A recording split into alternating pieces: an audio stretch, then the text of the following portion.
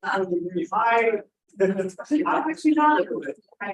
I'm not sure. We're going to get started here. Hey, thank you.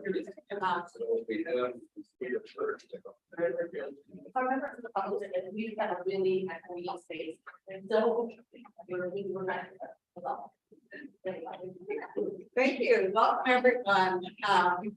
First of all, I want to say thank you for a marvelous tour. Thank you so much for setting that up. And thanks everyone who toured us around and gave us such a great morning at the farm and ranch. We go. All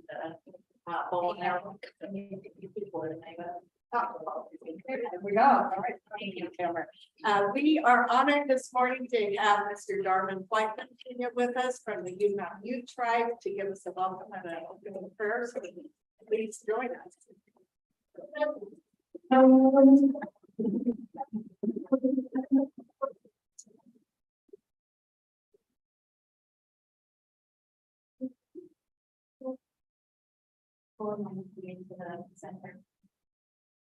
Before we pray, we just wanted to make a opening remark. I have a councilman, Conrad Jackson with me as well.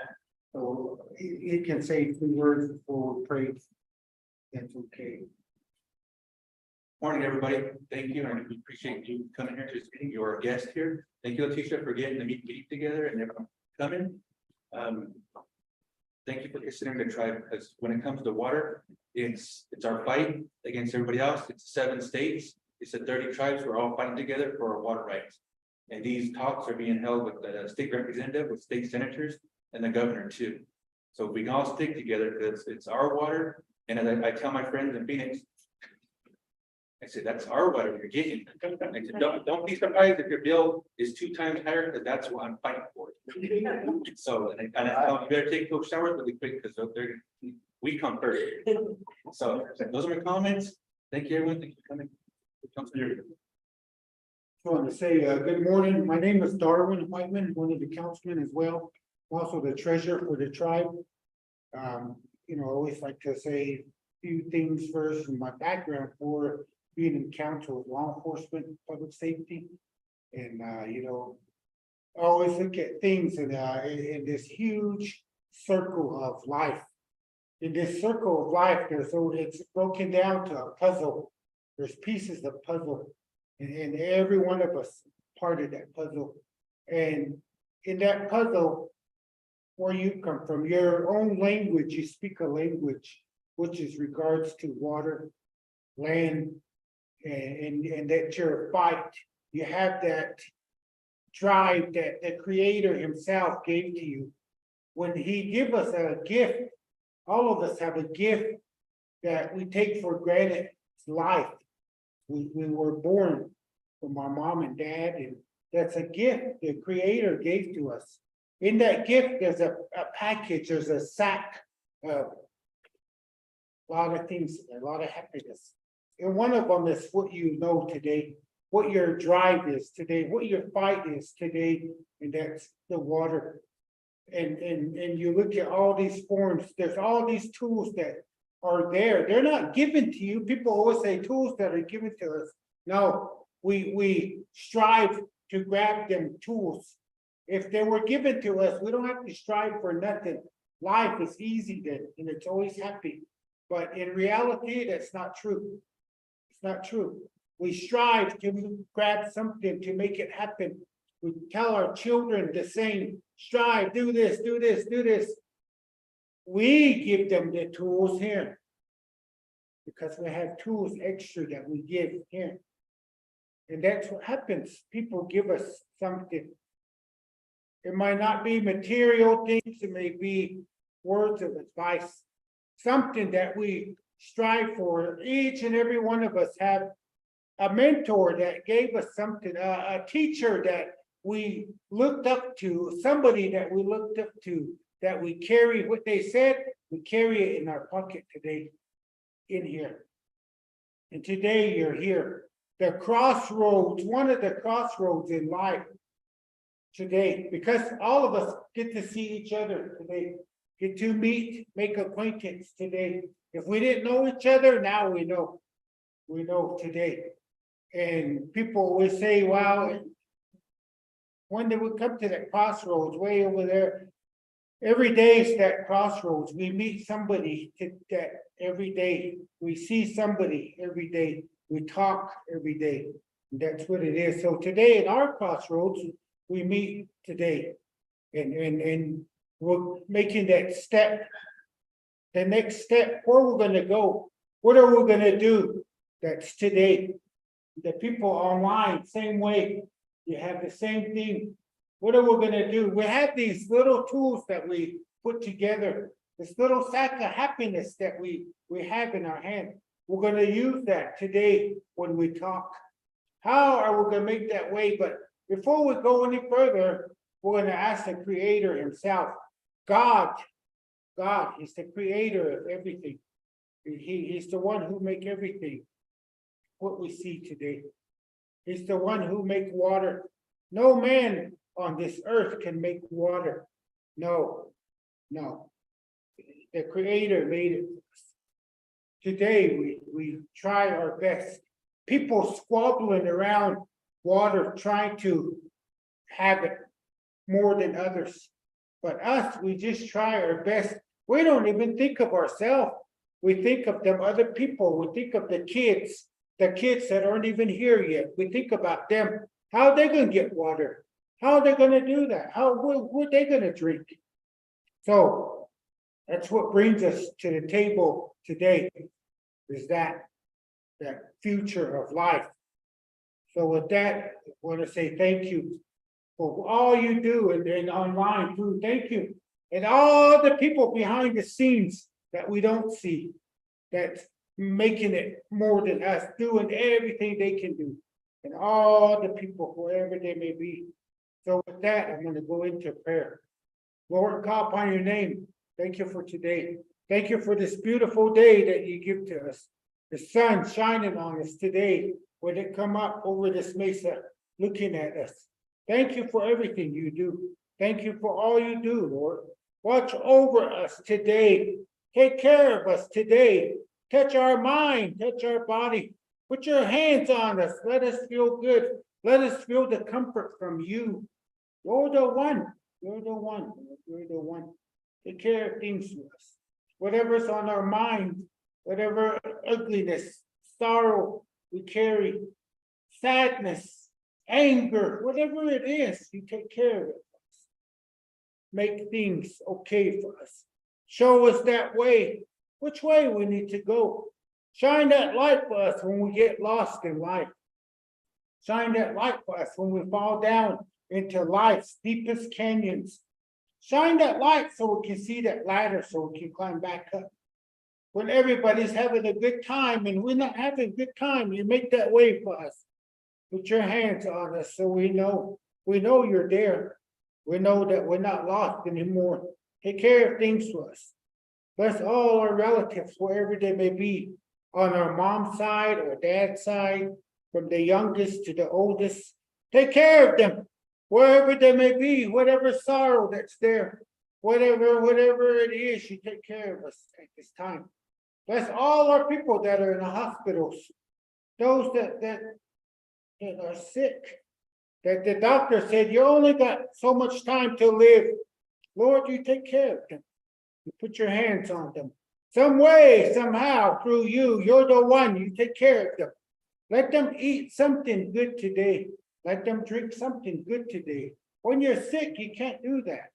Can't enjoy yourself when you're like that. You take care of them, wherever they may be, all the way around us, you take care of them. Bless all our people again, bless all our relatives again, bless our little ones, they're dear to us. Take care of everything again, take care of all these things, this water we talked about, water of life. We know there's no life without water. We know that you're the one who makes the water for us. We know that no man can make water. You're the one. You're the one. You're the way. Almighty creator of all things. You take care of that water. All these wonderful people here and online and behind the scenes. You bless them. Put your hands on them. Let them feel good. Give them that strive, that more windows to see, more doors in life to see. Which way they're gonna go, how they're gonna go. These tools that are in these trees. However they're gonna make it, you make that way, you make that bridge so they can grab them and use them to fulfill many more. Which way it's gonna be down the road, what needs to be done through you, Lord, you take care of it for everybody here. Watch over them again. Thank you for giving them a safe journey here and a good, wonderful tour. And when they get done, give them a safe journey back home. When they go home, that home be better than the way it was when they left it. Whatever problems were there, you take care of it for them. Show them that way many times over, everything fall in order for them. Take care of things again.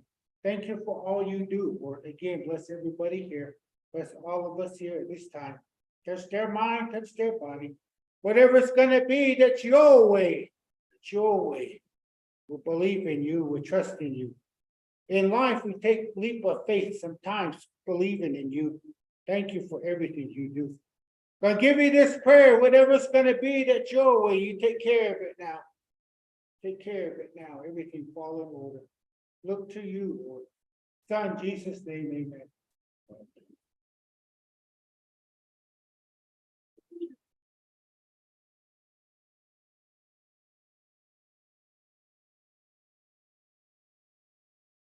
Thank you very much. A couple of housekeeping items, lunch will be brought in. We will go back here as we're working through the first hour this morning. We'll take a short break after public comment and pick up food. The Wi-Fi code needs to be provided by a member of the group here. Woman in the back, so if you need connected to Wi-Fi, raise your hand and they'll come and type it in for you. Thank you very much. The first thing on our agenda is the approval of the agenda. So before us today, we have a report. In addition to public comment, we'll have a report on tribal water matters, and we'll have a report from the South Task Force and about the work that they have been doing. We have some polling that you all did on interstate tools, so take a look at that. And then we'll spend the bulk of this afternoon discussing those interstate rules and setting up our work for the few remaining meetings that we have left. A large meeting on November 9th, full day meeting in Plymouth Springs, a virtual meeting on the 6th, and then a final meeting scheduled for December 7th. So we are in the home stretch here. Right, do we have any additions to the agenda? A motion to approve the agenda. Okay, moved by Alex, second by Kelly. All those in favor? Any opposed? We can see you all online, so if you have an opposition thought, raise your hand and we'll try to know you there. Next up is the approval of the meeting notes from October 12th. Those were all mailed out to you. Any questions on those?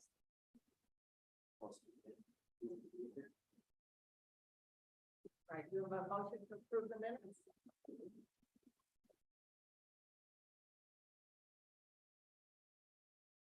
So moved. Thanks, Alex. Second. Second by Orla. All those in favor? Any opposed? All right, we clearly need some more coffee.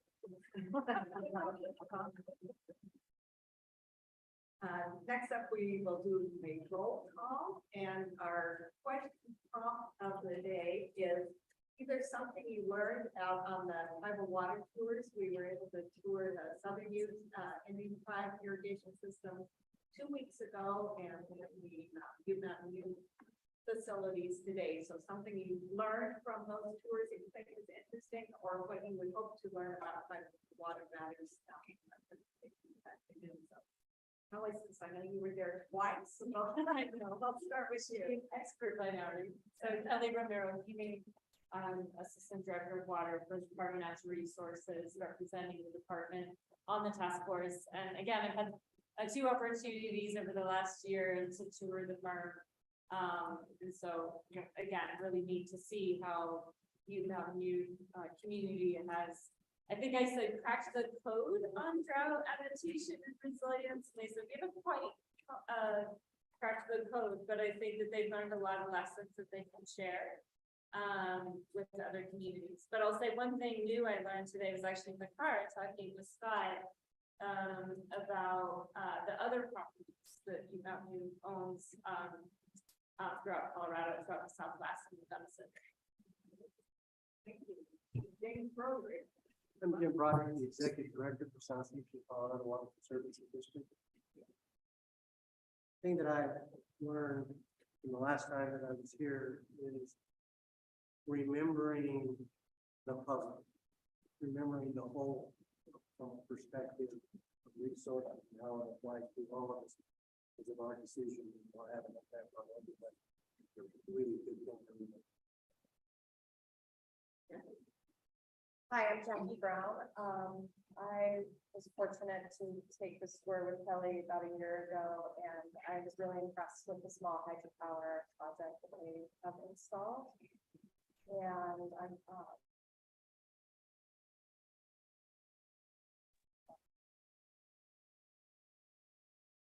Alex Davis, Rural Water, and I was really interested in and learned so much from Eric about the rotational cropping that they do and the different types of crops they grow and the markets that they have partnered with and the sellers that they partner with. It's such a complex organization, and it was just fascinating to hear about how they had to adapt during drought and how what they've done to really be a cutting edge organization.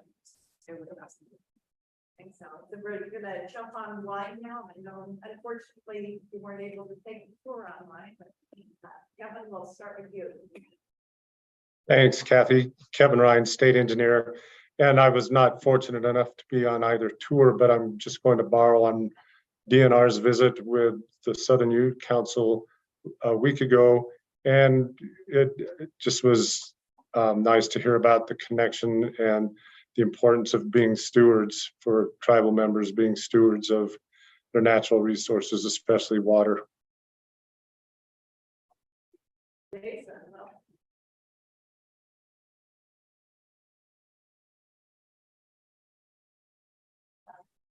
there you go. Did you say my name? I'm sorry, Jason. Oh, I wasn't, I figured since, so Kevin is the primary attendee and I'm the alternate, but I also did not attend either tour, but would echo and was not at the meeting with Kevin, but was there when we were doing some measurement rules meetings. We looked at the Dolores project and how the Ute Mountain Ute Enterprise uses that water. It's really interesting. And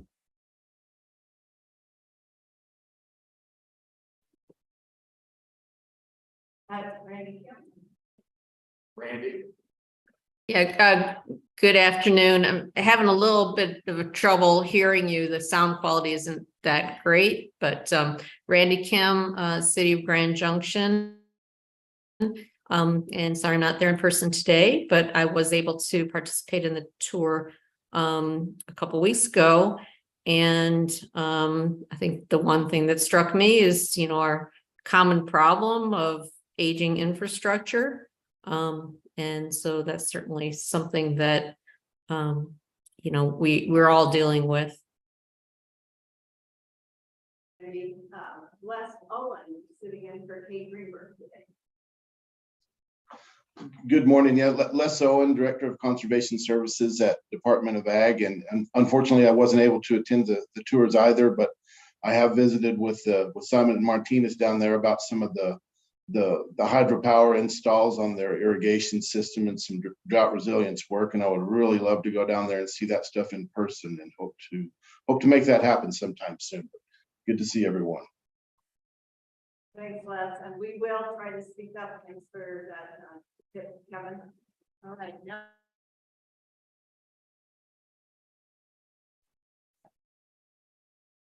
General Manager of the Palm Beach Valley Water Users.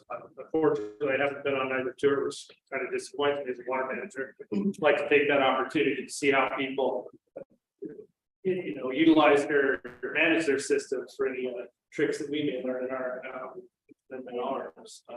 So I hope to learn more about their water rights and their water system presentation today. Thanks. Andy. Yeah, Andy Mueller, the Colorado River District. I would say, I want to just echo what Randy said, but maybe get a little more specific with the Southern Ute tribe, looking at the neglect from the BIA. I think the tribe is very polite about it, but the reality is the funding gap there has been tremendous. And to the extent that we in this room can help them figure out a way to get some funding to help with that Pine River irrigation system, it really makes sense. I will say I was today really impressed with the farm and ranch enterprise, the guiding principle of efficiency and no waste really came through in the tour, and really impressive the way they manage their ground and their entire vertical agricultural product operation. Really a great operation. I am Aaron Sitman with the Nature Conservancy. I think I'm going to echo a little of what Andy said. Having gone on both tours, it's an important reminder of the diversity of issues and the differences that all the different tribal government and tribal entities have to deal with. I suspect we'll hear more about that, and look forward to hearing about all of the diversity among tribal water rights, tribal irrigation systems. Today's tour was a great reminder of the constant learning, the change over the 30 or something years since the project was developed, the changes in what's being grown, the constant improvements that are being made to be more and more efficient, to tap new markets. So that was exciting to see and learn about, and certainly looking forward to hearing more in our presentation this afternoon. Thank you. Steve.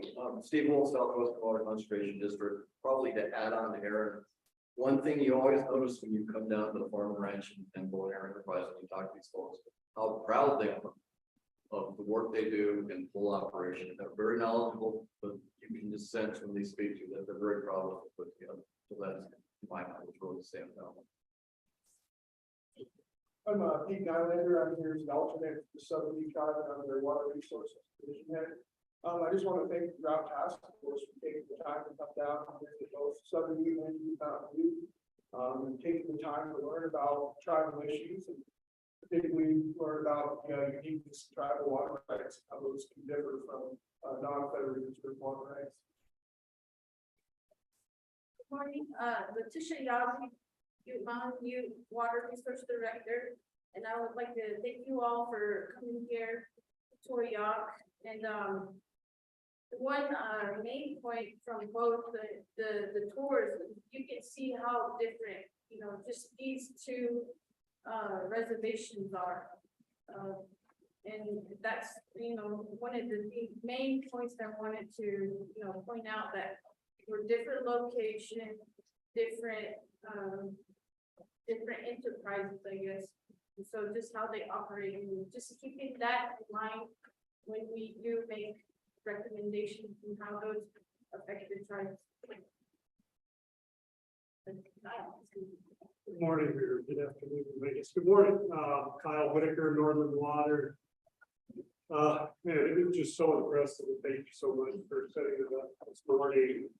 The one thing that struck me this morning is a comment that was made in our discussion about how the ancestors here have dealt with many droughts, more severe than what we're currently faced with.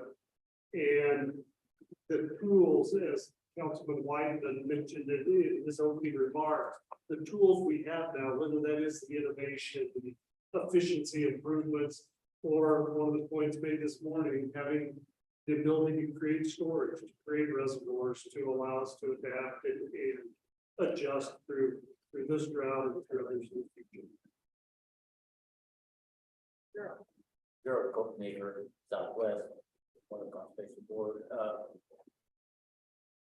local rancher and farmer here in Monmouth about. I was not able to go on a southern tour, but I'm very familiar with this project out here because it's intertwined with our irrigation system and the rest of them are worked out. And the DWCD.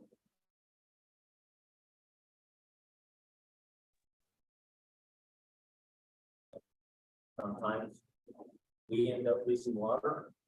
We can try. Sometimes, you know, it's all part of a shared system and we're trying to make it all work. And it has, over the years, through the development of their enterprise system out here, it's been very impressive what they've done over the years with that system out there. And the amount of product they produce, it's a very efficient system and they have very little loss, I think, and everything else here, but they were put in right to begin with. And it's helped immensely as far as getting their agriculture products division out here going. I do a lot of work for them, working on their cattle, part of their, as far as the veterinary work, have for years. I've watched this whole thing develop over the years. When I first started working for them, there was nothing out back there for them to work with. So all of this thing has really changed this community in this whole area a lot as far as their production. So it's been an excellent setup. Orla Vanderman, Western Business Advocates, and I just want to echo the comments around the resiliency in response to drought and the creativity of certain approaches, the different crop types, the hydropower, and just the overall willingness to look at new things and try new ways of doing it. Very impressive. Thank you to Letitia for it. It's great. Mike. Sorry, I had some personal stuff. So Mike Kim was an ag rep. Geez, I really enjoyed these tours. One of the things that really stuck out on my mind on this is, you know, we took the tour with Andy's group last year into Arizona and California. And I would pit this group against any one of those guys on water streams and everything. These guys got they're years ahead of those guys down there, and they need to come up here and learn from them is what they need to do, and we all do. So, and I told Simon that today. I said, I'm going to come back down. You're going to give me a private tour. I want to stay a little more. I nerded out on it, so it was really good. Yeah, I'll add my thanks to Letitia for setting this up for us. I'm amazed at the reach of the products that they have, from all the chips in Durango, Horse Hay, and New York State. It was very impressive, and with 20 employees for both facilities, that's a small number of people doing a huge amount of production. And the other thing that really stuck out was the transfer losses. They don't have transfer losses. It's very impressive for minimals. All right, we are to public comment. We have opened that up for 1 hour, which will be until 12:30 or whenever we are finished with public comment. As always, any comments you'd like to make to the task force, we are looking forward to hearing from you. We will alternate between online and in the room, and we would ask you to keep your comments to about 3 minutes. Jordan, I'll turn it over to you.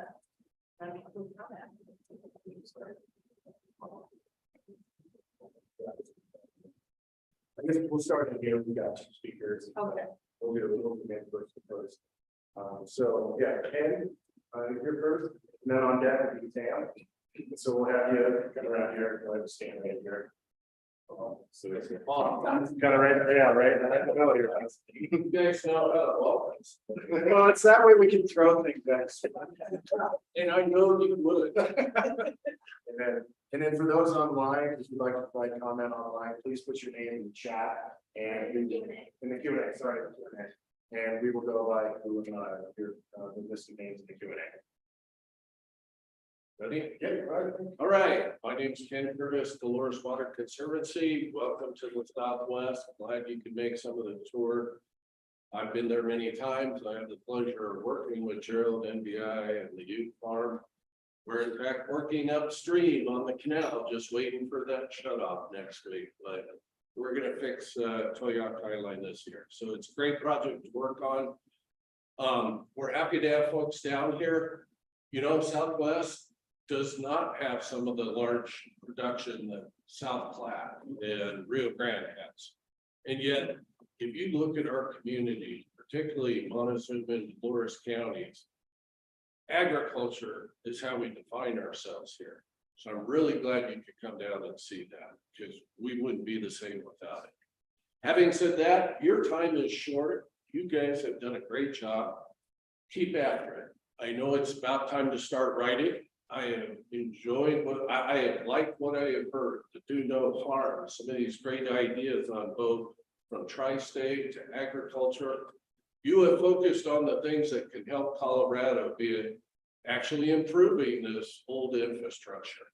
That's going to save real water and help Colorado. With that said, I perused your table last night and this morning. I can't think of anything else that you can add. So I think one of the great tools will be informing the legislature. Nobody is sitting around waiting to adapt to drought and climate change. There's actions all over the state, and you all commented that made the youth farm. They're acting.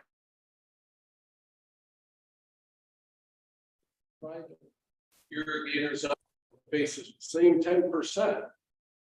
This is the largest farm in the Southwest, and they have opportunities to do a larger management scale. Up north, our largest farms maybe hit 500 to 800 acres.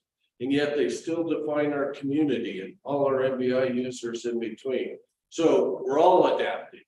And so don't let the legislature push you into someplace we shouldn't go. Inform them of all these tools.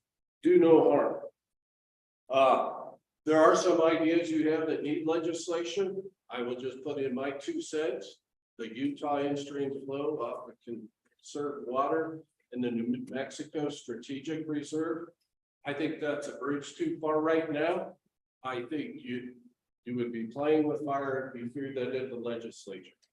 Beyond that, things like shepherding and compact compact compliance as mabeneficial use, those have potential.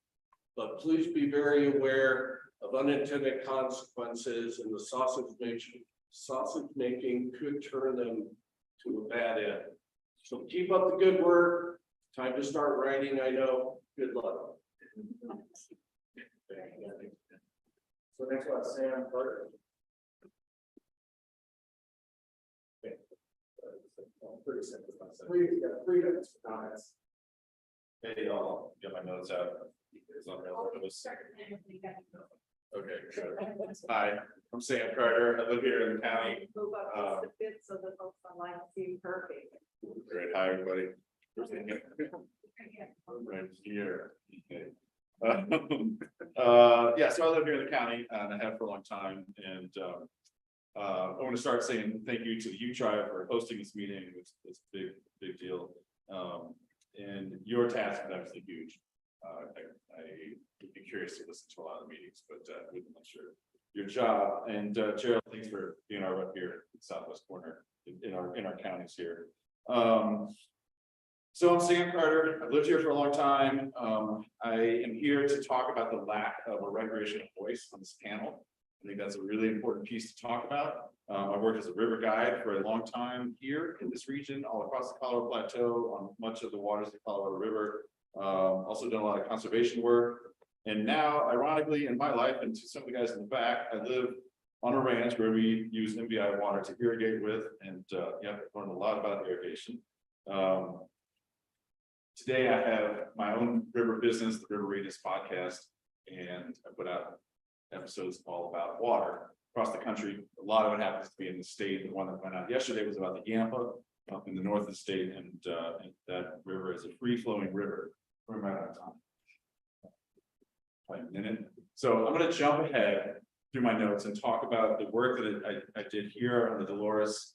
I came into the region as a college student and a river guide, and I started knocking on the door of the Bureau of Reclamation, wondering why there wasn't water in the river when there was water in the mountains. And that became a really strong relationship for me. And I think the folks at the Bureau of Reclamation, BWCD, and we did a lot of work together to enhance the relationship between recreation and all the other ways that the water is used out of McPhee as the example. So my encouragement to you is to, you can call those guys, you can call me and talk about that, you can call the Dolores River Boating Advocates and talk about that, but to consider recreation more deeply in the work that you do as you prepare legislation, because river guides know potentially more than most people know about what's happening with rivers, the health of rivers, how water is used, and have a lot of insight to provide for you as you move forward in your next huge task. Good. Thanks for your time. Good to see you all. Thank you. Thanks, Aaron. Now we'll move on to online.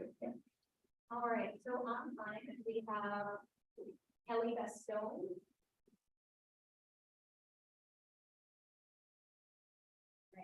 Kelly.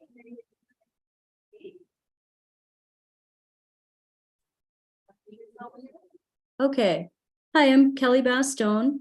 I'm a resident of Steamboat Springs and I'm a member of the city's Parks and Recreation Commission. Can you hear me? Yes. Yes. Okay. I'm calling in because I'd like to register support for tools that have co-benefits that support stream and river health. Particularly tools related to stream flow enhancement. Here in Steamboat, the Yampa River Fund has helped us avert river closures. It's supported recreational businesses in really tangible ways. And it's improved community confidence in the health of the river. And that's an important asset too. So we've seen a lot of really valuable benefits. And I'd encourage the growth of this category of tools. And that includes, honestly, tools that develop administrative processes that give communities a template that they can follow if they want to explore water loans and repurposing plans. I think that'll be incredibly valuable. And the second tool or suite of tools that I'd urge you to look carefully at are the ones that rehabilitate and reconnect streams and floodplains. I'm guessing everyone here is already sold on the power that functioning stream systems can have and warding off the worst effects of climate change. So they have a lot of established benefits. But I think that if we were to really exploit this tool to reconnect and rehabilitate streams and floodplains, we'd need a concerted effort to reform the prevailing development codes that, for the most part, allow for a lot of development in riparian habitat or trade it away with mitigation agreements. And I'd put mitigation in air quotes there. But I also want to report that fortunately, I'm seeing growing support for wetlands and riparian areas among residents of Steamboat Springs. As I mentioned, I'm a member of our Parks and Recreation Commission, and I'm hearing an increasing number of public comments that express appreciation for, concern for healthy stream systems and the roles they play in our communities. So I really am sensing that tools that would reconnect and rehabilitate streams and floodplains would enjoy robust support among our local residents here. And if that's true in the Yampa Valley, I have to imagine that that might be true across Colorado. So that's what I had to say. Thank you for your time and for your service. Kelly. All right, next up online, we have David Hammond with Excel Energy. David, I will, Kelly, if you want to introduce yourself. And then, I'm sorry. David, give you permission? Yes, can you hear me? Yes, we can. All right, thanks everybody for the opportunity to comment here. My name is David Kamen. I work with Excel Energy's Water Resources Group. And just wanted to speak briefly in support of the legislative concepts on the energy transition water planning horizon. I think a one-pager was circulated and just want to express some support for that. The legislature has directed electric utilities to transform their fleets to include renewable generation, which needs to be backed up by dispatchable resources to maintain some grid reliability. And there's a number of dispatchable zero carbon generation technologies that are currently available, along with some emerging technologies, which may become part of the mix. But one feature that they all have in common is that they require water, either for cooling or for fuel generation or both. And so this legislative concept proposed allows electric utilities the time to adapt our systems to the legislative mandate for clean power while maintaining that flexibility to develop some of these alternative dispatchable generating technologies. And this time will allow the electric utilities to deliver the most economical and reliable electricity achievable to our customers. And these tools that we propose in the legislation are similar to those that have been implemented for other water users who also need time to implement well-planned and economical water supply solutions for their customers. And the idea is that these provisions would sunset in 2050 at the planned conclusion of the energy transition that's contemplated in the 2019 legislation. Electric utilities have expended significant resources in developing water supply portfolios that are sufficient and reliable enough to support our obligation to provide reliable electricity. And these provisions in this drought, energy transition water planning horizon, these provisions are critical to maintaining that water supply portfolio, which might otherwise be impacted through abandonment, through failure to find diligence on conditional water rights, or through reduced consumptive use in the event that those water right changes are needed for supporting new legislation or new generation at new locations. And so, in the event that these water rights were impacted, electric utilities may then be forced to secure water supplies again, to pressure other water sectors, which creates some, buy dry pressure on agriculture or limits the potential for future technologies. And so we believe that these outcomes can be avoided through the proposed legislative concept. And as a bonus, that legislative concept would allow that water that was formerly committed to fossil generation to be used for in-stream flow purposes during the transition to carbon-free generation. This would provide benefits to a number of water users, in addition to providing water that might be incorporated into other initiatives, which may result from the Drought Task Force and other similar future efforts. And so Excel Energy supports this legislative concept because it provides a number of benefits to our customers and the carbon-free generation transition as a whole across the state, along with an important tool that it provides to the work of the Drought Task Force. Thanks for your time. Thank you, David. All right, if anyone else online would like to make a comment, with your last chance to put your name in the Q&A. And anyone else in the room?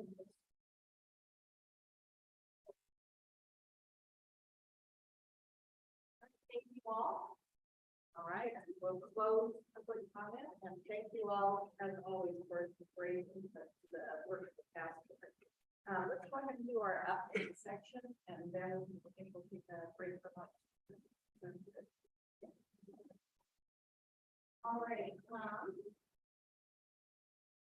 The only update that I have the only update that I have is if you are planning on bringing in travel reimbursement, here's your verbal reminder to please do so by the 20th of each month. Really just turn it in. that's a really good request, that I get from the state, if you're planning on doing that, please turn it in. If you have any questions about how to do that, please reach out to me and I can help facilitate that into the state so that you can get your travel reimbursement. All right, okay. Nancy Fishering, just want to remind everyone to please speak loudly, and I do apologize for the sound and video issues. We're doing our best to make the sound and video as best as we can ongoing, so I thank you all for cooperating and speaking up while we're in the room. All right, the only other announcement that I have is there will be a panel at the C9 Summit on the task force. That's all I know right now. I will be facilitating that panel. And that's about it for that announcement. I will get you more information as I know it. So if you are interested in either seeing that or talking about that, let me know. And an announcement for me, I did forward an email that we got yesterday evening from Attorney General Bill Weiser. That's probably sitting in your inboxes, and he had some very detailed suggestions for recommendations that could come out of the task force to the legislature. So, for that, Letitia, are we good to break for lunch? Yes. Okay. All right. It is almost 10 to 12. Let's be back at noon with your lunch, and we will hear from the tribal water issues presentation from Letitia here.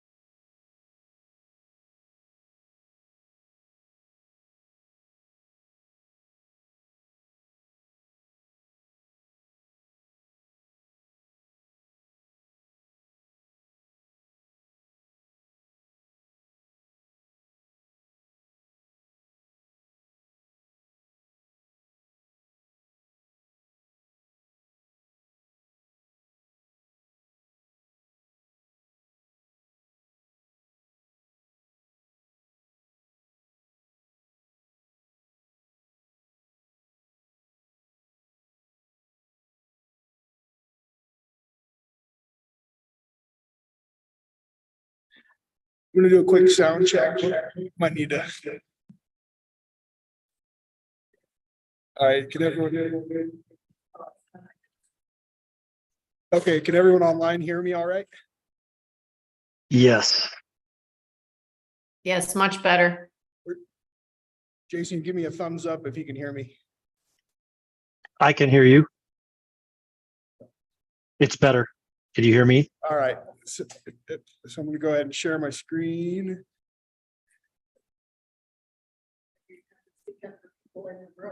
Yeah, try not to yell to folks online.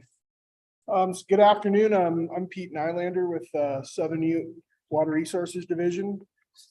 And I'm Letitia Yazzie, the Water Resource Director for the Ute Mountain Ute Tribe. We just wanted to give a brief presentation about the history of the Ute tribes and then also some information on tribal water rights. So I'd like to give a brief history on the Southern Ute and Ute Mountain Ute tribes. Keep in mind, this is very brief. I encourage you to go to the Southern Ute webpage. There's a great link on their main page that talks about Ute history in detail in chronological order, and that's a great resource. So the Utes say they do not have a migration story. They were placed here in the mountains by their creator, and they've always been here and always will be here. They're the longest continuous inhabitants of what is now known as Colorado. These maps show kind of the historic, on the left shows the historical homelands of the Utes. They had well-defined territories that covered most of Colorado, a large portion of Utah, northeastern Arizona, and northern New Mexico, and also a small portion of Wyoming.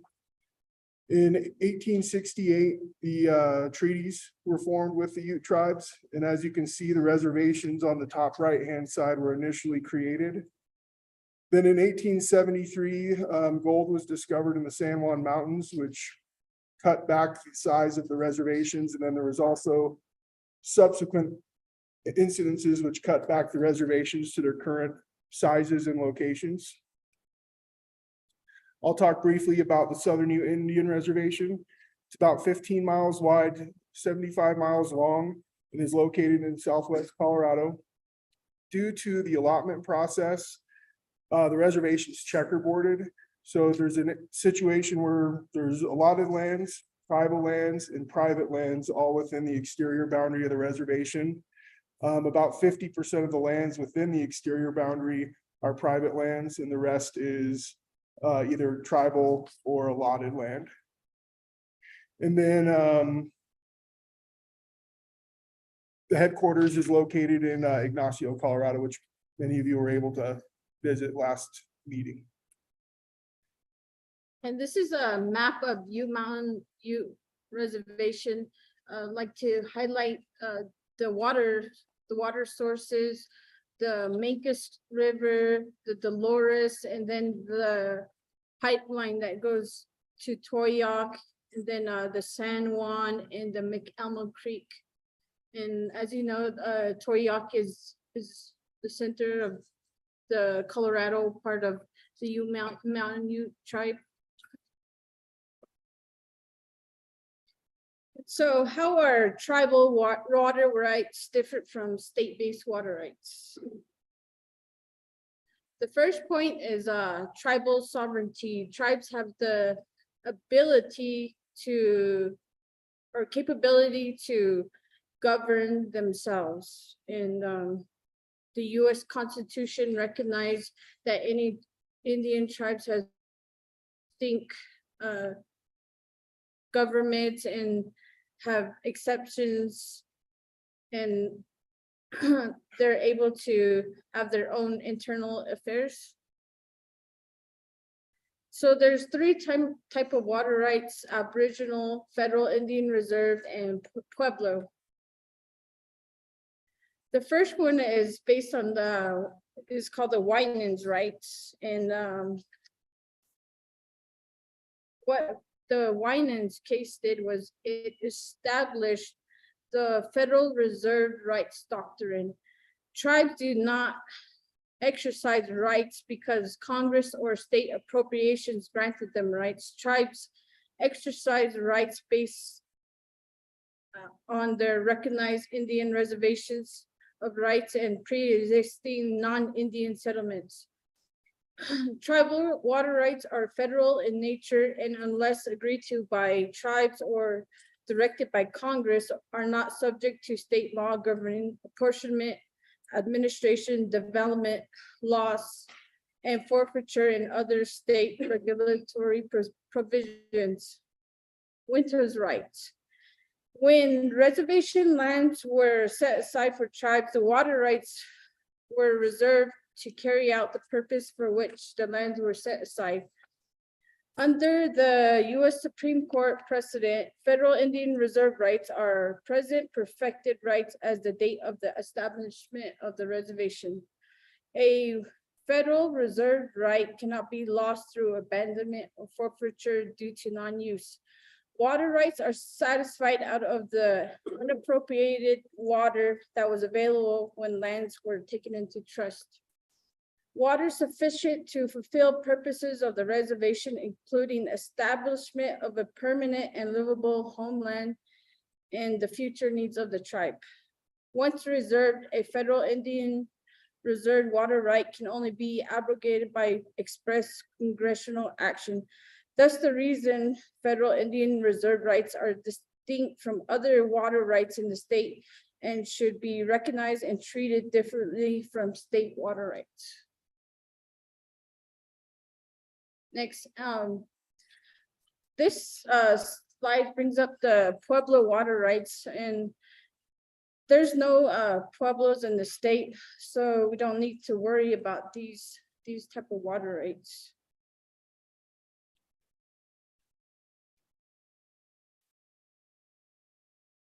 So briefly, I'd like to talk about the Southern Ute Indian Tribe and the Ute Mountain Ute Tribes water settlement. So in 1988, the settlement agreement was agreed upon. Within that settlement agreement, it recognized tribal water rights for all surface streams and tributary groundwaters on both Southern Ute and Ute Mountain Ute Reservation. It authorized the Animas La Plata project and the Dolores project as part of the settlement. It satisfied the congressional cost sharing requirement for the ALP project, and then it created a tribal development fund with both federal and state monies. And then it detailed provisions in the administration of tribal water rights, both of which the administration is through the state of Colorado. Briefly want to talk about the Animas La Plata project. It was authorized in 1968. The EIS was completed in 1980. The original settlement authorized water use for municipal, industrial, and irrigation out of this project. There were significant environmental concerns despite the completed environmental documentation, so a supplemental environmental impact statement was completed. There was also significant cost concerns about irrigation O&Ms being able to pay for the project. And then due to those concerns, there was the 2000 Settlement Act amendments. This was mainly due to not only the cost of the O&Ms for irrigation, but the endangered species concerns, particularly on the San Juan River and Colorado River endangered fish species. The Settlement Act amendments only applied to the Animas and La Plata rivers within the settlement. This required court approval to change. The amendments are only in the legislation, but not explicitly in the settlement agreement. This amendment eliminated the irrigation component and significantly downsized the ALP project. And then it also included $40 million for a tribal resource fund with a requirement that $30 million be spent in partnership with surrounding communities.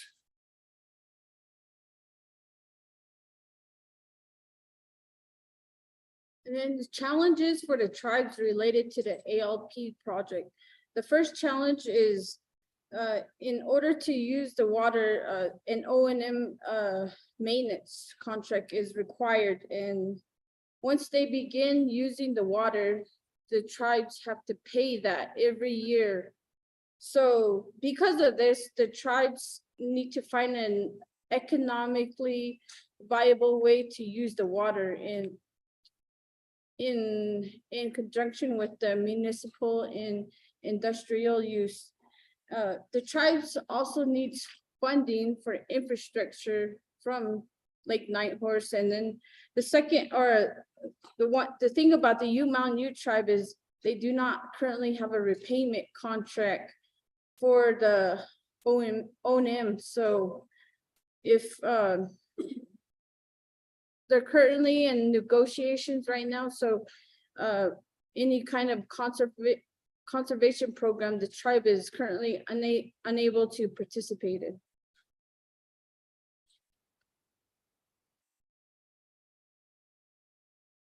So I'd like to briefly talk about the Pine River Indian Irrigation Project, which is on the Southern Ute Reservation. Many folks were able to see that on the tour at the last meeting. It's a project that was interesting. It's a BIA-owned project. It was created, though, pretty much by incorporating a lot of ditches that were built in the early 1900s. So it wasn't conceived as an irrigation project like a lot of other irrigation projects. It was a lot of pre-existing ditches that were pulled into a BIA irrigation project. The designation survey for the BIA project wasn't until 1968. So as you can imagine, a lot of the ditches are not in ideal situations. There's a lot of weird situations where you may have major canals paralleling each other, where one carried tribal water, one carried non-tribal water. That exists today. In the 1960s, there was a significant amount of rehab done by the BIA. There hasn't been much work done since then. So we have a significant issue with aging and failing infrastructure. The Pine River Indian Irrigation Project is partly fed by Vallecito Reservoir. The tribe has 1/6 the storage in Vallecito Reservoir. And then the tribe also has the best direct diversion right on the Pine River with an 1868 priority date. So most of the irrigation deliveries are satisfied through that direct diversion right. This slide, I just kind of want to highlight that some of the photos here show, washed out drop structures, failed flumes. So the project's in extreme disrepair. There's approximately 175 miles of canals and ditches, and only about 15% of those were considered to be in good condition from a BIA study done in 2008. So as you can imagine, since then, more have become in worse condition. There's been no major BIA repairs made since the 1960s. The tribe has engaged in quite a bit of rehabilitation lately, using some tribal funds and some ALP resource funds that were mentioned in the slides earlier about the ALP project. Another issue is, with these failed checks, we have many miles of road or incised ditches. So unfortunately, when these checks would blow out, they wouldn't be replaced. So now the ditch is incised and we can't take delivery on certain tribal lands due to the incision of the ditch. This next slide just kind of shows that incision and how you can't even get water into the head gate now. One big challenge is that the PRIP is operated and maintained purely off of O&Ms collected by tribal and non-tribal irrigators who are within the project. The challenge is the O&Ms are not enough money to rehab projects. It's barely enough just to keep the project moving forward and operating. The other challenges for the types of crops grown, these fees can be burdensome to a lot of smaller ranchers and irrigators. And then because of that, the tribe also assists with subsidizing some of the O&M costs for tribal irrigators. So some current issues we have on the PRIP, one of our largest canals has breached about 3 times in the last few years. We did put in a pipeline, almost 1 mile long pipeline to fix that area. But we have multiple large flumes that are about ready to fall over and would put thousands of acres out of irrigation when they do. Currently have about 12 million in immediate needs for repairs. Those are just the main projects we've identified. Some of them we have engineering designs on and we're ready to contract for construction. We just currently don't have the funds. Cost estimates for the PRIP have ranged to be as high as 109 million. And then the neglect of roads along the PRIP has created an issue as well, where There's a lot of smaller laterals where we don't even have access down the ditches. So there's a situation where the BI says, well, if we don't see it, it's not a problem, which certainly isn't the case. It's more of an access issue. So access reestablishment's been really important.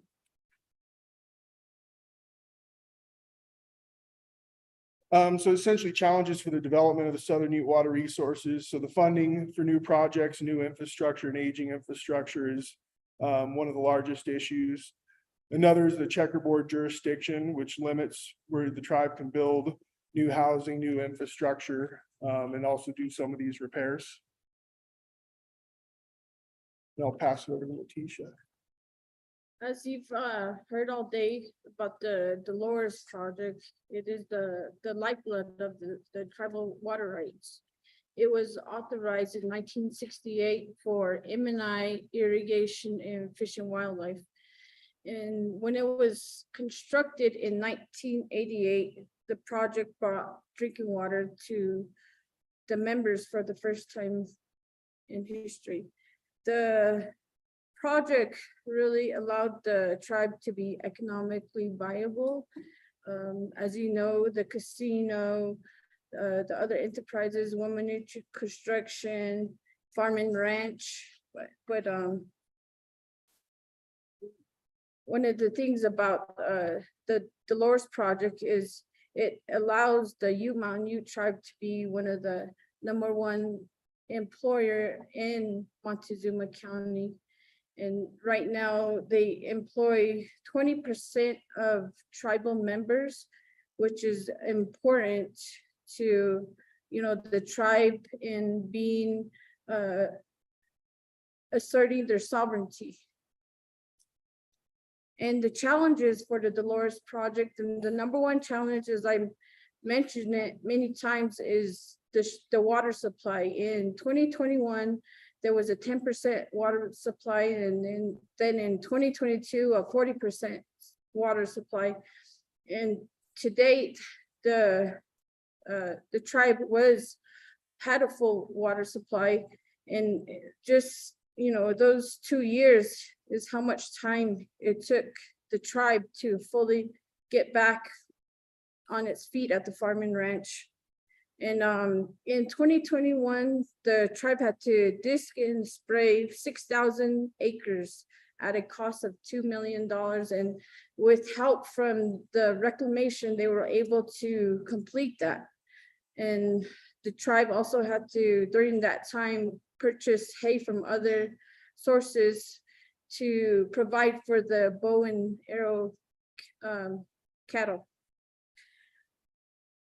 Let's see, I think next slide. And then the next one is the Menkes farm water right. And this is just located south of Towaoc. And the main issue is having a full supply year round. They rehabilitated the diversion and flume structure for the ditch, and right now they're just waiting for that full supply, as I mentioned, and able to farm there once again, because the tribe also has a water right there. The next one is San Juan River, as Simon mentioned. There's a water rights there that the farmer ranch is looking to farm additional 640 acres. And then the effects of drought, as we mentioned, everybody knows the reduction in snowpack and the runoff in the mountains, and then less water for irrigation and longer fire seasons. And then one thing I'd just like to bring up on drought for Southern Ute is Southern Ute does have a drought management plan. That management plan outlines different triggers and then different actions to follow up on those triggers. Within that, there was some identified issues with drought vulnerabilities on some of the canals for water delivery. Particularly, we have some canals that carry tribal and non-tribal water. The tribe has the highest priority right in the system. So when those non-tribal irrigators are out of priority and just tribal waters going through that canal, we have difficulty pulling water through the tribal headings to get the full allocation. So we have been applying for some grants through we're actually just about to submit a grant through the Bureau of Reclamation Drought Resiliency Program to try to construct long crested weirs along all those headings to hopefully reduce that drought vulnerability.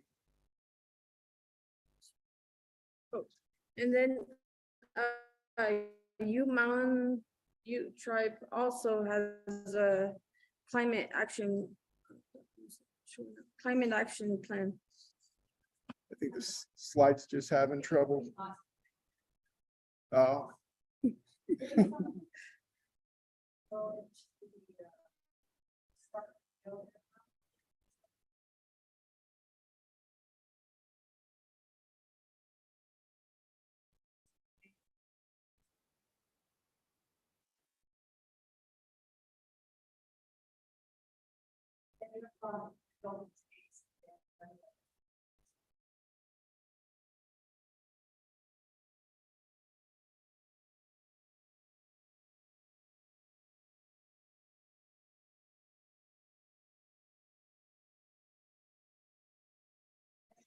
Okay, so I think we're having.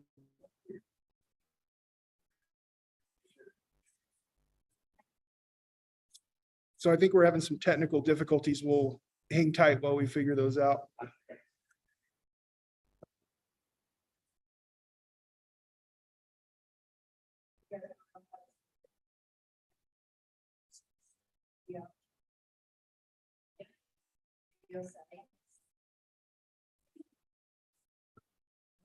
All the way down.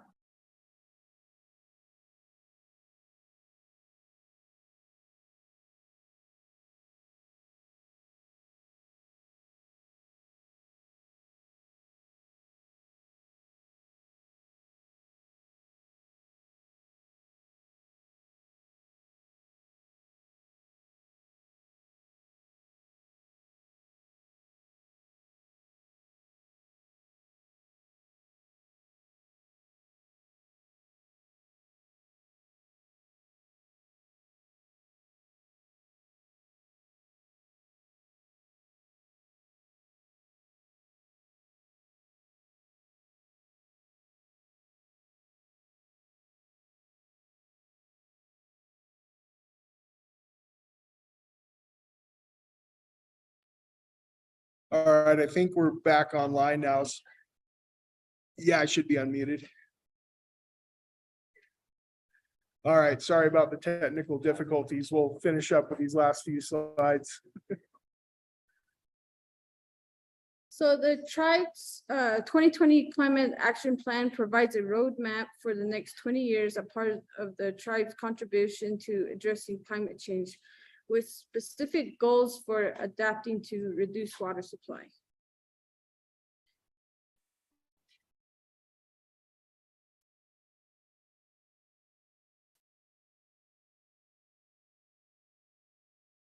And I believe that's all the slides we have to share. I don't know if there's any questions folks have or.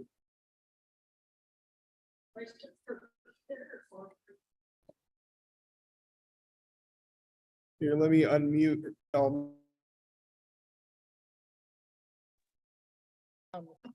Just a technical question. When you said 20% of the tribe is employed by the casino or the tribe itself? The whole, all the enterprises and the. Does that mean 20% of the employees are tribal members or 20% of the tribe? 20% of the tribe. Currently it has 2,100. Okay, thank you. Members and 20% of that.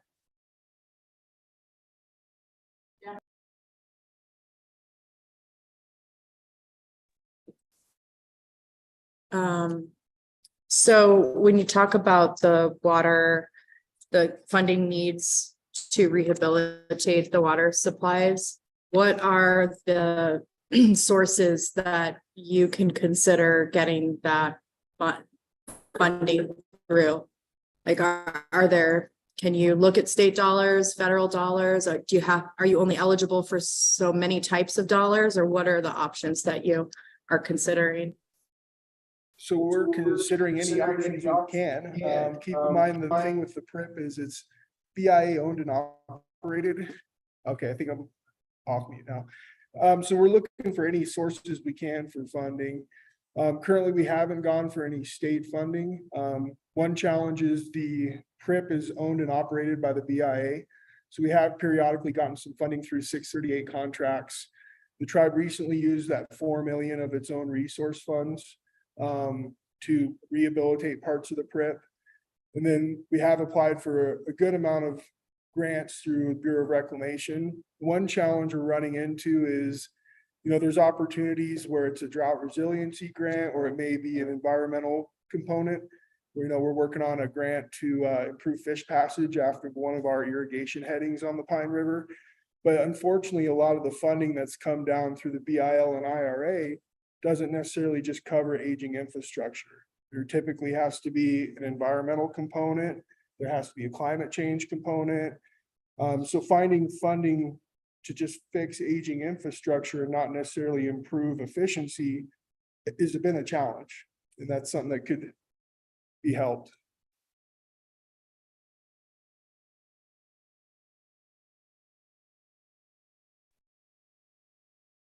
This is, I guess, taking Jackie's question a little further. I mean, how does the repayment contract, or is it joint works? Do you share cost with BIA and Reclamation? Is it all up to them and their determination of what should or shouldn't be? Can you go a little further in explaining that relationship? So I think there may be some confusion with the repayment contract is specifically for ALP. It's not involved with the Pine River Indian Irrigation Project. Each tribe should have their own repayment contract with Bureau of Rec. As Letitia mentioned, they currently are trying to get their repayment contract negotiated. Southern Utes repayment contract has been completed. And until there's first use of water from the reservoir, Bureau of Reclamation pays the O&Ms for Southern Ute. So once the Southern Ute starts using water from the ALP project, that triggers O&Ms on a pro rata basis to where the tribe would then be responsible for those O&Ms in perpetuity. So that's why the Southern Ute needs to be very careful about how they choose to develop that ALP water, because then at that point, the O&Ms need to be covered by Southern Ute. And I don't know if Letitia, you want to mention anything about the repayment contract you're trying to negotiate. And part of that, what the tribe learned from the short supply in 2021 from the Dolores project is whatever the amount that they're fixed to, that's every year, no matter if there's a drought, if they don't get their full supply. So the tribe is trying to work through that portion. Maybe I used the wrong arrangement with the PRIP. So it's not a repayment contract, it's.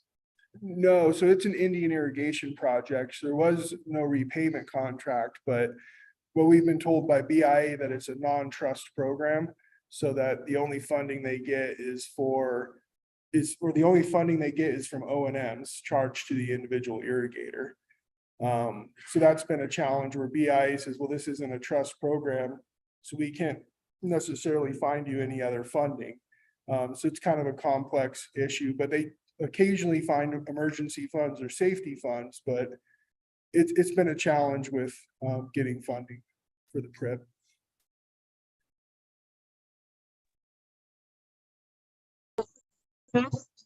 Build on that, because I'm just not sure that I understood all that. How is it determined whether a project's a trust project or not a trust project? Like, is that something that's set in stone and can't be changed, or? That's a question probably way above my pay grade. So my understanding from what I've heard from Bureau of Indian Affairs is that there's 16 Indian irrigation projects across the nation, that all of them aren't necessarily trust programs, but they require O&Ms to run and operate. But I think there's an argument that BIA obviously has a trust responsibility to tribes. So that's been a challenging back and forth. But essentially, when O&Ms are not high enough to rehab a project, and you got to balance that with what an irrigator or an ag economy can support, that's where you run into the challenge of how on earth could you rehab dilapidated facilities just off of O&Ms without putting an undue burden to the irrigator.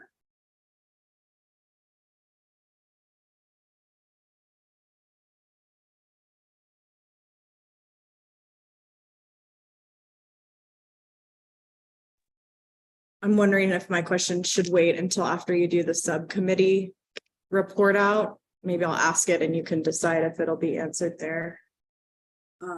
Just, I guess, again, regarding the funding and, you know, I don't have any background on the complex issues of whether tribes want, can, should, whatever that looks like, accept funding from the state. So when we are looking at funding as a task force, are you also in the subcommittee looking at funding, and will you talk to us about the best ways? Sorry, you're nodding your head. Best ways that we can consider how to support this huge gap that needs to be bridged from a funding perspective? Definitely, that's one of the things that I think the recommendation came out of, is that how, how can we work with the main task force in, not only funding, but other, like aging infrastructure? How do tribes exactly fit into that as well? So we're also looking at that, and that was part of the sub-task report.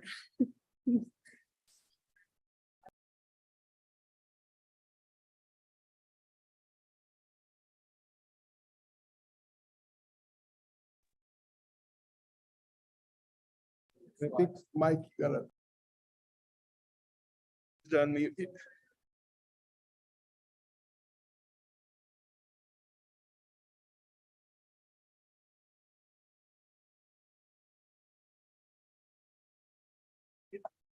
Okay, now I think you're good.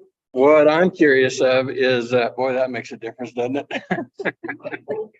Is, do the tribes have a separate compact with other states that's separate from the state of Colorado? Do they have their own compact agreements? How does that work when you're so close to the border? Obviously you got water probably going across the border. How does that, is it part of the Colorado compact, or is it a total different? And what you're speaking to is one of the challenges that the tribe is facing. And using, I'm sure you're pretty sure you're referring to the San Juan, right? And so whatever, Colorado measures whatever is consumed. So all the data from tribes are taken from the 2018 tribal water study that was provided in the SharePoint. So that our data is in there and it's shared with UCRC. So it's all accounted under Colorado. Okay, so it is accounted. Mm-hmm. And then one thing I'd like to point out though is, the federally reserved rights of both tribes are pre-compact. They're 1868 federally reserved rights. So they're pre-compact, so there'll never be a compact call on tribal rights. At least the federally reserved rights. The tribes may hold some junior rights in other scenarios, but yeah.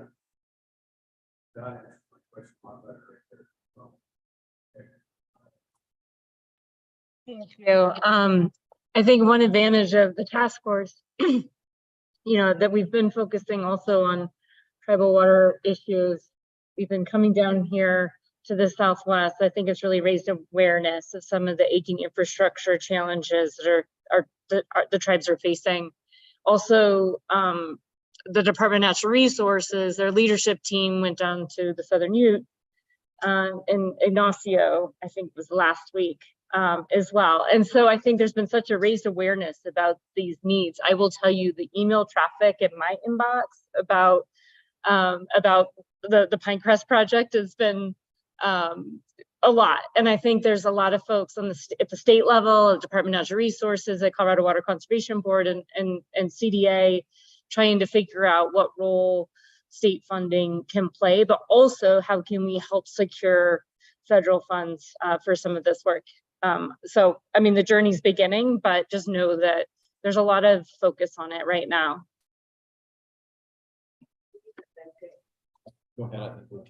And you know, to your point, you know, the tribes do have a lot of issues, not just in water, but even like the broadband. And the tribe is looking at ways of securing funding for the broadband, and not only here to the community, but to the farm and ranch for telemetry. So all these things, they, you know, around water, they all interconnect.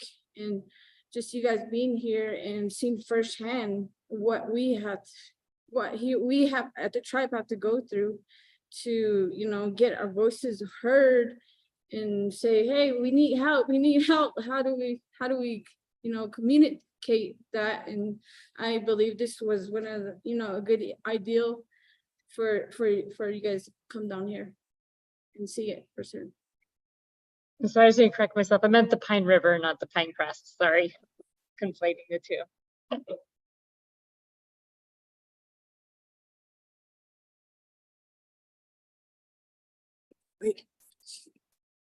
So I only have a comment.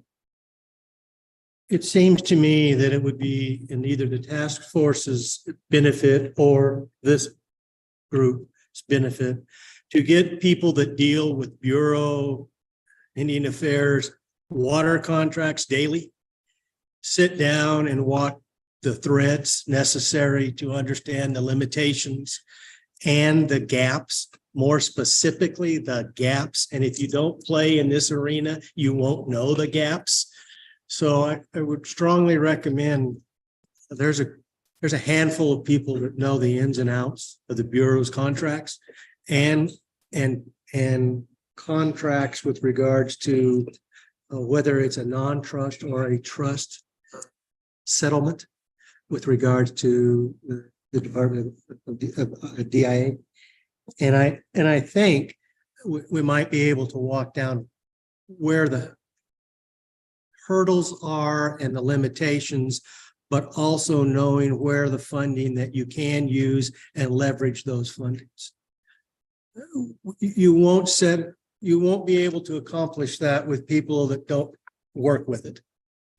You'll get a lot of comments, you'll get a whole lot of information and comment that we should do something.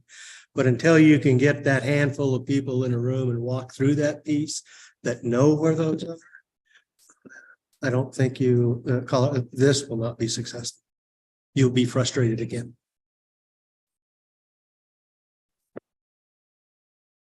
Questions?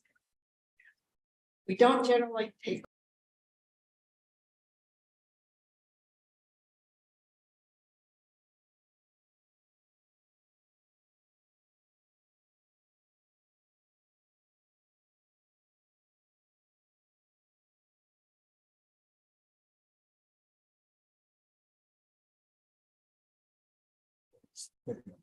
Thanks.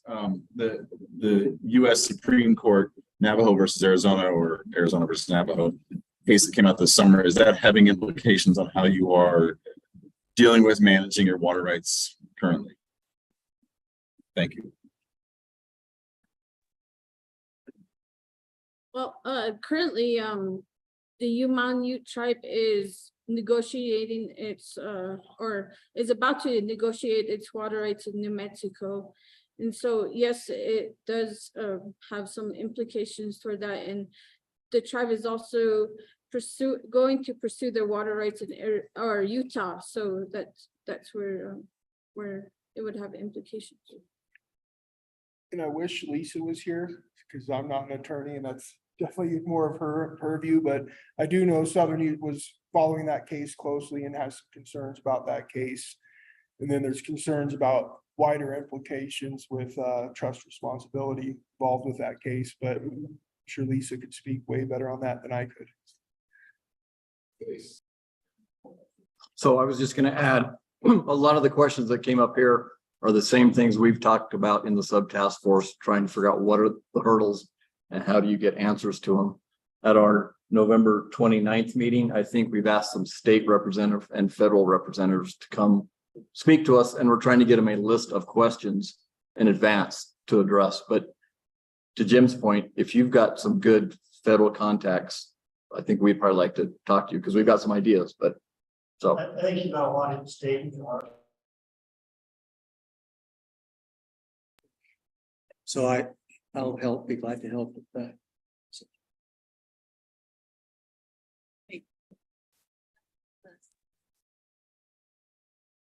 Okay, please get my notes.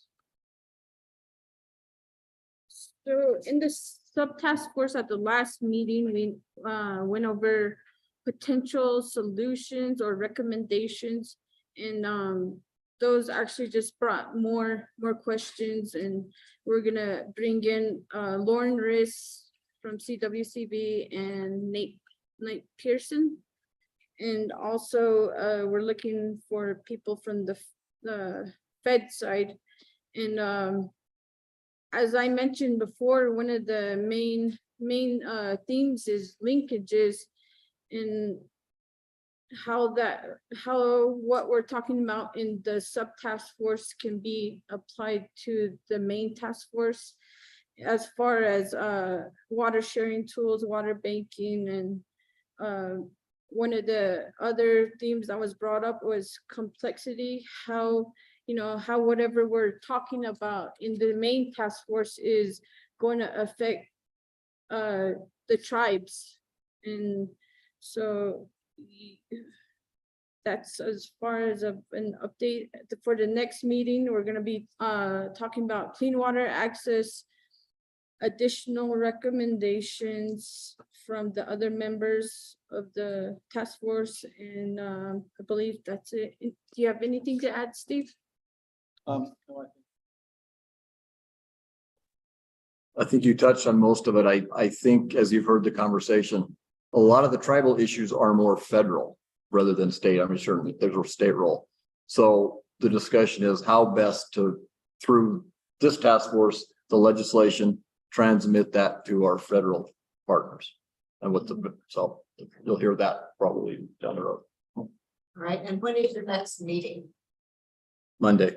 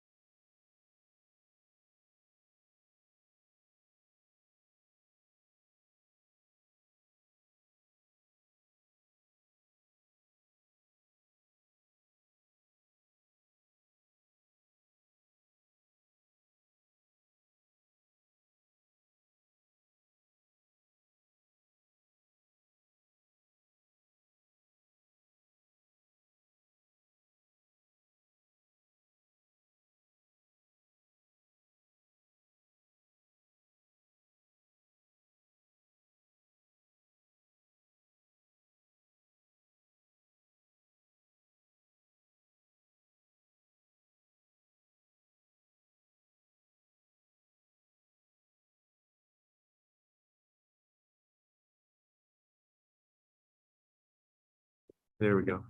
Okay. All right, I think some of you on the ring may have missed that. We are now to the section of the agenda starting to look at prioritization of the intrastate tools. You all filled out some polling. Kelly, you're missing one. Sorry.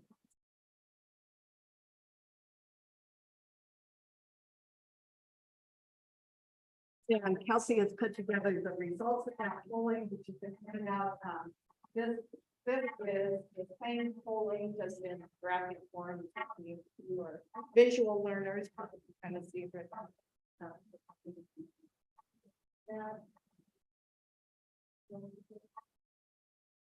And I am going to turn this over to Kelsey to lead us through.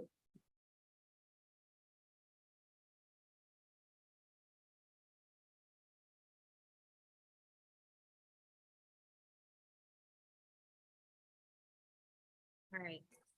Can you online hear me? Thumbs up from Jason if you can hear me. All right, good. So thank you all for filling out that poll. I appreciate very much, we appreciate the feedback on it. We're trying to make it a tool that is useful for you in your conversations going forward. So suggestions for how to make that better if you choose to go that route again. This is something that you guys asked for in terms of helping you figure out how to move the conversation forward. Around intrastate tools, you still have a lot of tools on that sheet, as you all know. I don't need to remind you of that, but I will go ahead and share my screen so that I can just show you something different, a different visualization on the tools.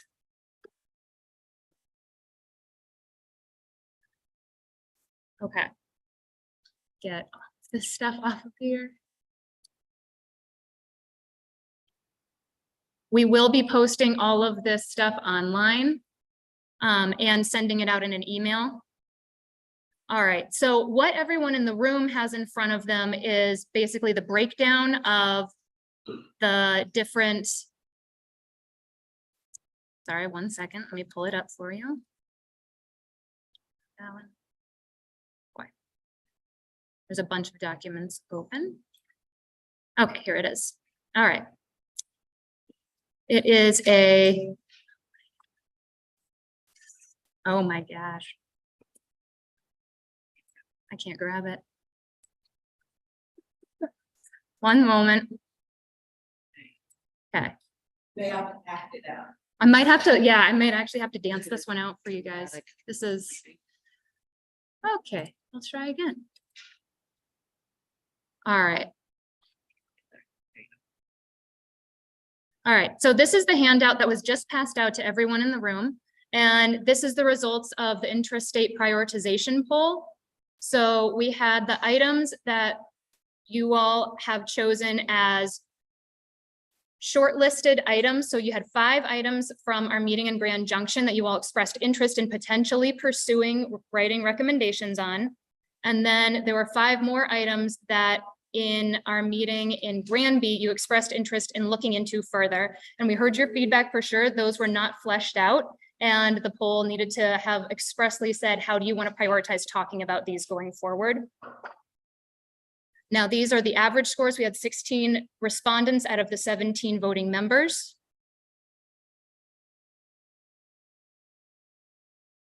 And we had a categorization poll done as well.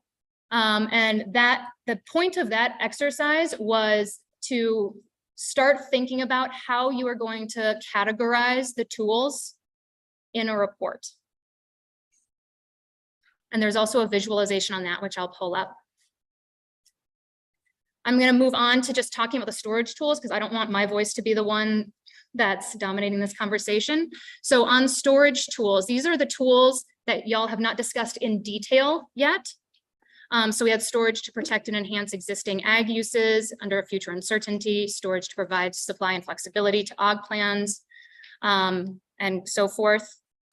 And then there was infrastructure improvements. Again, these are the tools you have not discussed in detail. And then measurement. Then forest health, wildfire ready watersheds, municipal conservation.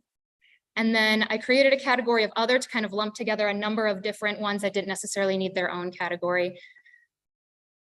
And then finally, we asked all of you, what are the top 3 tools you really want to focus on going forward? And just from that qualitative question, storage rose to the top, storage in various aspects, but storage was the biggest response, followed by, I believe,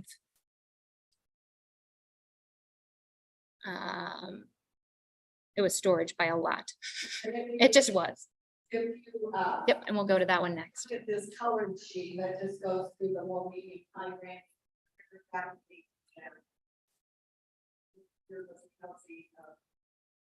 three rankings. Storage, a lot of description on pages of this well. All right, so once again, all of these documents, so what Kathy just said is there's also a document that has the graphics from the poll listed out. Again, this will be shared online. It probably won't be on the website until Monday, but we'll get it up as soon as we possibly can. And we will also email it out to task force members.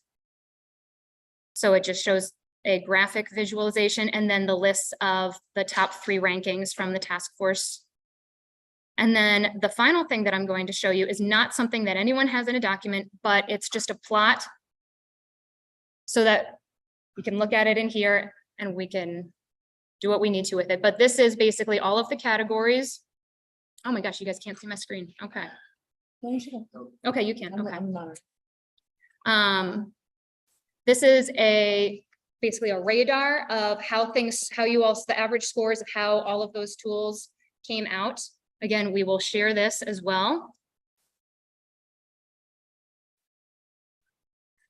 It's not easy to share. Okay. All right. I'm trying to.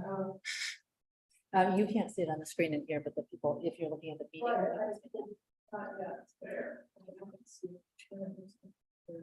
Yeah, this is, we're gonna try again. Y'all. It's a step in the right direction, right? Okay. We're gonna do what we can. Oh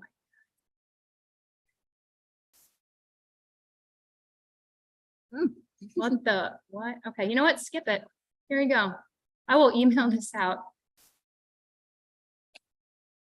All right, now let's get it up for the people online. And then I'm just gonna let you all move on your lives.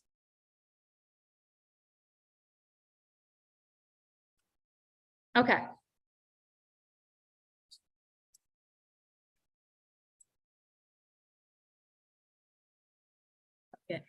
Okay, so this is a visualization of all of that. We don't need to use it.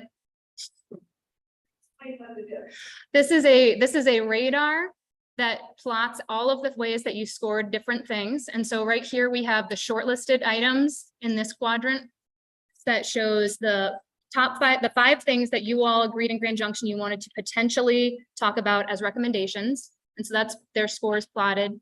This is the storage items all plotted so you can see what are the top priorities. The infrastructure improvements. So everything closest to the center is closest to that high priority 5. And then moving down, this is the average of 4, average of 3, and average of 2. So I can zoom in on it, but apparently I can't zoom flexibly. But this is, I will share this with you all. And just to kind of give you a visualization, the things that clustered the most highly for all of you, we're talking about storage, infrastructure, measurement, and forest health had the highest scores for individual items, as well as the overall highest priority scores, just in general as a category. Municipal was with one of the bigger spread outs, as well as other.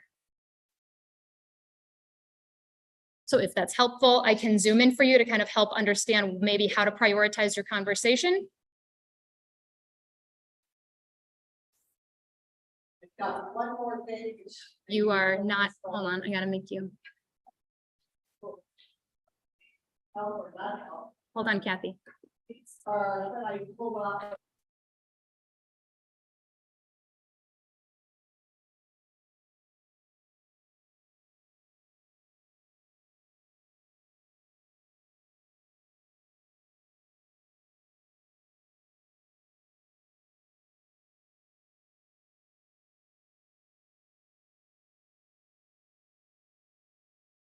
There you go. Okay. All right, so what is coming around is from the shared Google Doc that are proposed recommendations. So there's the one from the Industrial Water Group that Jackie presented. There is a few on there that Orla put together, and there's a suggested recommendation with some statutory citations that Aaron put together. So those are examples of what we might be doing in other areas. And I think this is where things are difficult, right? We've got all of these tools on the table. Folks, we're hearing from folks in the public that, yeah, you're on the right track. These are the things you should be looking at. We had a good comment from Lee Miller at our last meeting saying, don't panic about not being able to do everything. We can't do everything. We need to pull out a few of these that we think are most important and give some well-founded recommendations to the state legislature. Kelsey and I had a call with Speaker McCluskey before this meeting, and also to talk to her about the Water Resources Review Committee. She was grateful for the work everyone is doing and said, and where are you with demand management?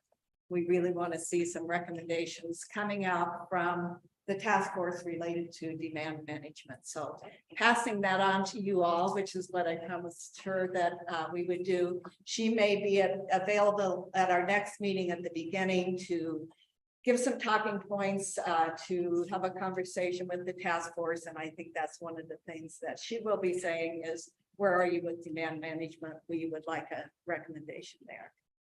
So we've got lots on the table. Alex. Just a question about that. Did you give any detail, like what kind of recommendation wants to see, or was it just something around it? And did you get any further conversation from the speaker? So I think they are our legislative task talks about making recommendations, develop programs that address drought in the Colorado River Basin and interstate commitments related to the Colorado and its tributaries through the implementation of demand reduction projects, voluntary and compensated. So I think that is what she's referring to, is that statutory language in 295. So there's lots of things that CWCB has put together that Southwest and the River District have put together on demand management. There is a whole framework that CWCB has that is a potential that this group might want to say to the legislature, anything you do should also follow this framework. That is an example. So James and then Kyle. Oh. Yes. You know, it's like a bad word. You just got to go with the call, even if I get it wrong. It's okay. But I have just a clarification point, and I'm an alternate, so you can just say you're alternate, shut up, and I'm okay with that. We've gone through all these meetings and had discussions about what we think would be beneficial to the state and move things in on a drought contingency basis. And we've done all this by gut feeling. Is there any data behind any of these that says this is how much we would save? Or is this just what I call spaghetti against the wall? And I ask that because we're trying to put a 1Z, 2Z, 3Z to the number of categories, and we don't know how much one would save or what it would benefit from us. But we're going to put a 1 on it, or a 2 on it, or pick a number. So I don't mean to put any kind of wrench in anything, but it seems odd to me that we're going to say we want to prioritize these as 1, 2, 3 for the greatest benefit for the state of Colorado and for drought resilience, et cetera, without knowing what their savings or what's being brought forward. Now, if that's part of the bill that says we're going to do that as part of a study of that piece, fine, say that. But it really looks like we're just kind of doing some good feelings here about what we would like. And a lot of us know that a lot of these items are truly things that we should be looking at. I'm not even questioning that. I'm just trying to find out what's Tuesday, and do we have any data that says that it's viable for what we're doing? And if that's a wrong place, please somebody say so, and I'll withdraw what I just said. Good observation, because in the top priority tools, people call out measurement a lot, so I think that's. Yeah, I'm just trying to figure out how I make a decision between 1 and 2 without knowing what the savings is. Yeah, good point. All right, Kyle, and then Mike, and then Andy. Chairwoman, if you could, can you just clarify the comments from Representative McCluskey when we talk about demand management? Are we talking capital D, capital M demand management as described in the demand management storage agreement and the DCPs? Or are we just talking about demand reduction as kind of referred to in the statute? She did not give us great clarification. We followed up with her afterwards asking for some of that, so we may get that. I believe that she is looking at the big picture, like what David, Colorado. For a minute there, we're not broadcasting. Oh. We are. Okay, thank you. I think she's looking at what can we be doing within the state of Colorado to reduce demand that then is going to assist in our interstate obligations. That's my understanding of her conversation. Mike, and then Andy, and then Steve. I did.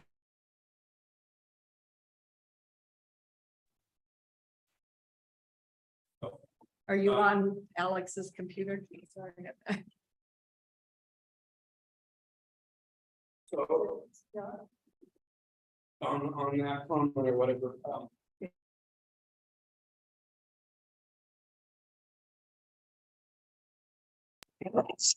Sorry.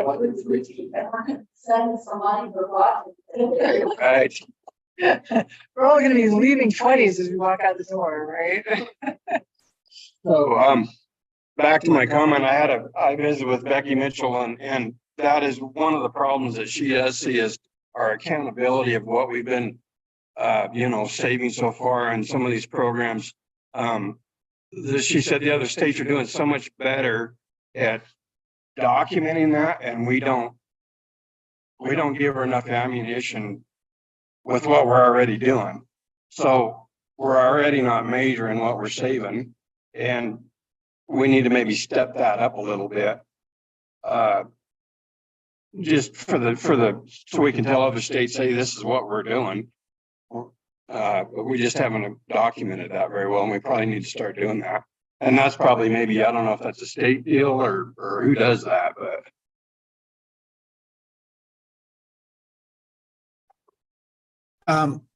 Thank you, Madam Chair. I want to respond to Jim Broderick's point as well. Jim, I think the goal of measurement of any conservation is a solid idea.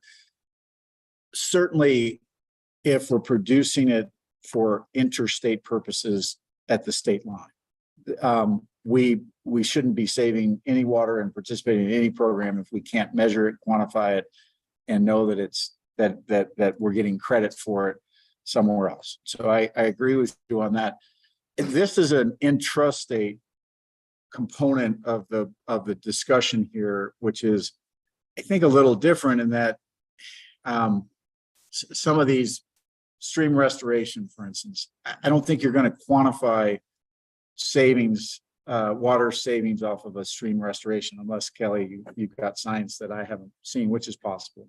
But the question is, how do you, and I would say even with a tool such as, I think we discussed in one of our meetings in Grand Junction, a tool to allow for further flexibility in reservoir storage use so that we can respond to drought. I don't think that's going to give you a quantifiable number until the day that it's actually used. And so I think it's hard on an intrastate basis to look at each of these tools and count them all as apples instead of apples, oranges, grapes, whatever else it may be. that's in there. So I think it's hard to do that. And I guess, you know, if that's really important to other members of the group, we probably ought to have a discussion about that to make sure that we're looking at these through that lens. When you look at the criteria set out in the statute that the legislature asked us to evaluate each of these tools under, I don't see the quantification of the acre feet of savings. So I don't see that as what the legislature asked, but we could certainly do that if that's what we want to do as a committee. Steve. So I guess I'm going to respond to Jim too, maybe in a little different fashion. When I went through their prioritization on this stuff, I had pretty much the same question you just expressed. How can you prioritize them if you really don't know where you're getting the big bang for?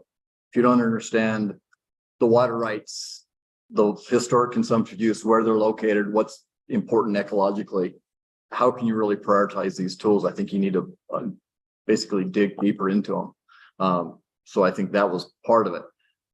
Also, I think the consumptive use piece is important both in state and out of state. The legislation says it's got to meet the demand managed storage agreement, and looking at historic consumptive use is a key component of that. So we've got to be able to document that. So.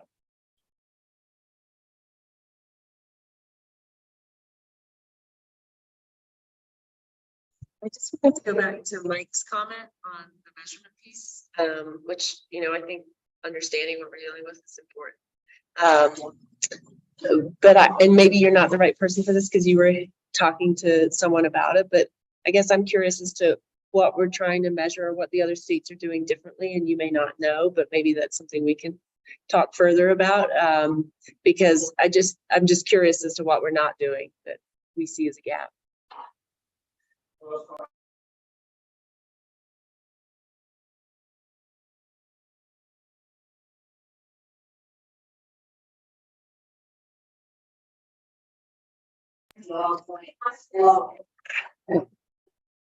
Some of these other states are saying, yeah, we've, you know, implemented these tools or these toilets in 2000 and they're saving us this much water. And I mean, in other words, what they're telling her is kind of BS. But, and yes, I did say that out loud. But I had the impression that we just were not giving her enough ammunition on things like that. So details you'd have to ask Becky, but that was one of the things she brought up, is that they're measuring their toilets that were installed in 2000. And you know, I think that's trying to blow everybody's tail, but my 2 cents. Well, I just have to say, I'm so glad we're talking about measurement because I love measurement. And when you see some of the like comments that were added to the poll, especially talking about investments in Colorado airborne snow measurement, investments in high-tech soil moisture across the upper basin, you know, and continued investments, which we really are upping our investments in stream gauging for DWR and telemetry. But I think that is really important that we keep focusing on that. And I think for the legislature to hear that that's a priority. I don't know if there's any like statute change that's needed for that. Obviously, there's a funding piece of that. Also, some of this needs to come from federal funding. But boy, I sure do want to carry that message.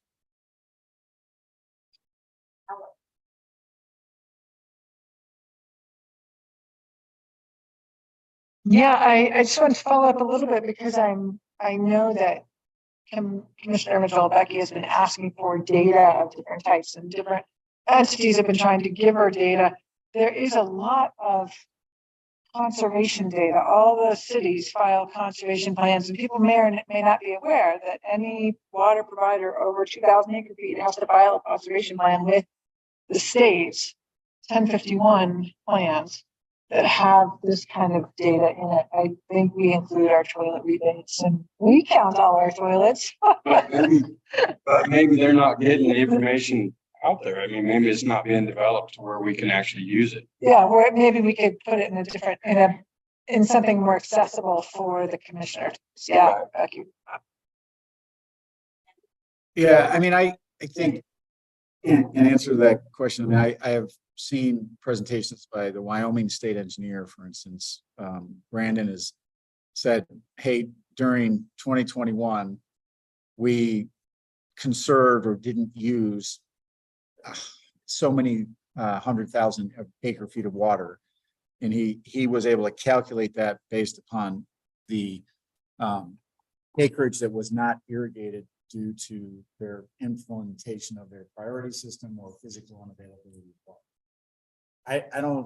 I mean, Kevin can speak to whether or not we have that level of detail in our state that could actually produce a number that Becky could use. But that was the Wyoming state engineer's number, and he could provide hard numbers and at UCRC meetings, and Becky has not been able to do that. So I think that may be a real example of comparison.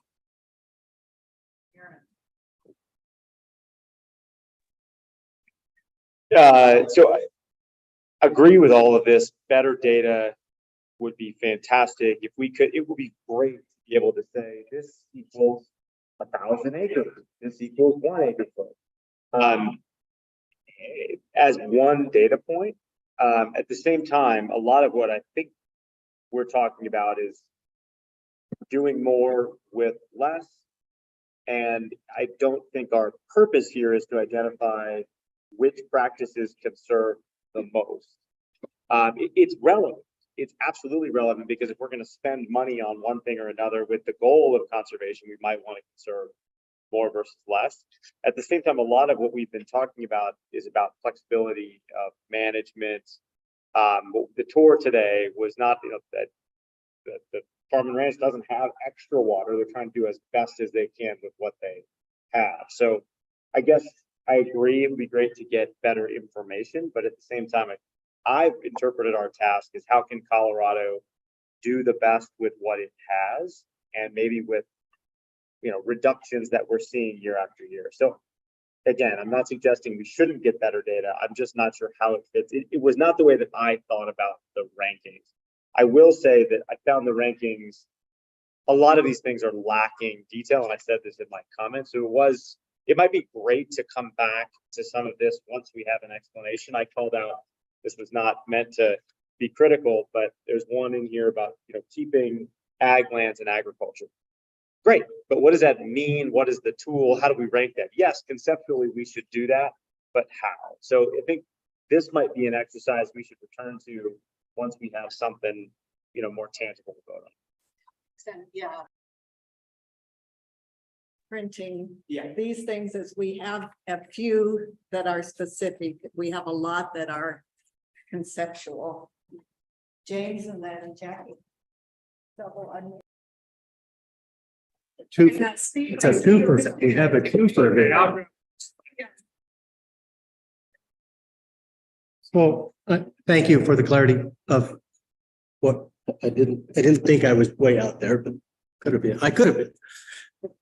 Kyle, the question you asked, Big D, Big M, big question. Big question.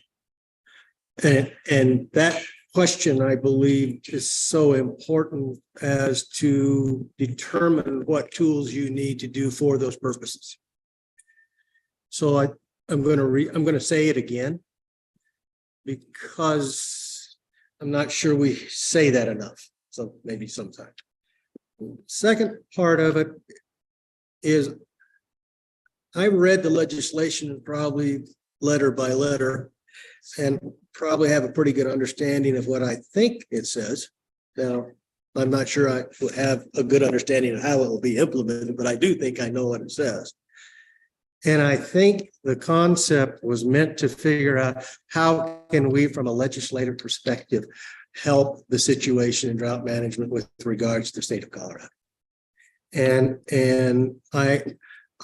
I will be one that will say, I don't care how many tools we have. I want to use the best one that will benefit Colorado, not just Southeastern or what I do, but the state of Colorado as a whole, and look at it from that perspective.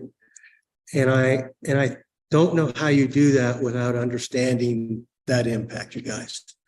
And because the ultimate decision will be made in pieces of legislation. And if that's the case, that normally means some cost to somebody somewhere. And that cost to somewhere comes from state coffers or federal coffers or local coffers. And we better be able to recommend what's the best use of spending those resources. And I'm not sure yet we can do that without that either that final step or truly understanding of doing that. So thank you. I just want to make sure that that's where I'm looking at it from. And thank you all for your clarifications of what that meant. I get the number, I get the reason they're up there. I'm just trying to figure out how we benefit the whole state of Colorado. And there are some tools that might work somewhere in this community that will not work in the northeast or in other places. Yeah. Thank you. You guys are still on, so I don't want to. Oh. No, we didn't get it too. Just a process thought. This is not a substantive thought, so I hope I'm not butting in, but I just want to, because of the time limit that everybody was pointing out at the end of our last meeting, everybody's feeling very challenged by that. So, and something, I think it was Orla at the beginning of our process was talking, or maybe not, but was talking about how we can keep this simple and keep our recommendations clear. And so I guess when we're talking about, we don't know this yet, we can't make a decision on this yet because we need this additional information. I would challenge you to think about how do you forward that in a recommendations document if time limits, to say, hey, we would recommend this next step to study. We would recommend this process in order to get to the tool, whatever that is. So just a thought on how you can move things forward without knowing every single detail that you might want to know. So just a process. Now we clearly don't have time to measure everything before our report is. Yeah, and I would say that policy step, not a policy step. And what we're trying to do is figure out what policy we're going to use as tools. It's a what step on the policy? Procedural place, sorry, I said procedural place. Jackie. So one possible issue that can be parking lotted for later, but just to respond to Mike's comment earlier, having been on the CWCB, I know that we have numbers, and I extra know because I had a sidebar with Alex on municipal conservation numbers. And so my proposal is when we get to our legislative update, that maybe there's a way to daylight some of that more clearly for our legislators, because it exists. We're doing a great job. Yes, it's fancy and important when we hear Las Vegas talk about their conservation, but ours is awesome too. We don't have that ease of forum that Las Vegas, Nevada can stand up and talk to in a conference and everybody goes, whoa, that's amazing. We just aren't, that's not happening because we have so many different individual water users that make up that municipal conservation.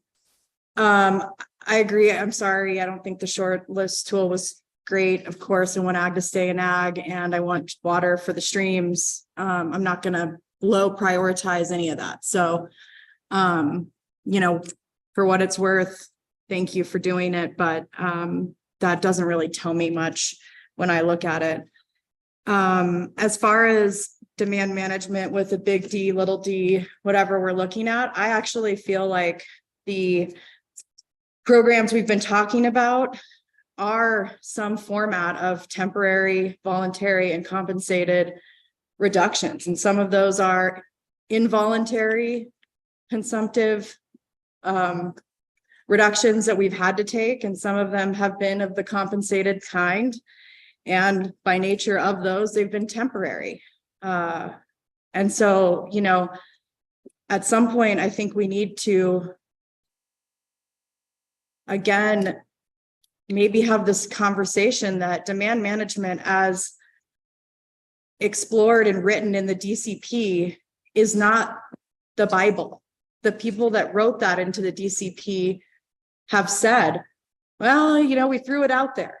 It's not, we've been talking for 3 years that it's not a silver bullet. And here we are again, back here, ignoring the recommendations that are coming out of here that do have the words attached, they have meaning as, hoped for in that DCP. And then if we want to talk about numbers, and just for whoever's listening in the room, out of the room, I'm throwing these numbers out there very loose, but the proposal that the industrial users have brought forward could be anywhere from 10 to 50 acre feet a year for 20 years. That's and liberal arts math. I did 50 then. Yeah. Just a 10 to 50. Yeah. Okay, sorry. Either Like way, I said. either way works. It's just the illustrative point. Just magnitude now. Yeah, so that could be 200,000 to potentially 1 million acre foot over a 20-year period. That depends. I'm not, don't quote me on that, but that's real water. That's water that doesn't have to come from ag. It's water that doesn't have to come from, wherever, like the gentleman said this morning, magic, we don't make water. That's as pretty much as good as it's going to get. So if you want to talk figures, like that is real temporary, voluntary, compensated demand reduction that we're offering. And I want to be really clear about that. That's it. That's all I have to say.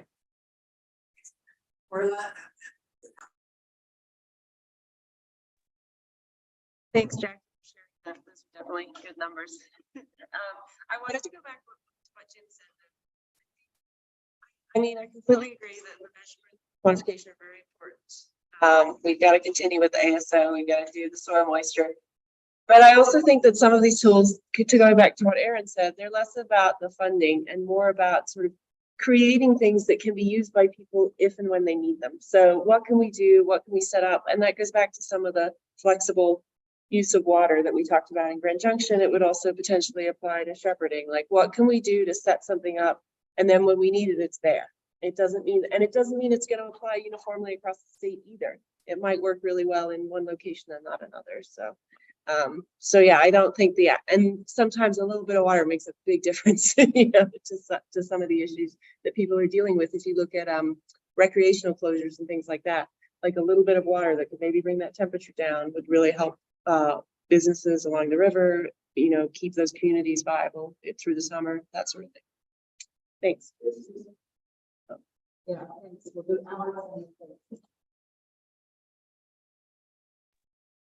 So I'm just trying to think of the process, right? As Jim leaned over said, we're at a process question point, right? We have these ideas and some of them are more vague than others and some have a little bit of meat to the bones. We don't have a lot of time. I think our charge was, what can we recommend to the legislature to do? And part of what we might recommend is we have some entities. I was talking to Kelly, I hope you don't mind if I go just earlier today about the idea of the IBCC has been, kind of reinvigorated or is going to be reinvigorated under Becky. And you have the CWCB board, which is a policy board.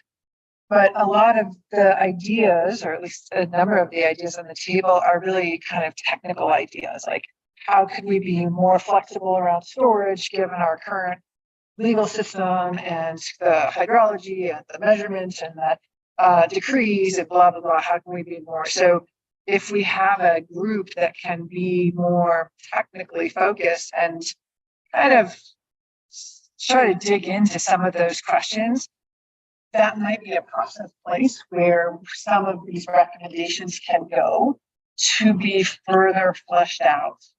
The IBCC has people who understand all of the things that people at this table understand and can take some of these suggestions. Maybe one recommendation that this group comes out with is, these are 5 ideas that are very vague.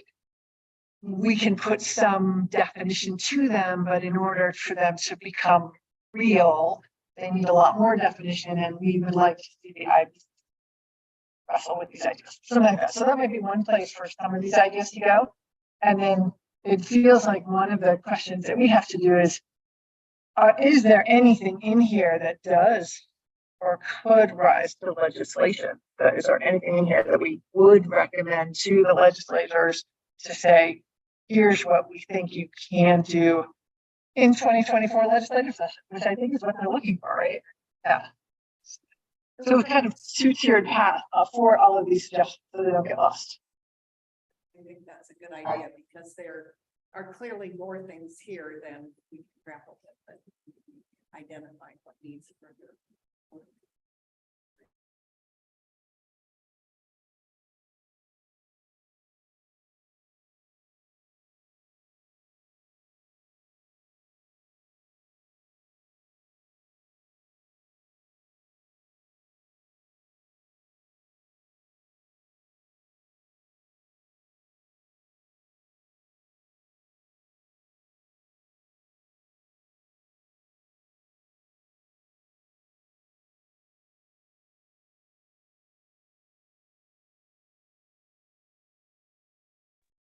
Hey, Jason, can you hear me?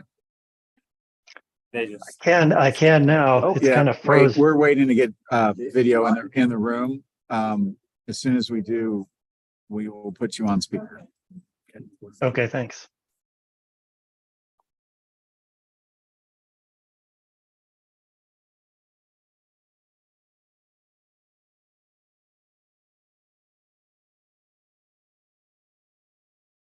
Should I talk now?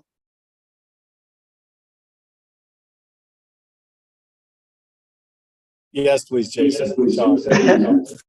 Okay, sorry for not being there in person. And we've kind of moved past this discussion on measurement, but I just wanted to be clear that, maybe for everybody in the room on the data that we do collect. I mean, I think that the Division of Water Resources collects probably the best of the diversion records of any of the states in the 7-state Colorado River Basin.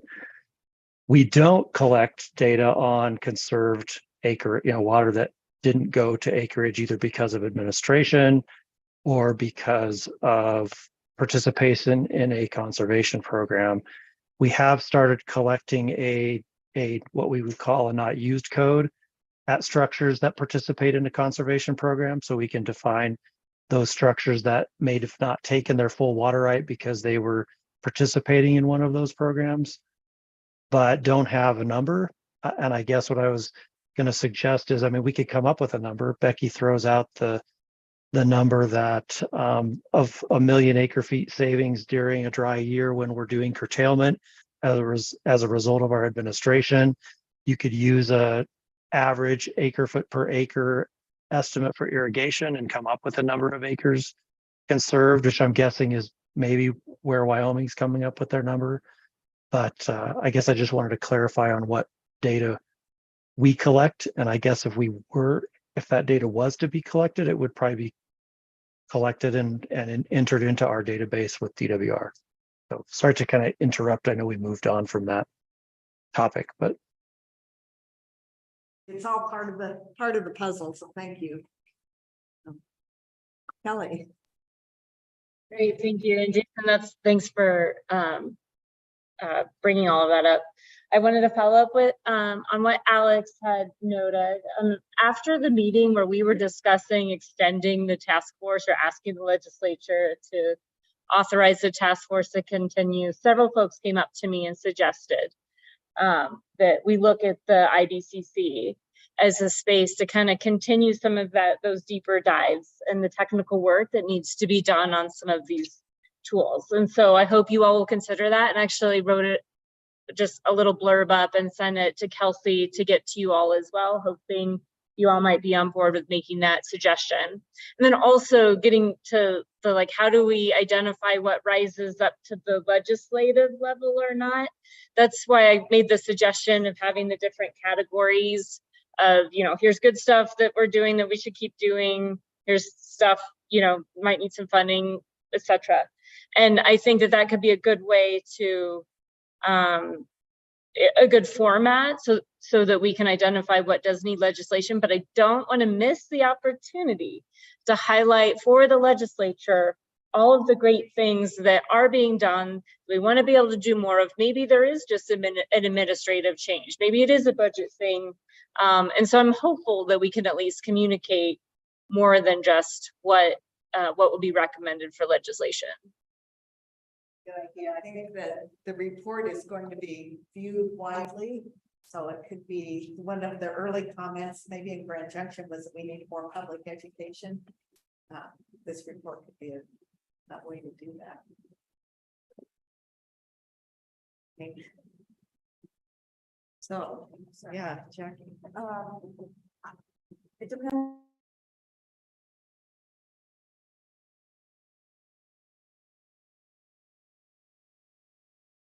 2 o'clock, this turns into a drinking.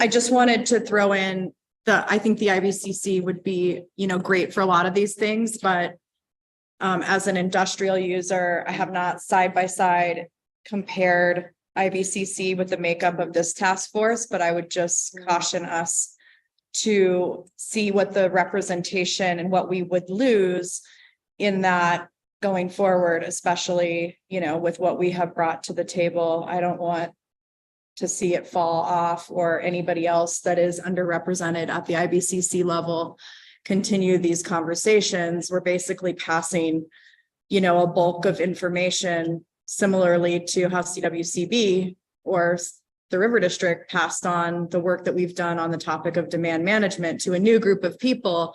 We're just kind of passing this down. I'm not saying it's a bad idea, but at some point, we have to beware of the trades that we're facilitating by doing that.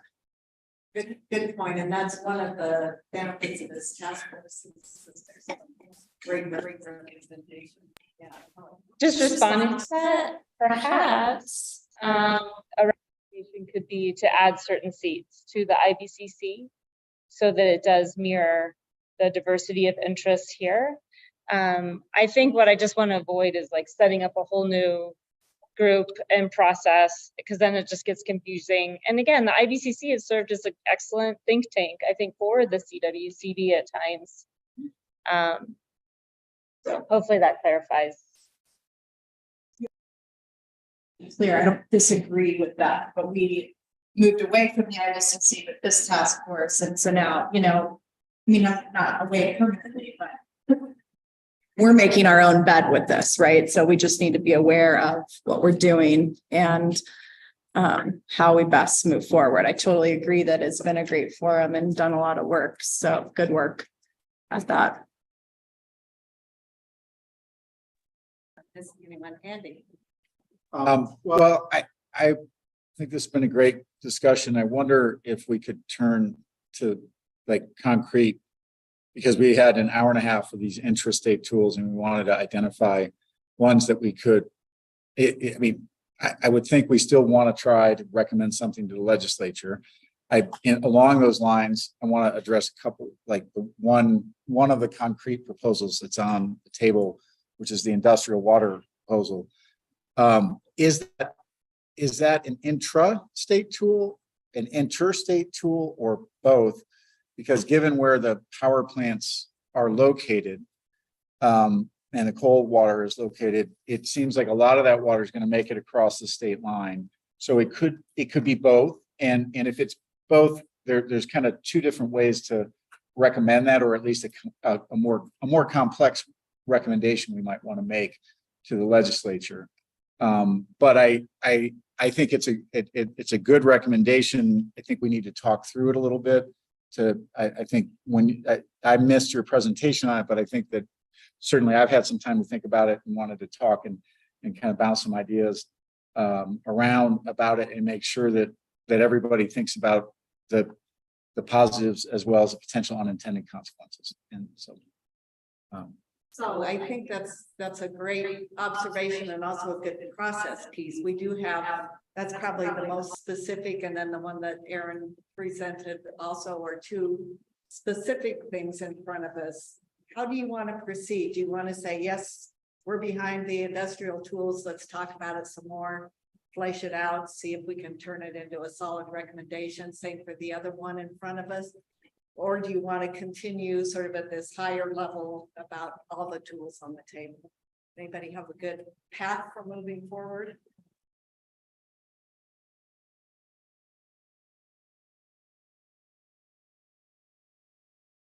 Here.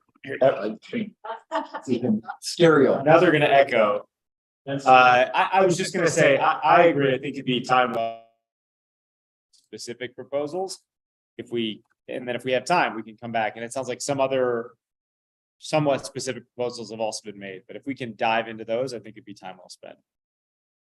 I would suggest that probably is a good direction to go, and then that maybe gives us some feedback for our November 9th meeting, that maybe someone sitting here says, yeah, I have something ready to advance as a specific proposal. We can take that up at November 9th, look at all the interstate, inter and intrastate.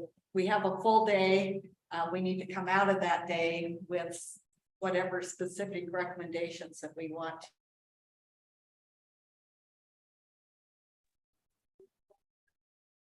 Diving into the industrial user tool, diving into the shepherding tool, and then the tools that Orla has presented on stream. Maybe would be a good use of our time. We have about 50 minutes allocated left for that.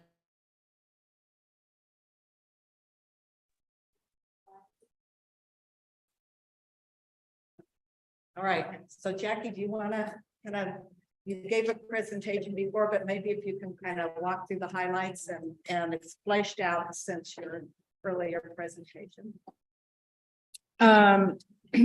Yeah, I, it's right in front of you, so I'm hesitant to read it to you. I think I would prefer to take questions. And I guess before I say that, I will say that, I'm the messenger of this. And so any discussion, please put out your comments, ideas, potential pitfalls you see, but know that this will have to go back to, the group of folks that have been working on this for, hey, does this still work in the space that we need it to work in to be a tool for the industrial users?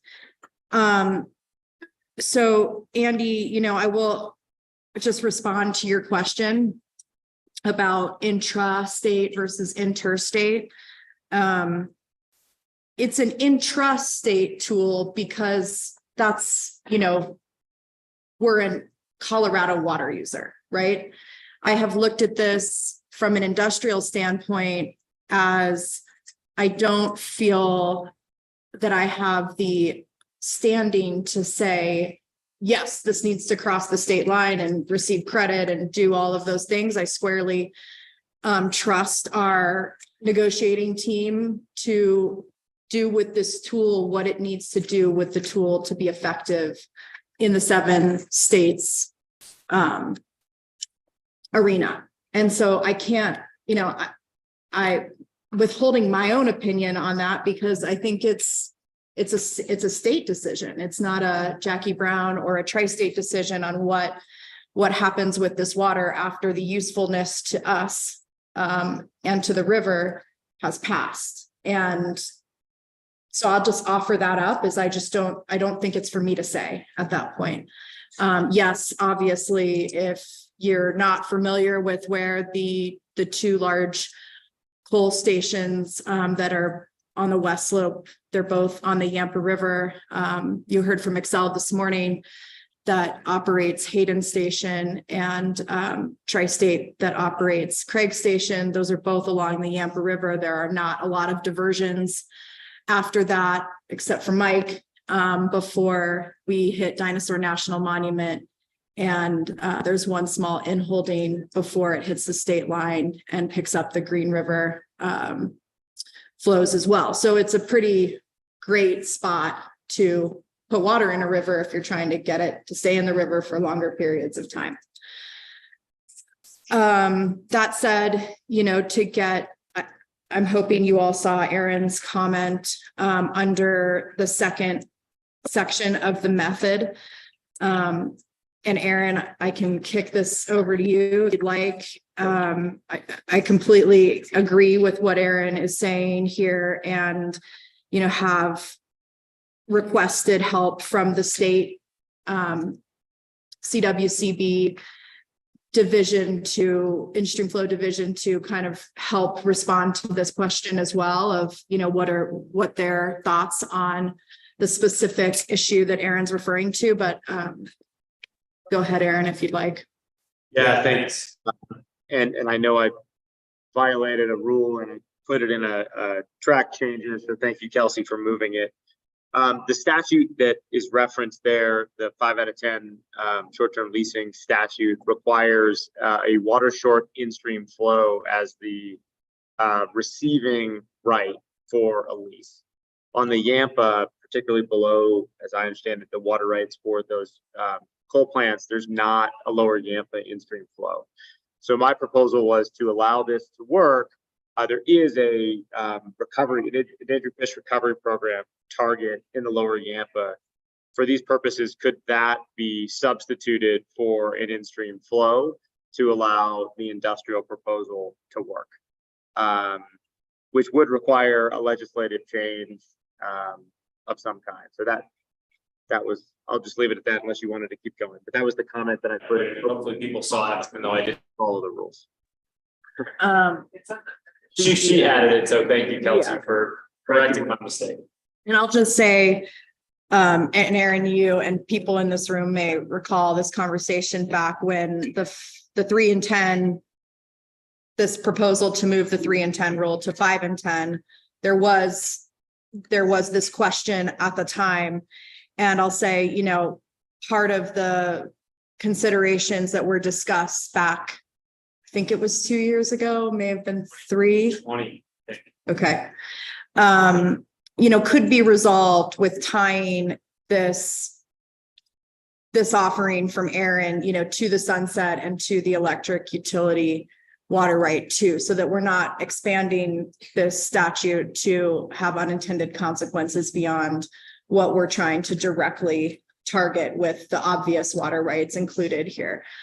So I just wanted to state that. I know that as a state water community, we have contemplated that issue, and I recognize that there are, unforeseen consequences with just tossing it out there. So we can be very narrow in that where needed. So thanks for that. All right. That's Steve, Andy, Kyle, and Alex. Okay, thanks.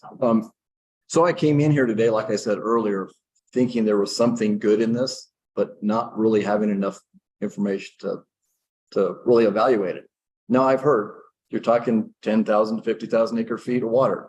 You're really focused on the 2 power plants up on the Yampa. The language in here also talks about, all utilities and all coal mine extraction resources. But if we can focus this into a specific scenario, I think there's a good thing in there to move forward. So if we can refine it and not be sort of ambiguous broad base that could apply across the state and really focus on certain areas, that's a lot easier to get behind and understand. Does that make sense? So a proposal for like a pilot within the Yampa program or Yampa River Basin is probably pretty easy to get behind. But something without understanding where other water rights might be, what their decreed uses are, things like that. It's a little more ambiguous, a little harder to support. I think we have to let Jackie. That's fine. Yeah. Thank you for your comment. And yes, I understand it. I would, like I said earlier, I cannot, represent the folks across the state. Besides to say, I think we were trying to be pretty specific about the water rights that would be contemplated through a concept like this. And I just want to note that across the state, the importance of keeping the lights on in a way that keeps rates down for all of our customers is incredibly important. So not allowing flexibility to other electric utilities that are facing this problem. I can't speak for them, but I think that's disappointing to not keep the industry, as a whole in our, in this outlook of a clean energy future in 2050. So while I could see the 5 and 10 being more narrow to, or excuse me, the 10 and 10 proposal being more narrow to the West Slope plants, I just would, I don't want to lose sight of the importance of clean, responsible and affordable energy that we're trying to meet as a state goal, much like Jim said earlier, just as our water goals are statewide, this too is a statewide goal. But I will take it back. Obviously, I thank you for your opinion on that and appreciate that. I think that I think at some point that this committee or whatever we are has to talk about the fact that we're specifically the Colorado River Drought Task Force and not the statewide. I don't mind making recommendations personally statewide, but I just think we ought to think about how that fits in with what we're charged with. Jackie, I like your proposal, but not your personal proposal, the proposal from the group.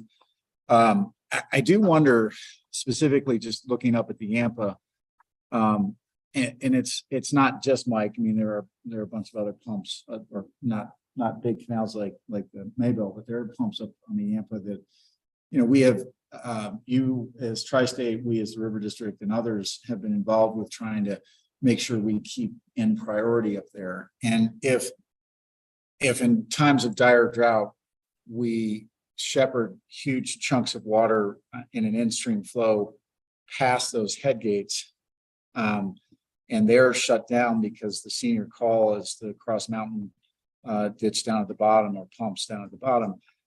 Are we, whereas if the industry wasn't given this exemption, the next in line senior would have water because it would be available. And in this instance, because of the quantity of it, all of those pumps would remain in priority because it wouldn't be a call. The Cross Mountain pumps would get their amount. And I think, I'm not a hydrologist, but just kind of thinking about how we've responded to it in the past. And I guess I would ask Mike, I'm sorry to put you on the spot, Mr. Camlin, but given the fact that you're one of those entities that get hit by those calls, how do we make this fair for the water users in the Yampa? If it's just targeted at the Yampa now, if it gets broader statewide, we got to think about that. But we're essentially, for good reason, subverting the prior appropriation doctrine, and we're taking that water and we're putting it in the stream, and we're going to have to shepherd it past those head gates. And we know the division engineer in Division 6 is very willing to do that. Are we somehow hurting our local farmers and ranchers? And that's, how do we avoid that in this proposal? It's really what I'm asking. And I like the proposal, so I'm not trying to shoot it down. I'm trying to find a solution for it. So here's my.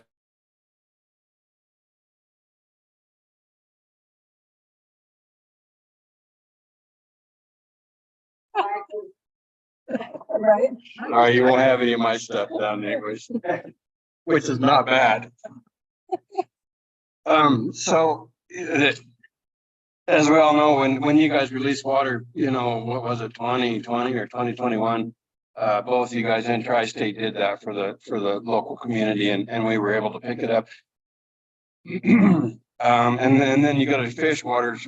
Everybody was kind of against fish water, but that's actually helped our community or our ag producers because it didn't really color it. It actually gave us push water. And that's where it helped us. It gave us push water. However, if it's dry enough and that push water is not there, all we're going to get is Tri-State's water. And we do got to see that go by. There is going to be some contention there. Especially if we're on administration, we got to shut our stuff off. But I think you could probably put sideboards on this, to make it work for everybody, whether, you know, and then that, you know, and that might be something, the devil in the details where you'd have to really sit down and think about it, but I think it could be beneficial to the ag community if we worked this right. I really do. One of the things that does kind of come up on this, you know, ag has kind of got the same problem. You know, if you got a water right and you haven't developed it or you're not using it anymore because it costs too much to continue to use it. So I've got a field that that needs to be reworked. And to get grant money, I haven't put water on it for 5 years. Well, nobody wants to give me grant money because I haven't irrigated it for 5 years. And so, you know, that kind of plays into it a little bit too. It's a little like that water out of yours. However, from my understanding, you guys got kind of the same problem there. I mean, you have water to offer, but since you haven't really used it, everybody's all, well, wait, you're not conserving it. So we're not gonna, you know, we're not gonna allow you to step into a water lease program or something like that. You know, it kind of complicates things, but I think we could actually make something work with Jackie's proposal. I guess I'll just respond from my work on the Yampa that, yeah, what Mike's saying is accurate. We've looked at that push water and it's been helpful. And I just want, you know, language wise, this is the opportunity to lease loan water 10 out of 10 years. It's not a requirement. It's not, you know, there has to be a proposal of what water is being loaned at what period of time during the year. And, you know, funding to do that. It's not just a everyday 365 days a year for, you know, 20 plus years that this has to happen. So that's where I see the community input and the creativity coming in is, you know, we as industrial users can't say what's best for agriculture in a dry year.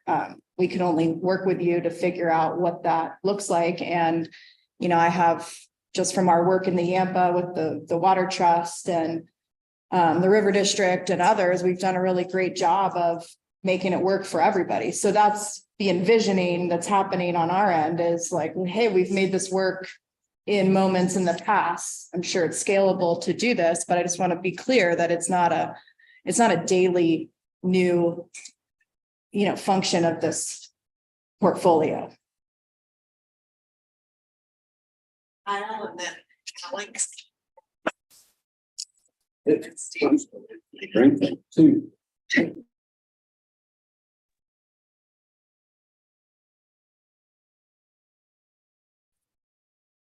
lot of what I was gonna comment on has already been said, but I do wanna, I just throw a couple things out there for consideration. As Steve said, I think it's helpful when we start talking the specific facts around the Yampa plants, because all the issues that have already been discussed, they're similar, but they're gonna be different on a different creek, different river. But a couple of statewide or Colorado River things. One thing that I think we have to discuss is there ability for Colorado to claim this as a benefit under either compact administration or some type of demand management program, because arguably it doesn't pass the but-for test when the power plants are gone. And so I think we need to at least consider, are we damaging ourselves by doing this, by committing it to the stream, shepherding it, getting it by everybody, and not being used in Colorado from a compact administration standpoint.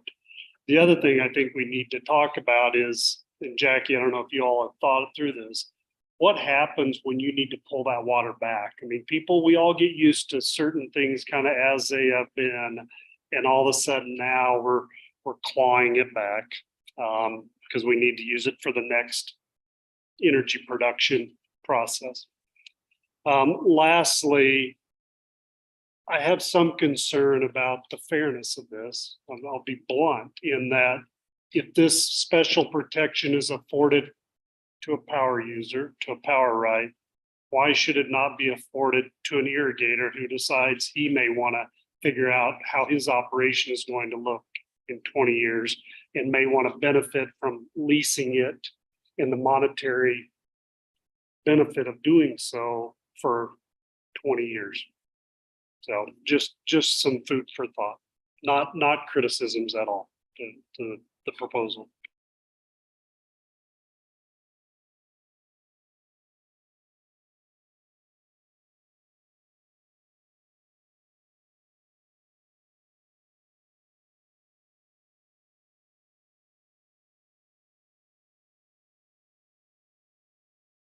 Them by allowing certain senior rights to be protected in a way that impacts juniors is something to be careful of. I also, just as a very specific question, supporting extractive industries. I'm curious what that means. And I don't know if that means like oil shale, fly rights. It looks like it's just absolute. So just clarifying what you're more specific. Yeah, and then I don't know. Thank you, Nana. Thank you. I'm kind of curious about the,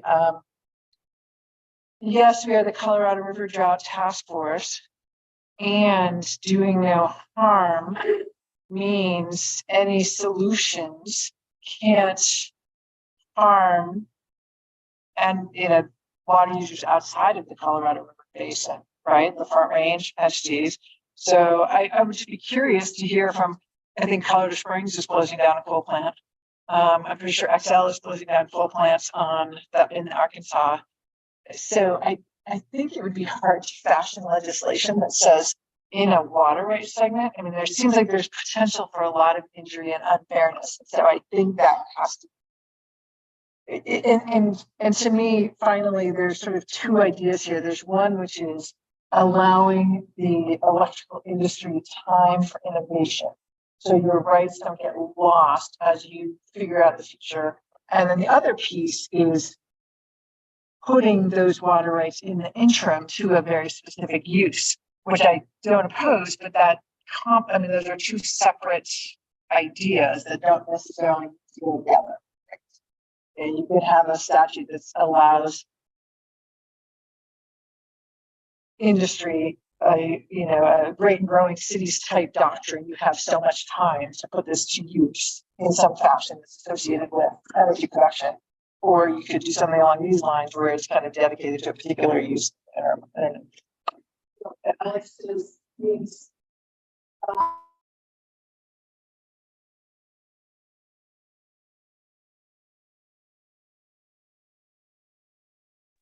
as a pilot, right? You're suggesting let's do a pilot project. It's interesting. It'd be one way to test the theory to see who gets injured and who cries foul and who says, wait, this is unfair. We could, pilots are always good. Pilots are always helpful. Thanks.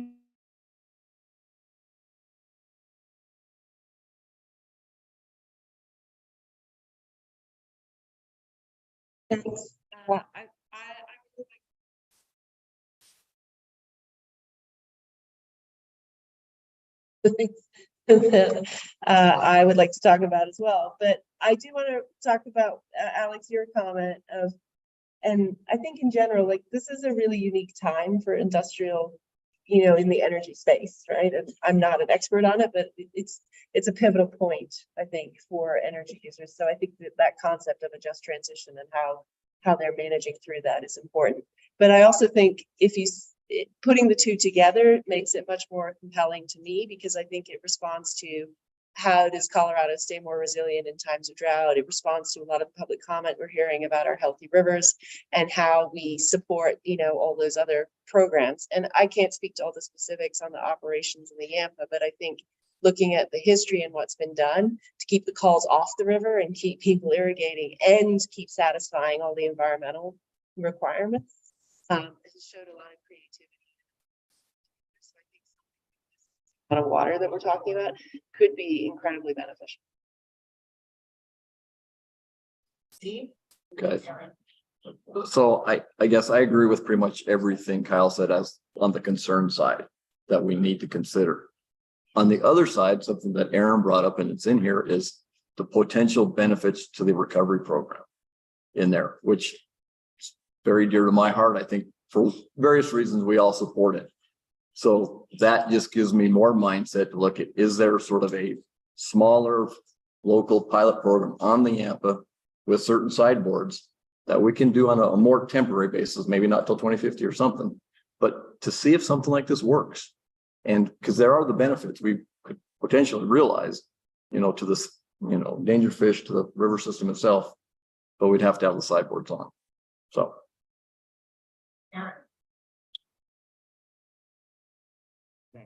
So, want to respond to a couple things.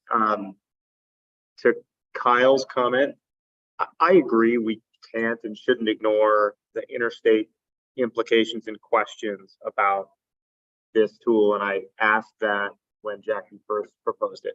I obviously put the hopefully friendly amendment into the document because I think there's a lot of value in exploring this for all the reasons we've discussed. And I think it would be worthwhile to better understand some of the questions that you asked. Are we putting Colorado at risk in some way? Can we protect these water rights in a way that is beneficial to Colorado? Should we try to get credit for them in some way? I know it makes it more complicated, but I think it's worth having that discussion. I'm not the right person to lead that discussion, but it's something we should evaluate. Somebody, it might have been Kyle, also mentioned the fairness to agricultural users who might want to use the leasing tool 10 years out of 10.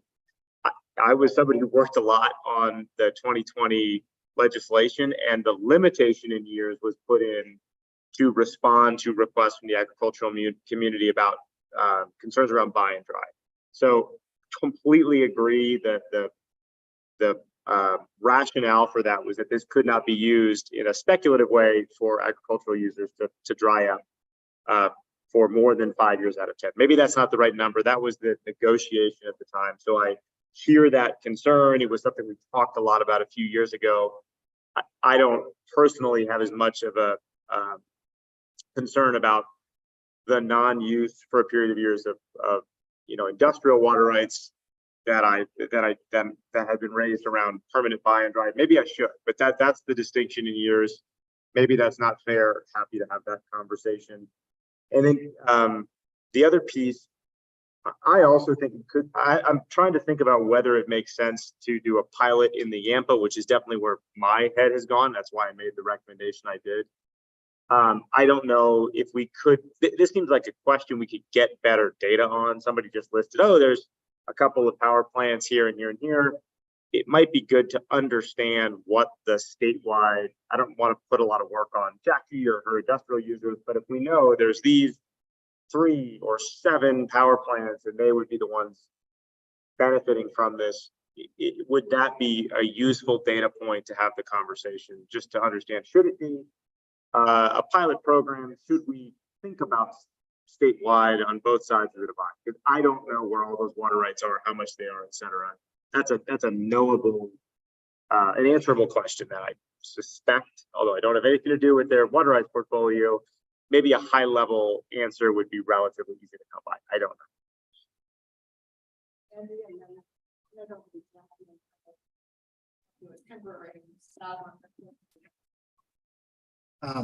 I just want to make a suggestion.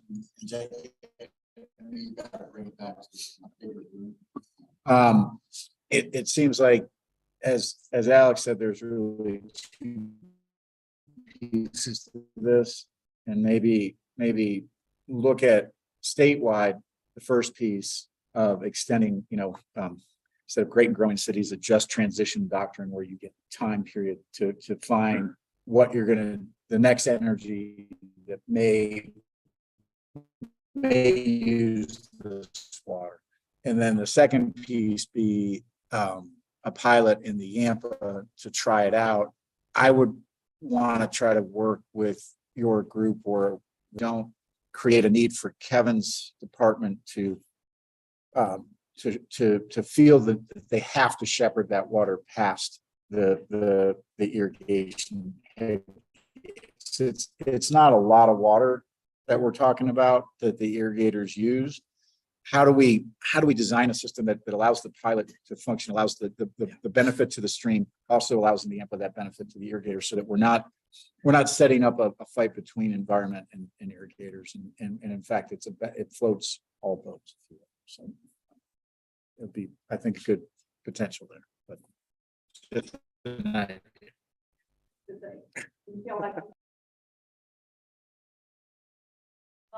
We'll let you jump in.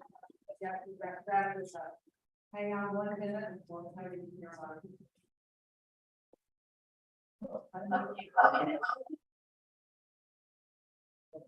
all right, Kevin, try to unmute and we'll see if we can hear you. Yeah, did you just call on me? I'm sorry. Thank you.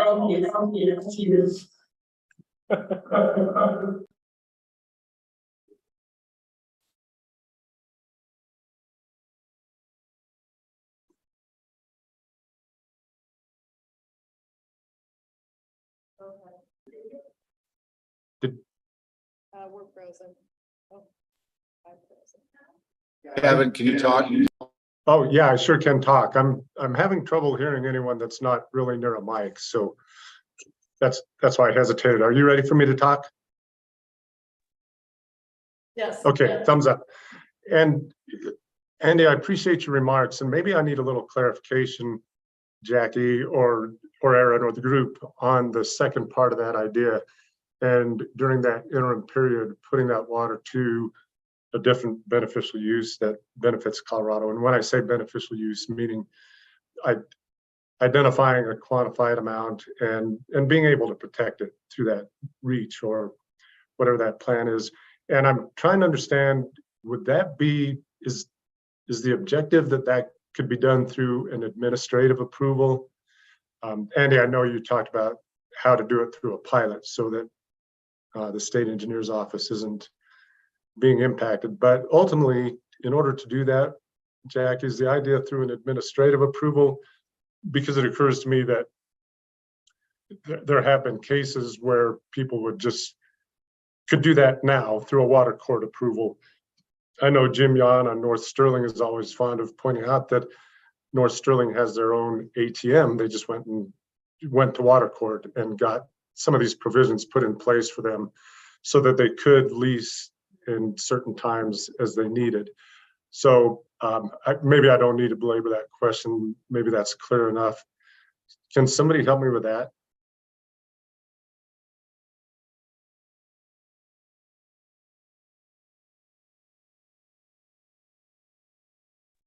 I guess I'm unclear of what the specific question is. We just contemplated extending the existing language to a 10 out of 10 situation with approval by the state engineer every 5-year period.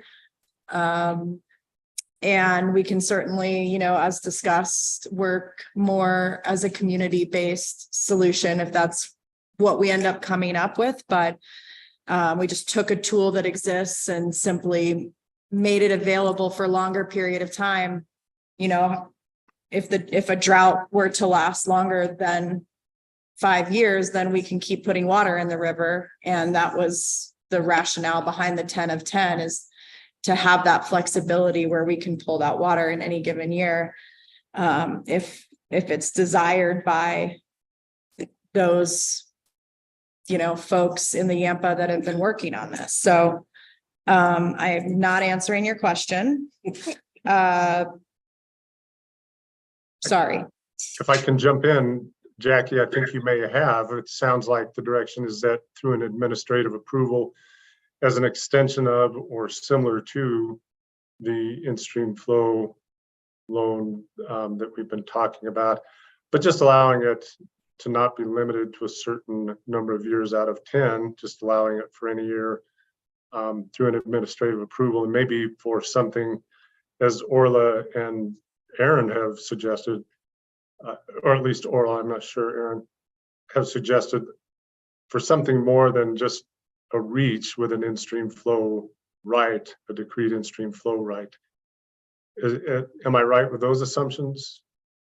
Yes, and I guess my hesitation is just, hearing the comments in the room, not then continuing to push for something that doesn't work for people. But as contemplated and as on the talking points, you'd be correct with what you're saying. Okay, and then, sorry for just jumping in without following rules, but just a reminder for some of you that have been involved in the legislative process for the last 15, 20 years, a lot of the reticence we get from that larger group of stakeholders is giving the state engineer too much administrative authority on what is basically a change of water right. And I respect that. I don't have to weigh in on whether that's well-founded or not, but I think that's what has made, Aaron, even this last in-stream flow loan enhancement very difficult or more difficult. And so, people would maybe point out that that's available through water court. It's more unwieldy and time consuming and costly, but that's just something I want to throw out there. That's not my opinion or position, just an observation. Thanks. Couple more cards up. I want to do a time check. It is 2:30, so we have an hour and a half left to us this afternoon. I'd love to wrap this up and at least talk a little bit about the other tool that's been proposed. So Kelly and Kyle, quick comments on this one. Yeah, sure. Yeah, Steve's right. I think we're all pretty vested in the recovery program. As the state's implementation committee rep, that's a high priority. So we're really intrigued by this concept, Jackie. And I think our team will want to really dive into it and see how we can, just roll our sleeves up and be constructive with you. I'd love to go back to the CWCB's in-stream flow team and our folks that work in the recovery program to kind of think how this could work.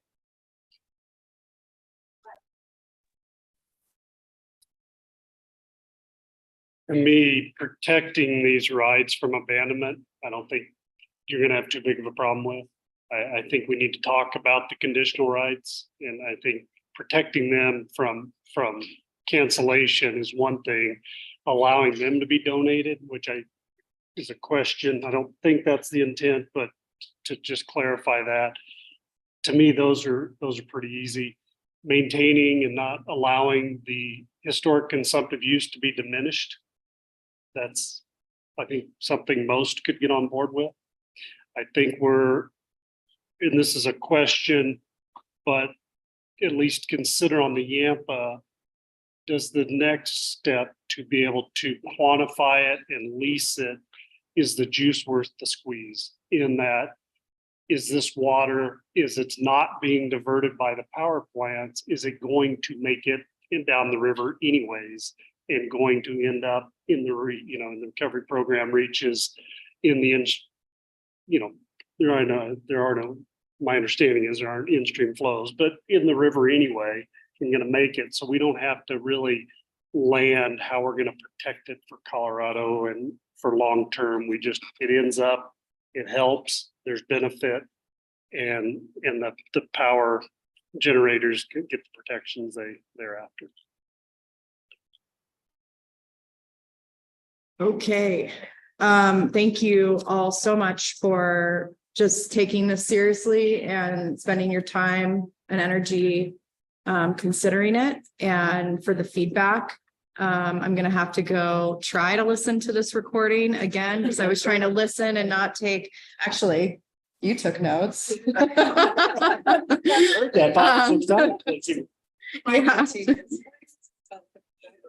I just want to respond to some of the just questions that I can respond to if I hit them. No, we're not asking to provide conditional uses to the river through the proposal in the 10 of 10. Certainly curious to hear what a pilot looks like,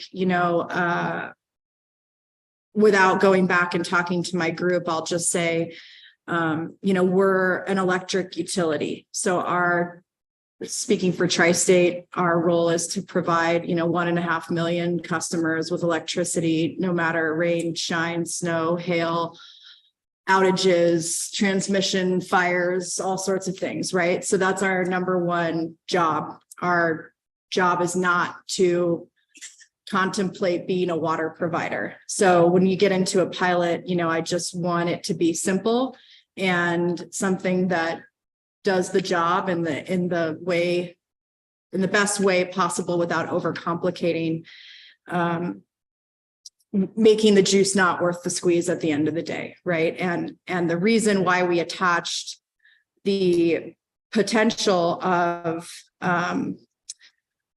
the 10 out of 10 concept to the protections that we're looking for with the HCU and abandonment is because I've been in this industry long enough that we've learned a lot from our environmental NGO partners, and we've seen the river, Mike's seen the river go dry at the Lily Park gauge, which is, right before the monument and the endangered fish reach. It's basically, there's been no water in it at times. And we have prided ourselves as a cooperative with our cooperative principles in stewarding this river as best we can, when we can, as often as we can, since the plant has been there. And so, we thought that this was a carrot that would, make our fellow partners that we've worked really hard on these partnerships happy with, right? And I like to hear Mike's comments on how we've worked together in the Yampa to make sure that, a rising river lifts all boats. So that's why we attached it. Yes, it could be two pieces of legislation if that's the way we want to go, but just consider the pitfalls of separating the two as well, is what I would say on that. Thank you. And, this process is very complicated because we're not supposed to talk to each other. So I can't say, hey, give me a call and we'll talk more about your concerns. But I think what I will do is provide some contact information of people on my team at Tri-State that you can directly call and have these comments, have this discussion with. And just to Kelly's point, I don't know if you heard me say it earlier, but I did have a meeting with the in-stream flow team. Oh, sorry. On Monday, and just to make sure that they understood what we were looking at it. And, certainly with the endangered fish recovery program, however, we can manage that relationship as well. If you could help there, would love to hear that, but we're trying to do this right. And so if you have any suggestions for us, we'd love to hear them. And thank you. And you can do like Aaron did and add things in that public, it's a public. If it's a question you need to ask Jack's team or people comment that. Can I get a show of hands for people who feel like this needs to stay on the list as a potential recommendation moving forward? Do I get to vote? Yes. And online, we're asking for a show of hands if you feel like this should be kept on our list as a potential recommendation to the legislature. So if you can just use your hand raise button if you agree with that. If I don't see your button, I'm going to assume you agree. Anybody? Yeah. Anybody who's opposed to that? State engineer. All right. So looks like you've got unanimous support behind you to move this forward to further complications. All right, so it is 2:35. I propose if you all can hang in here another 25 minutes that we use that to talk about the other tools in front of us. Then we'll take a break and then come back. I feel like we need a break right now. Right now, just reading from. Okay. All right. What is?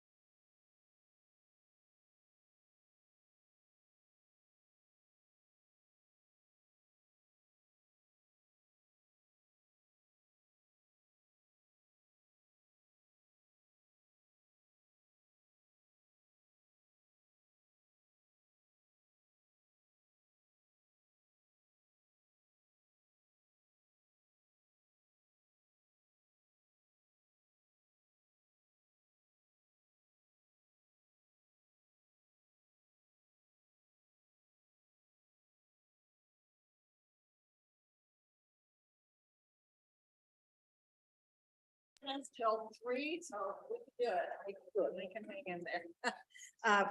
We've asked Siobhan to give a little process observation. She's our master facilitator here and has some thoughts about what the group should be considering as we move forward.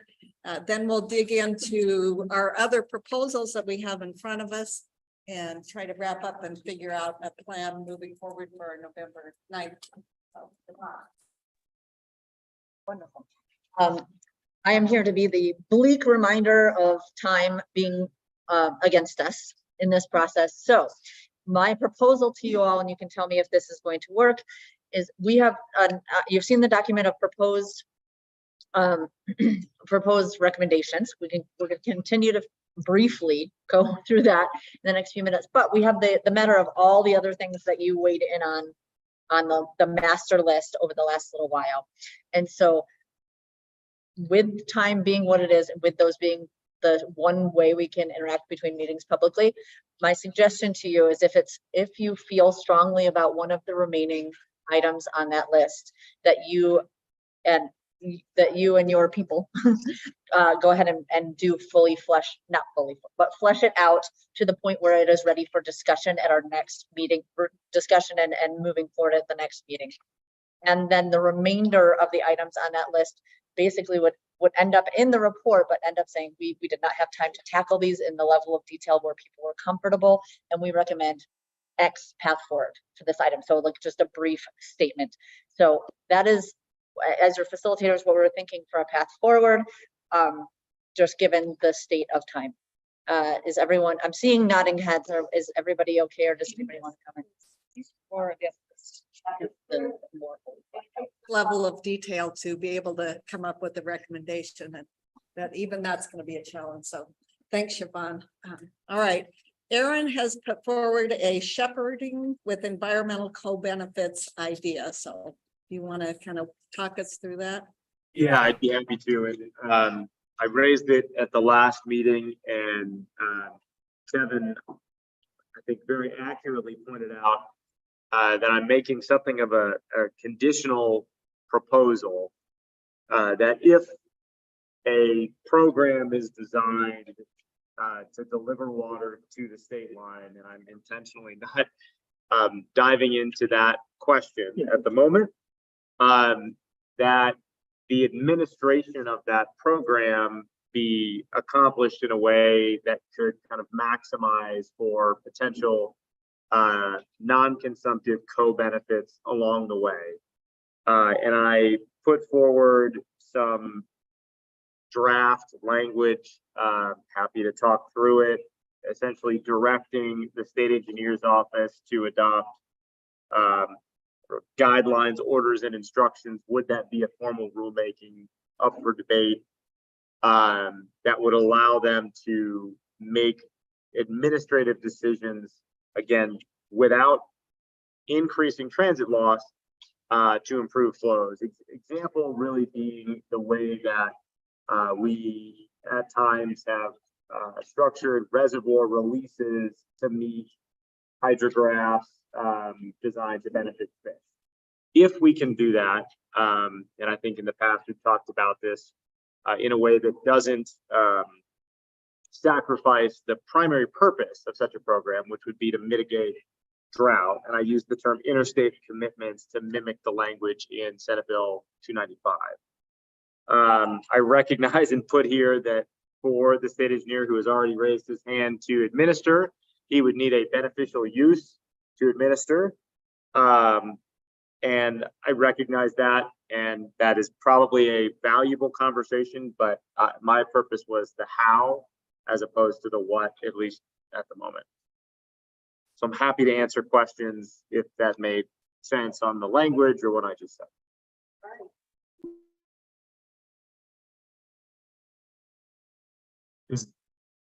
Am I being recognized? Sorry, I can't hear. Okay. Aaron, I have one question, and then I probably have some neutral or helpful comments, supportive comments after that. But when you say without increasing transit losses, I've looked at that a couple different times, and I'm not sure I understand what you mean by that. And to just make that make sense, we're gonna have a transit loss calculated or determined for a reach that would be calculated and applied. So could you maybe say that a different way? Or I can. Kevin, I don't know if you were still talking. Yeah, I was done. That might have been inartfully written. My intention is suggesting that I'm not suggesting the tail would wag the dog, that the purpose of such a program that we're here to talk about is primarily to address drought. If we can address drought and without losing additional, I don't know how we would calculate. I am certainly not an engineer, but if we can achieve additional environmental co-benefits without sacrificing the primary intention of the program, which would be to mitigate drought, or I understand this is a broad term, but interstate commitment.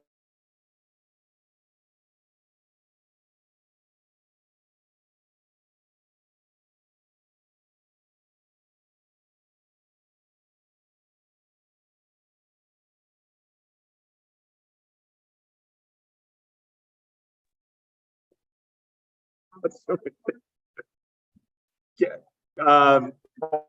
Kevin, can you still hear me responding to you? Yeah, there was a recorded. Okay. Everything cut out for about 30 seconds, but I'm hearing now.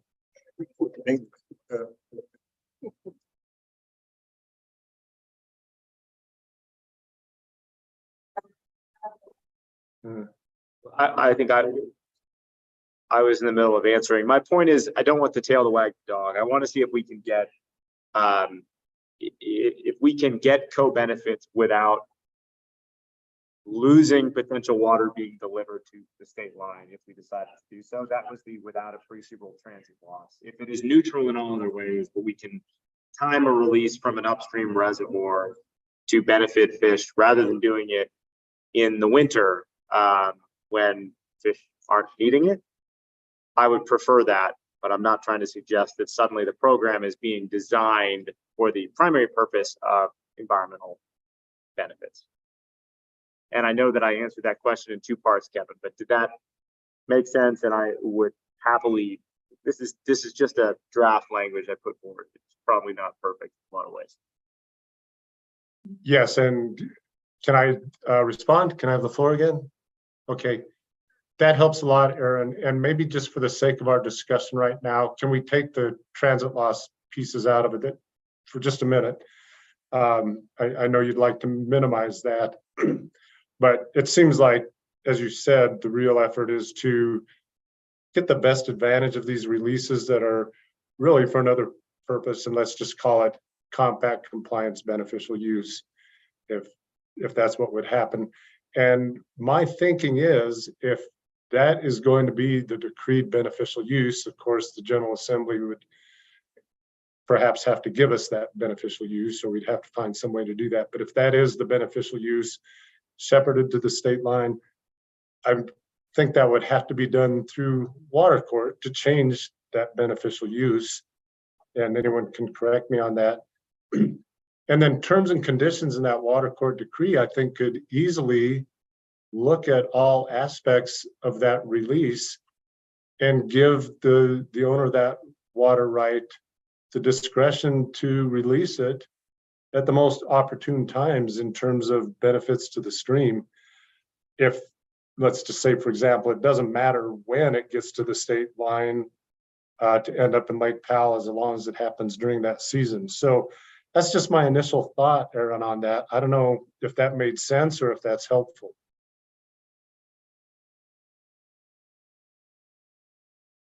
Kevin, that makes sense. That is one way that could be accomplished. So yes, that makes sense to me at least. Okay. And sorry, let me say, I'm not totally averse to rulemaking or written instruction and so on, but it almost seems like that could be just incorporated into that water right change, was my point. Thank you. So He needs to mute himself. No, that was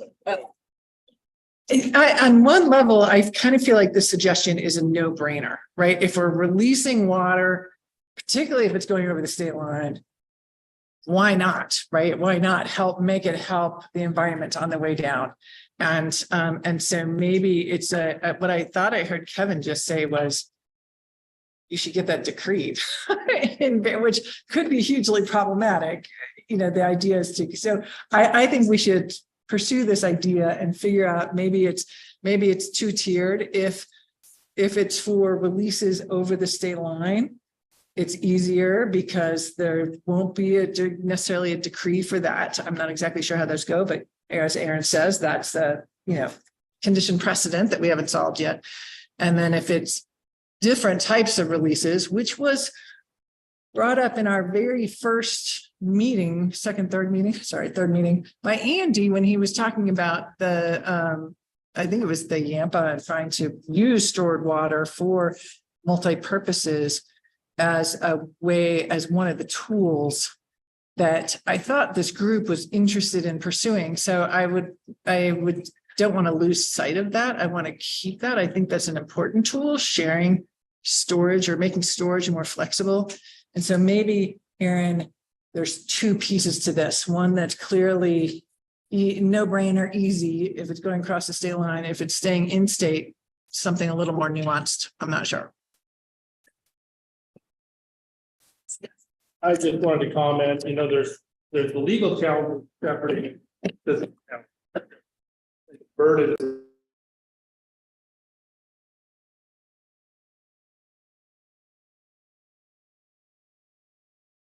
Go ahead. Back to it, I mean, to recap, there's the legal challenges of shepherding water, but then the physical.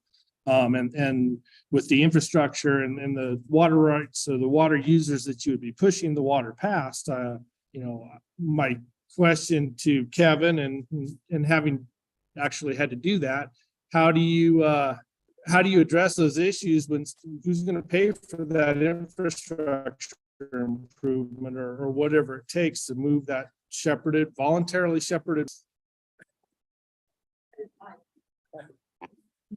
So I have a question. Here. This, I kind of like who you are. In the future, they don't think it's all This is not Andy Mueller. This is Mike Hamlin. Pay me up, Scotty. Mike, So go ahead. Sorry. I still don't understand where the water's coming from, Aaron. I mean, so are you talking like ag water that goes through like a lease program, and then once it hits the stream, it's shepherded to wherever is kind of what you're thinking. So would you actually have to change the water right? I mean, would you have to, it's no different than the fish water that's getting released or anything like that. Is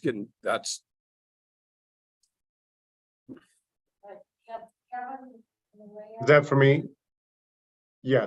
Sorry, some of this is cutting in and out, but I think I got a couple of those questions. And one of them is my comment to Aaron a few minutes ago. I thought we were maybe focused on that shepherding to the state line, in which case it's probably a compact compliance beneficial use, a change of water right. If we're talking about some of these administrative things like the in-stream flow lease, then yes, I think that that the provisions, the terms and conditions of that lease would also give the flexibility or the allowance to pick and choose the times. And yes, the need to shepherd it past water rights. And then I'm not sure whether it was you, Mike, or someone else that asked the question about the responsibility for a bypass ability. And that is being piloted already in a separate way here in Fort Collins on the Pooter with the in-stream flow augmentation plan as allowed by a recent statutory change. And historically, the concept has been, or the application of this need has been, if you are releasing water that needs to get past a structure such that they can't just sweep the river, they have to have a bypass ability for an incremental amount of the water, then that person that's that person that's releasing the water and needs to see it get downstream has the burden. I'm not sure, was that the question? Did I respond properly to that?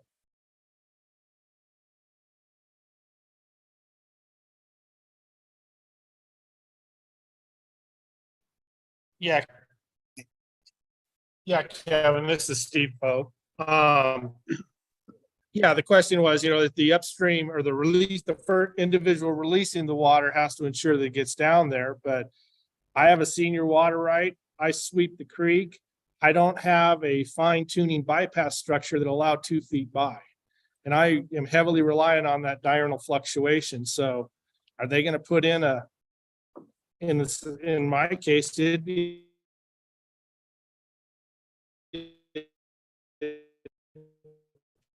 $2 million structure to get water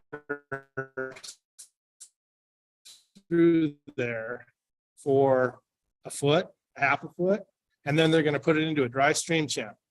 There's multiple situations throughout the state where getting it past the senior water rights, the physical or the legal challenges of shepherding, I think, in many instances.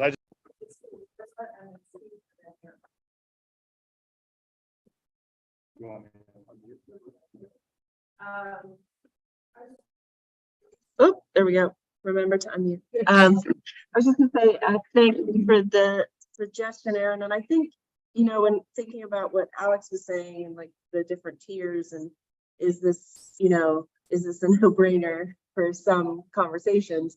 But I think it also goes back to what I was talking about earlier, which is like, what are we doing to set things up for if and when we need them? And is this something that is a recommendation to the legislature that is something that can be done to at least address the legal requirements? It doesn't address the issues that Steve was raising on, the practical implications of all of this, but maybe it's something that we can do that positions Colorado in a good place to move forward from. So speaking really just to the interstate piece of this, I mean, I guess I agree. If the state's required to shepherd water out of state, you should try and achieve whatever benefits you can within state before it leaves. I think the rub comes when should you shepherd water out of state? What is that legal requirement? My mind it should be only under an official compact call, and because otherwise you're doing harm to other Colorado water users. So to me, that's the real question on the concept of the water and when you would actually be required to do it. And that was Aaron said.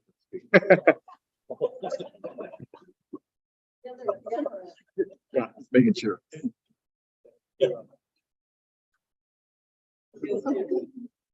Kevin, do we want to let Kevin respond or should I? These are all really fair points. I just wanted, again, this came in large part from, I'm forgetting the year, the CWCB demand management evaluation process, where there was a matrix put together. And one of the questions was environmental, I'm going to butcher the terminology, but kind of environmental benefits or detriments from program administration. And they had a continuum of options. The easiest thing would probably be if we decide to implement capital D, capital M, demand management, release the water in the winter when the call is off. That would be simplest legally and structurally. It's a really good point that there are structural barriers. Recognize that. What I'm suggesting is, if we are able, wouldn't we want to go do a little bit better than that and try to maximize environmental benefits? And the goal here is to give the state engineer the authority to essentially conduct a rulemaking or a administrative process to have those tools if appropriate. If he says, I could release earlier, but there's a structure you're blocking it, it would cost $2 million to replace it, we would not be directing him to do it, but it would allow him to conduct that evaluation and have the authority to make decisions as circumstances dictate.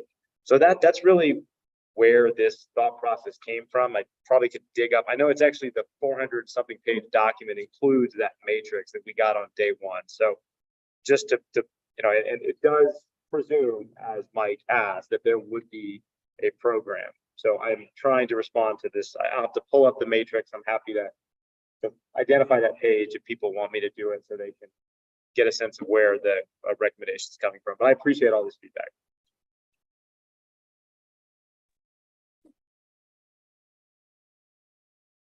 What do you tell Kevin Kevin? and then Andy. Kevin, we're calling on you. Yeah, and so I don't know whether I'm just kind of adding to what has been said, but thank you, Aaron, for just being, again, a little more nuanced than I was recognizing in your question. And yes, there may be, obviously there's situations where there will not be a water court process where terms and conditions could be put in to guide that. And again, I'll just add one other consideration for that. I think the way your language read, it could be through a written instruction, which is really a statutory allowance for us to do unilateral guidance. And, you know, maybe that is through rulemaking. Just consider that where you've got stakeholder guided formal process. And then Steve, I think you made a good point just a couple minutes ago about we wouldn't want to shepherd water out of the state to the state line and out of the state unless there was a compact compliance need. And I don't know whether I'm sounding circular, but hopefully it would take care of itself, because you would not be able to exercise that water right to shepherd it to the state line unless there was a compact compliance need. So maybe it takes care of itself, but I don't think that maybe that's a strong concern in my mind.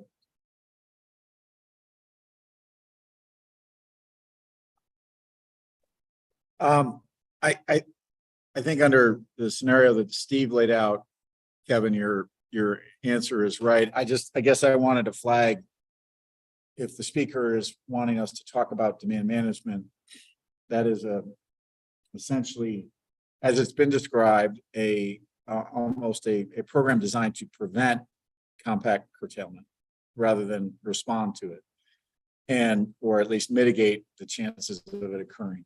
And so if this recommendation goes up, I would just want it, when we get to the interstate portion of the discussion, I think there's a way to frame the discussion rather than get into the details of what type of program, but set up just a criteria that perhaps this committee could recommend to the legislature that would include, protections that have been identified by the state, all of those things that in the 2018 demand management policy statement, all those things that could be put into the legislation. And so I just want to flag that, because I am concerned that if we essentially, I almost read the statute as essentially creating a beneficial use to bring water to the state line. So I'm a little worried that if that happens, we just need to put it in the right boxes.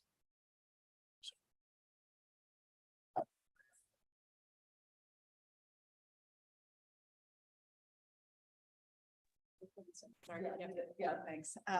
So let me just check in and see if you all want to keep this on the list for potential adoption as a recommendation. And if so, Aaron, if you can continue to work on it based on this feedback. All right, so let's just show of hands for people who want to keep this on the list. Keep talking about. Keep talking. Okay. Yeah. We're not necessarily saying. We're saying moving on. Yes. That's a different vote. Right, we want to keep it on the list for further development, for fleshing out. We haven't decided which ones, and this isn't that decision, which ones to move forward, but whether we want to keep talking about it. Anybody opposed to keeping this on the list? No, I'm not. No, okay. All right. Yes, I will take some of this feedback and come back to you or update the language on the shared document. Great. Yeah, that's great. So keep your eye on that shared document and yeah, Monday or Tuesday. Yeah. All right, Jackie and Alex. This is logistics, because people are surprised that there's coffee. I was surprised that there's coffee. So if anyone wants coffee, there's actually coffee in the next room. All right, coffee always takes precedence. Coffee break. No break, just get up and go. Jackie. I guess, I just wanted we don't have very much time, but along the lines of what we're talking about, maybe it's like the big T. Wright Dickinson used to call it the big kid conversation, right? If we're going to put some things as a potential framework for a potential, if we had to do big D, big M at some time, are we saying as a task force that we want to list what the things are that we would need if one day we were going to do this? I mean, I'm just trying to be an adult. Well said. I don't know how you how you answer that now. Yes. Laura has been arrested. I'm not sure I'm capable of being an adult. So my computer's gone, so no one can hear me anyway. Yeah.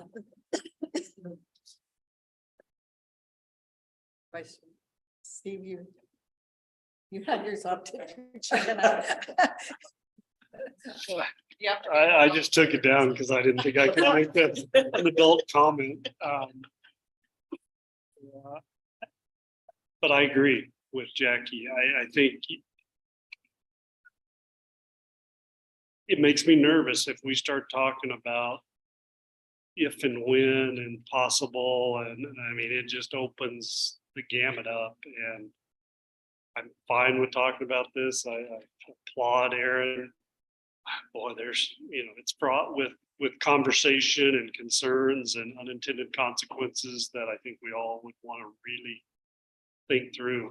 So I'm open for it, but.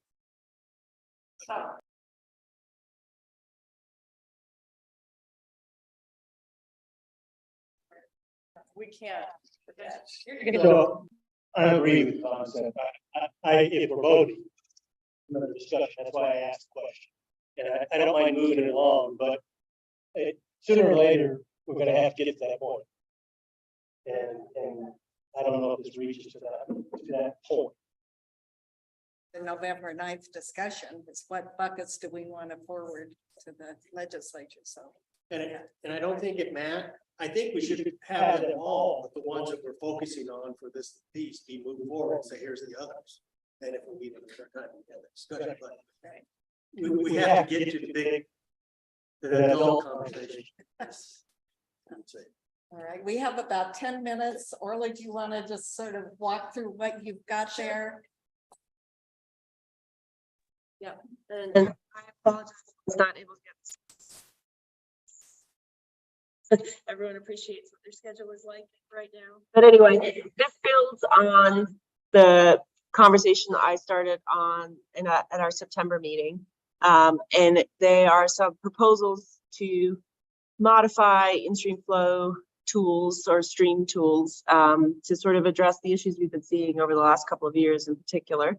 And just thinking about how we can expand on some existing tools and make them maybe a bit more useful and a bit more applicable. So I know the temporary loan program was a lot of discussion occurred on that in 2020, but it is limited to in-stream flow water rights. And so what I'm suggesting is that we consider whether those temporary loans can be expanded to recovery program targets, to where we're seeing temperature exceedance issues, which we've seen a ton of in recent years with all the fishing closures in the Upper Colorado and the Eagle and the Yampa, and other closures just to recreation generally, or for use in other locations where flows would benefit or improve the natural environment. So that's the suggestion. And I expect people have a lot of ideas about that. So I'm definitely interested in the feedback. Do you want me to walk through all three of them? And then, yeah, okay. And then on the augmentation plans, Kevin's mentioned this. I did also put this information, by the way, into Kevin's water sharing tools spreadsheet, so you can see how it fits with sort of how things are done today and what it would modify. So it's in there as well. So a lot of work was done.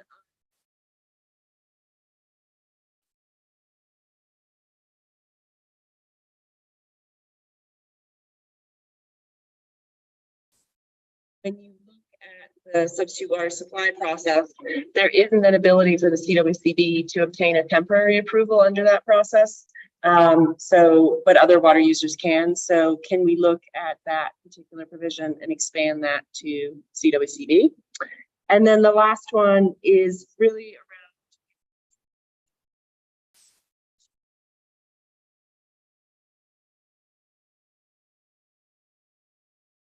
around to give agriculture, it was really to sort of help agricultural water users prevent against buying and drying, give them just another option and more flexibility. It only applies to water rights that are actively being used in agriculture. And so it's limited to divisions 1 and 2. And it seems to me that you could authorize it in other divisions. And if people want to use the tool, it becomes available to them. So yeah, those were my suggestions.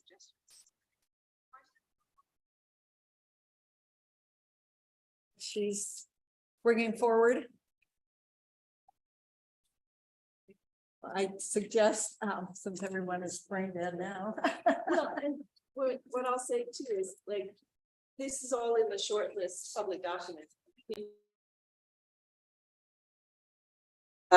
You know, provide another suggestion. It's all available for people to pile on to in there. Yeah, great. All right. I was going to offer similarly to what I offered up to Jackie, it'd be really great to sit down with the Industry Flow team and our recovery program folks to really think through this. So yeah, we'd definitely love their feedback. Yeah. All right. So keep your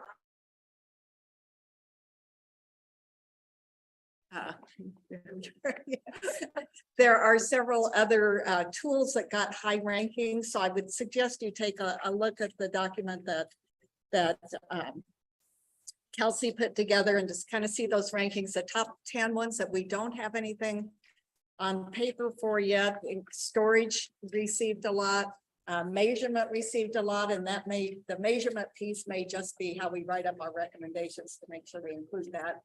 Forest health also had quite a few mentions, so if anybody feels strongly about those, it's feeling like if we don't have things on paper, they're going to end up on the others that we didn't get to list. So I would suggest if anybody on the task force really wants to see these move forward, or anybody in the public wants to see these move forward, to put something to paper that we can take a look at in November.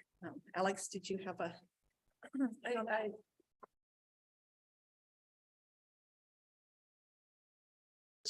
second. Can you speak I don't really loud here? Can you talk real loud? Oh, I'll be here. This is Aaron. All the time. So what I'm struggling with is this idea that has been kicked around already, which is we want to protect certain rights. We want to protect. Really, it's not that we want to protect rights; it's that we want to protect certain uses, right? We want agriculture to continue to exist in our state, and we see agriculture as a really important part of our economy and of our sort of culture and of the way that we our heritage, and we want to keep agriculture going.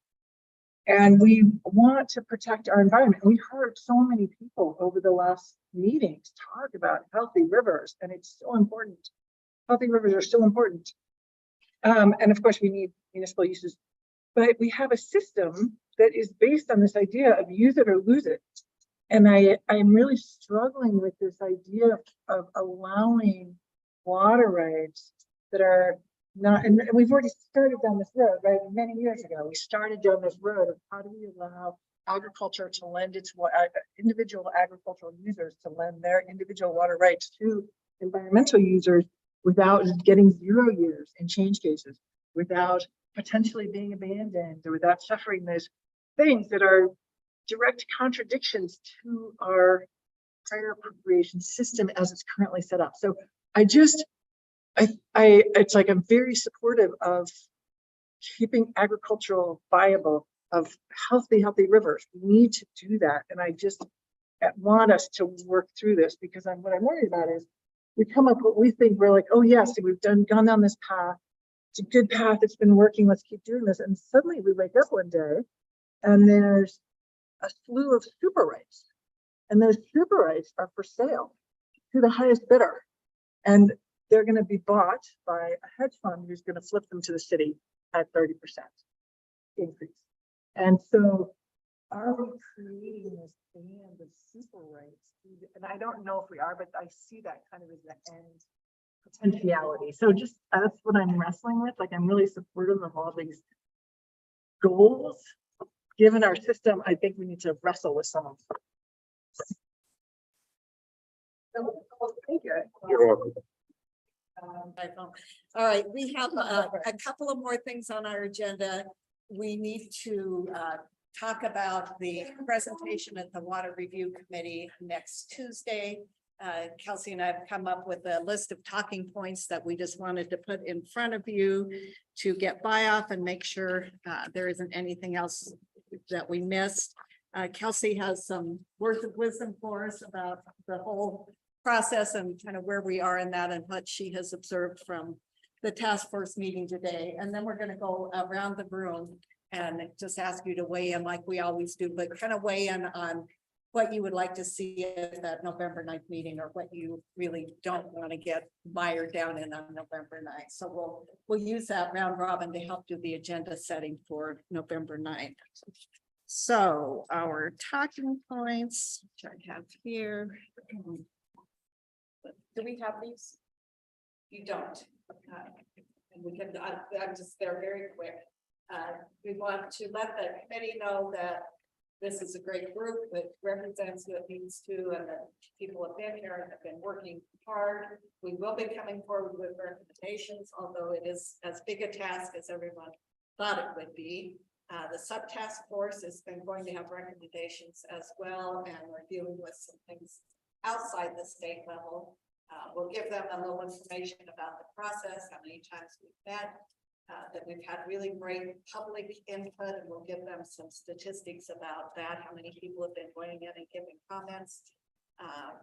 And we will let them know how we are going about developing the recommendations to them, and we'll let them know what to expect in the final report, which will include some specific recommendations, and it will also include pieces that still need worked on, maybe a recommendation of who might be able to do that, and what else needs done in this space.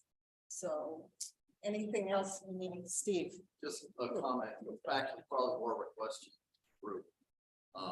Based on what you said earlier about the speaker, demand management. I guess in my mind, big management goes away in 2 years. Yeah. Is it really a viable option to keep on the table for Discussion, or we should ensure we're. about?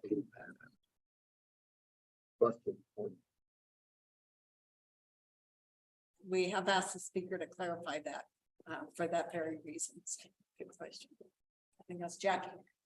Yeah, sounds good. I guess, so would you guys mind sharing like what you are going to share as the process of how we're coming up with recommendations and who you might be recommending could do what after that? We will just say that we will be discussing that in our. Gotcha. So not giving them any. Okay. But telling them that we won't have gotten through every issue in the Colorado River by December 15th, but we will give them recommendations, also a to-do list. You make it sound like we're lazy. Well, maybe we will. You're wrong about that. Aaron. I could probably go read the statute again, but can you or somebody remind me, is this the only mandatory report out that we have to give, and then it'll be a report out and then a document of some kind? Is that right? Okay. That's correct. This is the only time the Water Review and Ag Committee is meeting since we started. So that's when we're on, and we will we'll put these talking points in the notes. So if you have other ideas, you can email Kelsey or myself or add them to the shared doc. If you do have anything specific that you would like us to share with the Water Resources and Ag Review Committee, please email us and we can say who it's from and what you wish to share.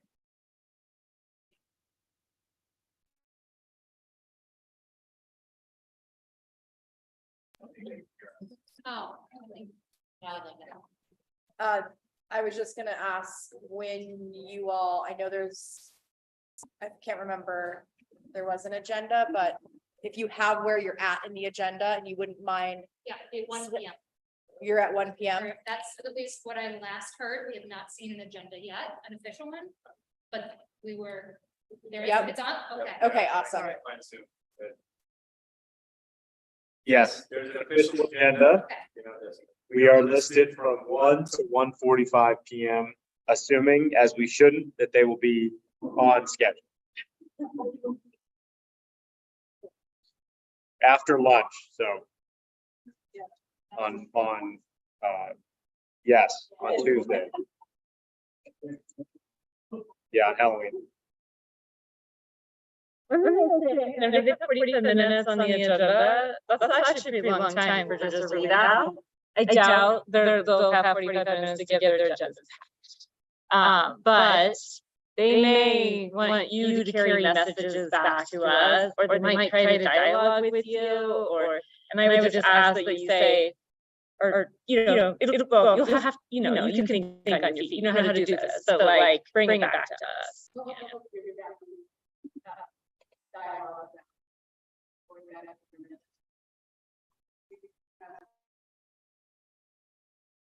And I will be in, I'll be in the crowd behind you there. Will the report also include the subtask force? Yes.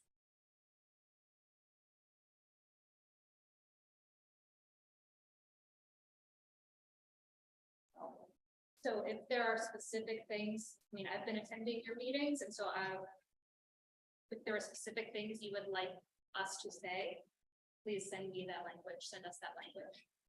And if someone else would like to join us, because you're very welcome.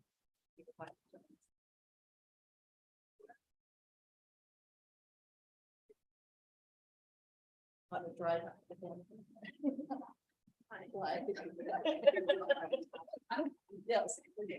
I guess there are definitely those of us that are familiar with interim committee and how these things work, but if you all have a moment to make sure that this group receives how they can get on the audio and listen in, or where it is exactly, we might not all be getting the same information because we don't all work at the Capitol on a regular basis, so I just. Did you have? All right, any other comments on that? All right. Kelsey, what's your word of praise about the discussion today? And you've been taking these great notes. I've suggested that we just turn in a graphic novel, which is pictures of Kelsey's notes. Yeah, Kelsey, what mic do you want to use? Stand in. So we'll get Kelsey's observations and then we'll go around the room and get yours. Okay. Thank you. All right, so I'm going to try to synthesize just looking at the photos of the boards from today, but obviously, as you all know, there was a lot of things discussed and there were several recommendations I don't want to use that word.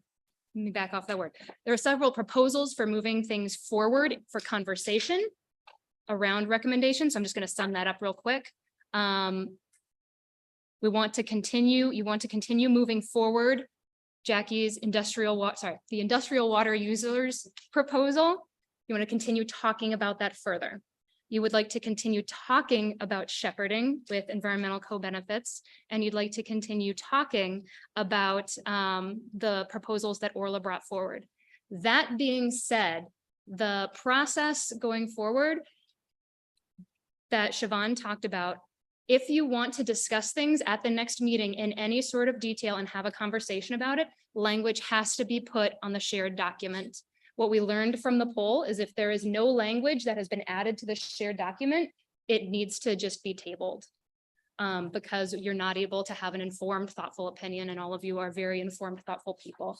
So if you want to see anything on the table for the November 9th meeting, it must be added now. This is the point where it has to be added. Yes.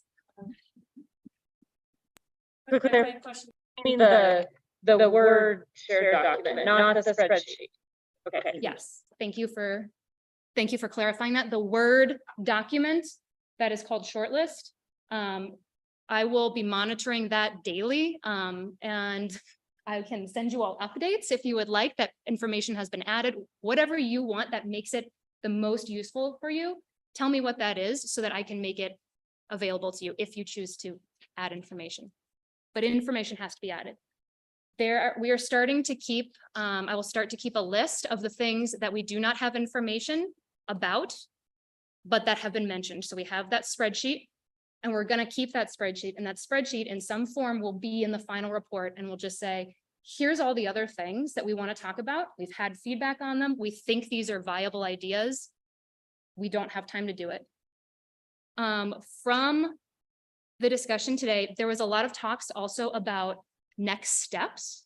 And so one of the things I was trying to track in each of the conversations were what you were all saying for next steps. So there's a lot of different ideas about what needs to come next. And I think that that's something that would be really valuable in our conversation going forward. If we can't get to a recommendation, what do you want to recommend for how this item needs to be handled going forward? And then I think those are my big words of wisdom. Those are my suggestions. I'm here to serve you all and help you get through this process. And it's a challenging process. So please tell me what you need from us to help you. Can I ask a process question on how we think things are gonna go overnight, assuming everything's on the short list? And maybe I'm jumping ahead, but what are you anticipating? What do you think the process will look like? We're about to have a conversation about the agenda, and so I think that's really up to you all. Okay. We can help facilitate that process, but it is up to you what you want to see in that discussion. So I also have a processing question. And you might have already defined it. How do you get consensus? What does that look Jim, like? you're an alternate. I'm not going to be here. Okay, so I don't really care. Come on. No, I could have talked about that. I think we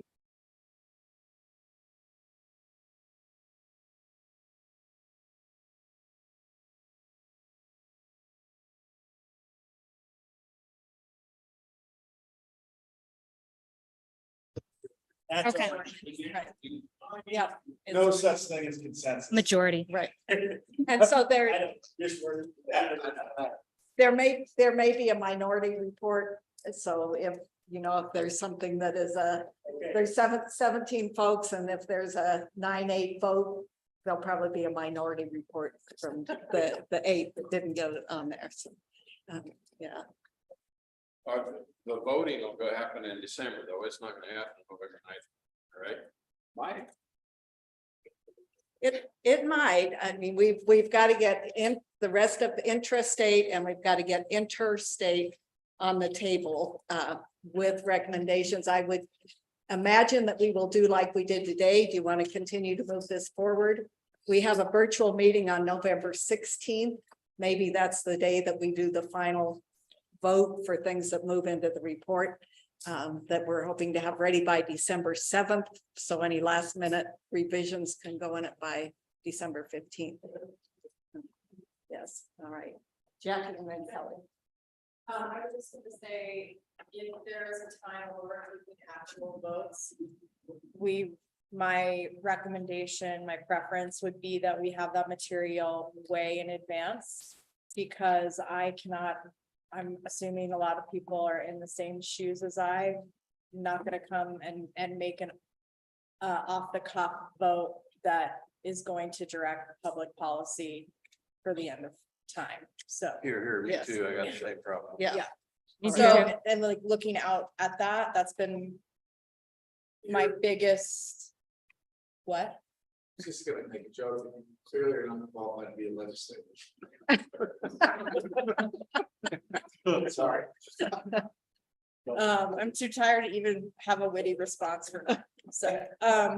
So that's what I would say is like, I know you all, the organizers have a ton of information to get ready for our meetings. But that's when the rubber hits the road for me is I can, that letter from the Attorney General Weiser, we couldn't even get to it today. It came in last night. That's hard, right? So since we are down to the wire, just as if we can have some deadline cutoff points or something that we're all wrapping our arms around so that we're prepared to be effective in the meeting, that would be really great. Yeah, really, really a good comment, which means that you all have got to get your draft words out to the group to look at. Can we set a deadline right now if you're gonna add information before the November 9th meeting so that everyone has time to review it? Let's set a deadline right now for when you have to do it by. And if it's not there. Maybe let's hear from Kelly too, just Oh, before sorry. we do And that. Marilla also has her. Well, I was gonna agree with Jackie and also say that having enough time, not only for people here to think about things, talk to constituents, but also for the public to react will be really important. Right. And yeah, and we don't have very many weeks left until December 15th. Kelly and then Kyle. Yeah, again, similar vote, can't vote without running it by my people. But also, I think even just like trying to vote and rank with the poll, there were so many tools in there that weren't quite tools, or maybe like comments they keep making are especially getting integrated, like the one regarding water, changing water plan, grants. Like we haven't even like discussed that. So like, are we just gonna not integrate comments or feedback, and then you gotta say thumbs up, thumbs down? Like those are just like the questions I have or concerns I have, because otherwise I'll be in a position where I'm gonna have to make a vote on something that I've already made comments about, but that haven't been integrated. Sure, has been a huge topic of conversation. There is James consensus about need for money for aging infrastructure. So, and you've made a lot of comments on that, and how does that go into the report? Yeah. Kyle. I would suggest we do not vote on November 9th. I think there are a lot of things involved in this, that if we put them on paper, and benefit for this clarification, this discussion, and I be comfortable supporting or not supporting. It would just be straw polls, November 9th. Yeah, but then that's one I'm gonna be gone on the 9th. So is my alternate, so Erin's gonna be sitting in our spot, and I really hate to put her in that position. But if we have an idea of what we're gonna vote on the next meeting, and then we can study it, go back to our constituents, I feel better with that. Great. And a reminder, the next meeting is a week after the 9th. So if we come forward on the 9th, decide what we want to move forward, we can maybe be ready to vote on the 16th.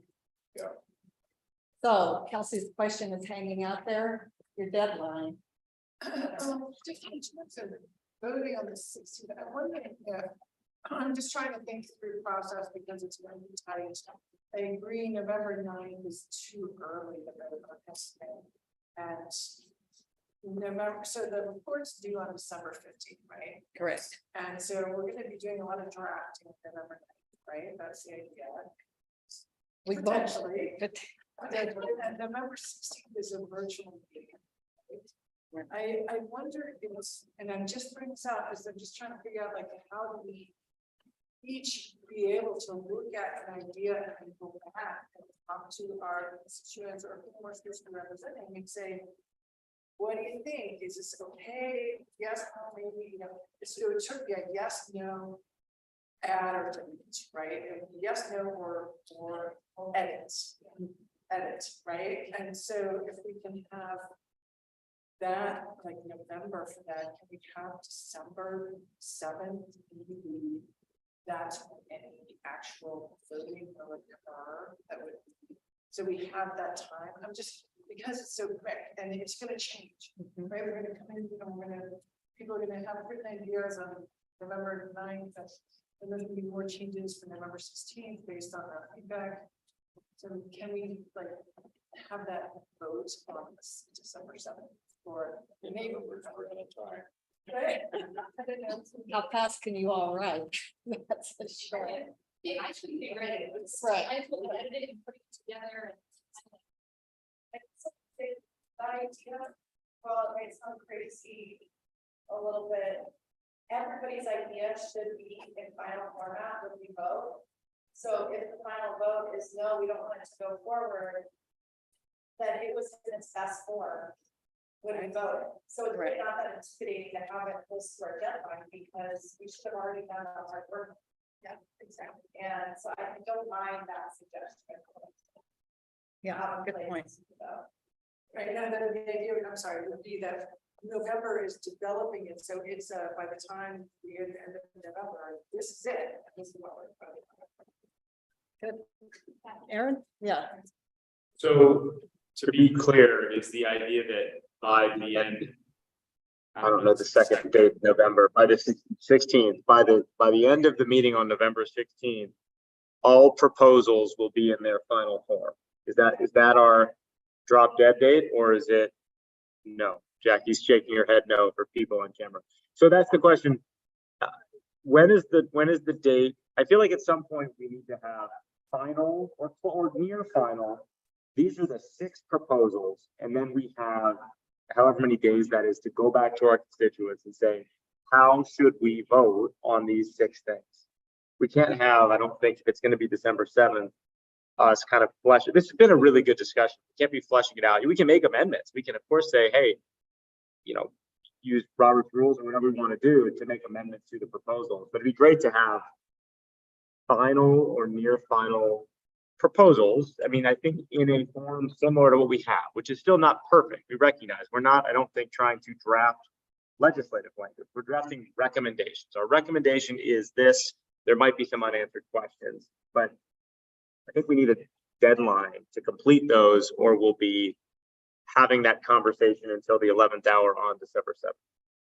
And we won't even have time to vote. So you need a week or so after the 16th to go back and talk to your groups, bring it forward in final form by the day after Thanksgiving. Oh, yeah. The week after the 16th is Thanksgiving, the 23rd. Then there is November 30th, then December 7th. So.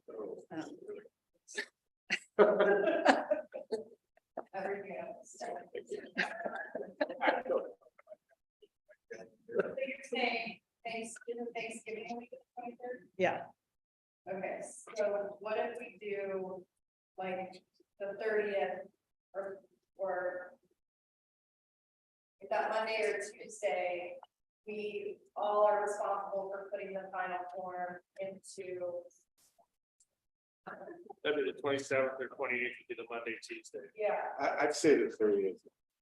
So yeah, but we're just end of the day, 30th. Yeah. There's a UCRC meeting on Monday, Tuesday. Yeah. So we're 30th, then everybody's looking into this worksheet thing that we have access to, right? Right. And you come with your vote, except Right.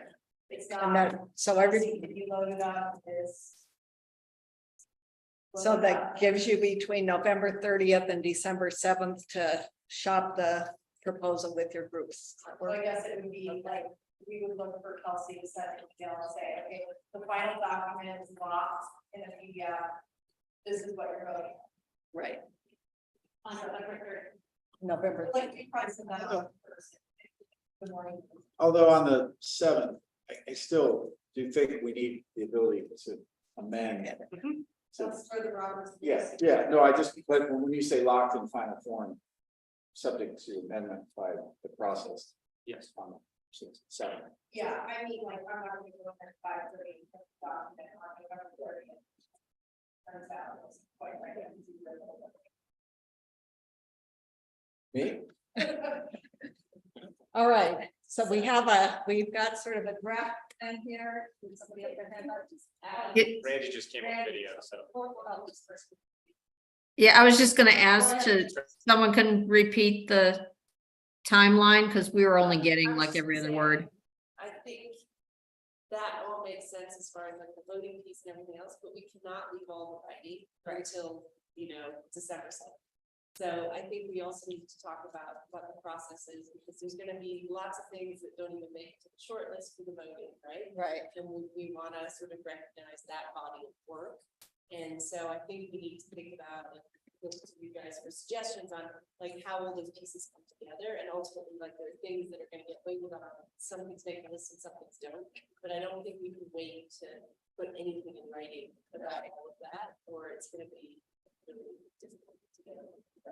And I would suggest, and we can work on this too, but maybe the straw poll idea like we did today, all right, we've got these things that we are advancing to further work on the language to get it in that final form. And then, yeah, And really thinking about like the structure of the reports, that we know where all of this is.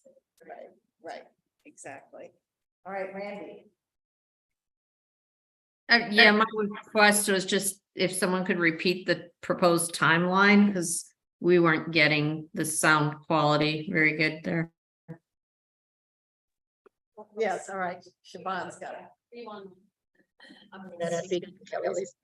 Excuse me, and this will be a good double check of the notes, so you tell me if I got this right. But that draft recommendations need to be entered into that shared Word document ahead of the November 9th meeting. I did not hear a deadline. So ahead is fine. Okay. They did not want to be asked, the group did not want to be asked to vote on the 9th for the 16th or after, when recommendations are in near final form. No. November 7th. Stay with me. Any adjustments need to be made to those recommendations by November 30th, and December 7th is when an official vote will take place. Amendments may still be made as needed at this meeting. So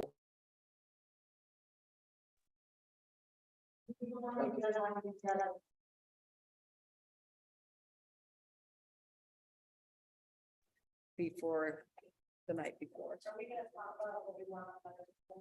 Yes. Okay. So we have the option not. You do, it sounds like. Yeah. All right, let's do our round robin. We've got just 5 minutes left. Let's do our round robin. You can say whatever you want to, but if you want to direct comments towards the November 9th meeting, do that. And Alex, we'll start with you because I know you've got to. Oh, okay. So you don't need to delete it. Okay. We will pass this mic around and first set ready. November 9th. Alternate, thank you. It's been fun. I hope you all do well. I heard what you said.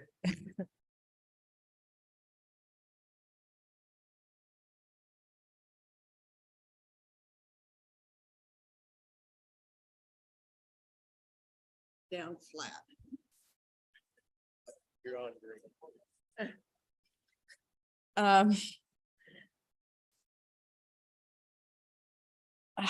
want to go first. I guess on the 9th, I propose that we have the adult conversation about demand management, and hopefully we'll have some clarification about Steve's point earlier, if we have moved on from demand management as envisioned in the DCP, or if we're just looking at demand management in a general sense, so that we can respond to the requests we've been given by the sponsors in the best way that we know how to do. And I guess I would just say we'll need some breaks, and I don't exactly know what that's a big, long day. I'll just throw in my 2 cents. I don't need to do the beginning round robin. I think it takes away from the time we have, and I love you all, but I think we need to just really focus on what we need to get done. So that would be my suggestion if we need to just get down to brass tacks.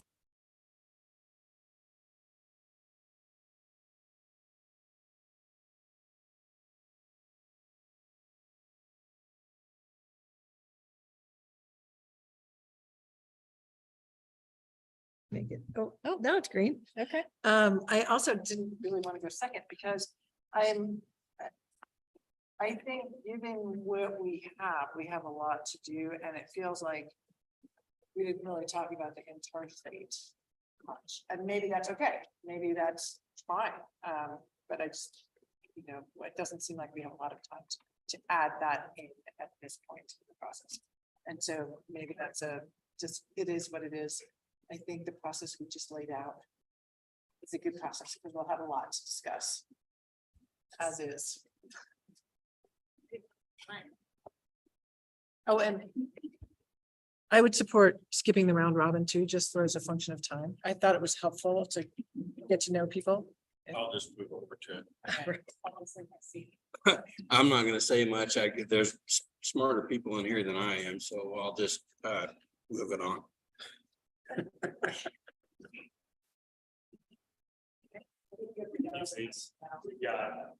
All right. Go ahead. All right, Steve. Okay, just speaking as an alternate and having sat in the gallery for all of these. Okay, this is Steve Pope. Speaking as an alternate, having sat in the gallery, I think, a couple of things to focus on were, those comments that were made by Lee Miller, last week. Do what we can. Do no harm. Focus on the things that we shouldn't be touching. And as Kate Greenberg also mentioned, a narrative. I hate to disparage all the attorneys in the room, but we could spend months wordsmithing certain concepts, but find that consensus as best we can, and that's what you're going to produce. Thanks, Steve. Andy Mueller here. I agree, round robin, not necessarily the beginning of it. Two, I would like to talk about the interstate proposals. I think there's a way to do it in a way that doesn't take a position one way or the other on big D, big M demand management, and I will write it up and put it on the sheet for people to look at. Two things. Originally, this meeting on the 9th is scheduled in Glenwood Springs at a CMC classroom that's a lot like this and has just the same problems that this one does. So we're going to do it at my office. We will get the address out to everybody. We have a very good audio visual system and it should work fine. Just a word of caution, there will be construction going on in my office above it. So we will try to move them out of the way for that time period. Two, are people interested in having a happy hour either the night before the meeting or after the meeting? And I will host it at my house and there will be no discussion about policy or the Drought Task Force business. Everybody raise your hand for before. How about before and after?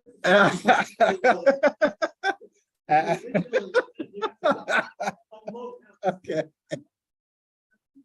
After. There you go. So, all right, we will figure out how to do that.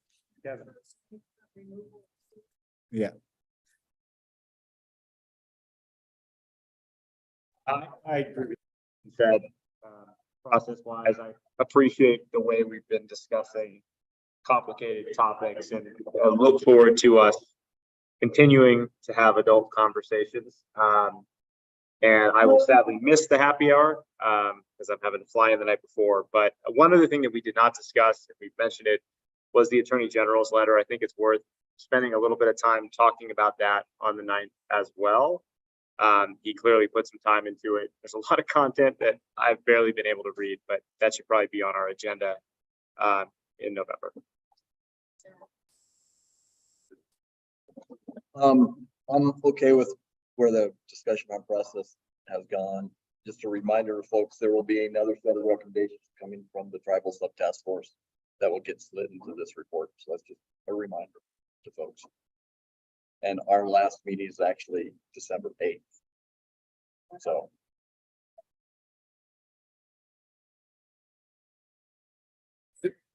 So yeah, I'm glad that there's been some dates fleshed out. Sounds like there'll be some more detailed conversation at the next meeting. Definitely a short deadline to try to come up with something. So it'll be interesting see what happens. I don't have anything to add than what has already been said. Yeah, just short timeline and long meeting next time and looking forward to it.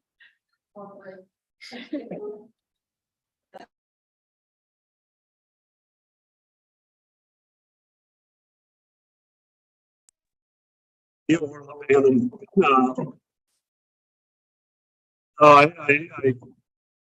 appreciate everyone's thoughts, as usual, great discussion. I think I'm gonna do a little play on words, but, you know, I think we've all agreement to not form Colorado, be Colorado first. I think if we do that, we do no harm, but do KNOW harm, because I think it's really easy to say not harm, but that means different things to different people. And so I think it's going to be really difficult to keep it Colorado centric. Yeah, I agree with you wholeheartedly as far as harm to Colorado. And I think most of you know that my feeling is if this legislature is going to do something and spend our Colorado money, I think they're going to pay somebody to do something, not to not do anything. Hopefully they'll take that to task. All right, thanks. Appreciate all the discussion today. And I do think we need to spend more time on the interstate discussion. So I know we'll jam that into the night and continue to have adult conversations. So I think, yeah, I think it's good to talk about the process and have a roadmap for it and know where we're going. I think it's fine to eliminate the round robin at the beginning to save time. And yeah, thank you everyone for all the work that's gone into this. Thanks for letting me go last. I wasn't ready earlier. Yeah, this was a really great discussion today, especially appreciate being here and now you. Doing the tour this morning, being here at the community center, so thank you for that.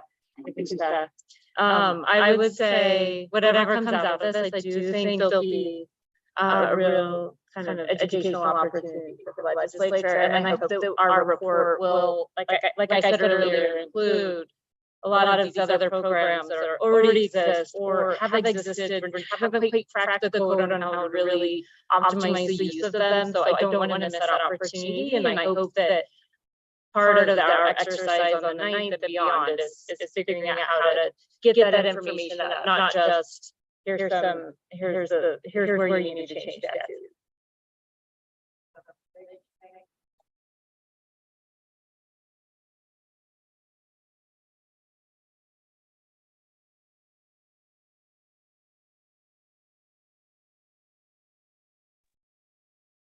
All right, this is Kelsey on Orla's computer. We're gonna go Randy and then Les and then Jason. Oh, and Kevin's back. Okay. Randy? Okay, thank you. Yeah, appreciate everybody's thoughts today.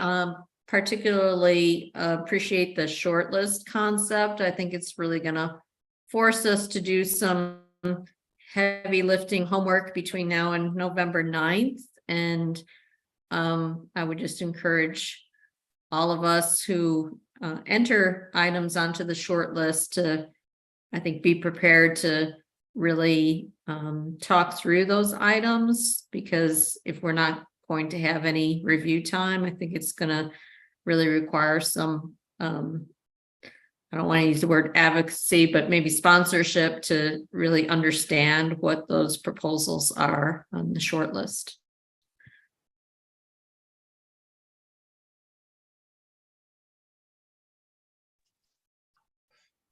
I don't really have any comments to add. Appreciate everybody's thoughtfulness in working through this. I hear keeping agriculture as a strong as a recurring theme, and certainly appreciate that, and look forward to seeing what comes out of the meeting on the 9th.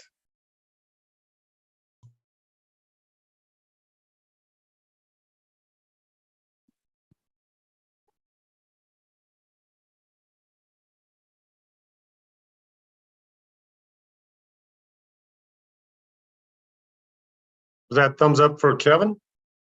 Okay, I'm just gonna say, great meeting. I'm looking forward to seeing everyone in person again in Glenwood. See you then.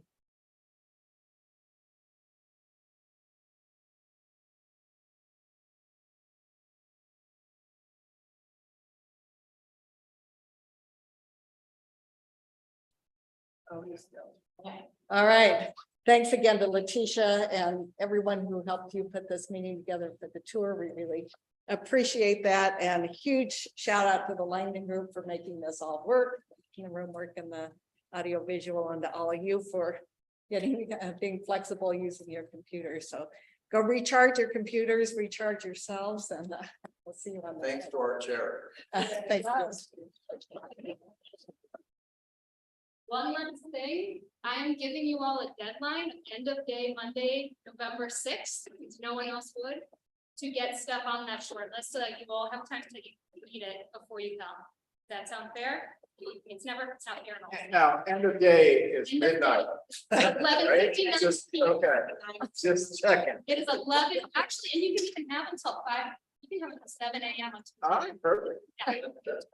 You know, my professors would say that would be exactly what I'd say.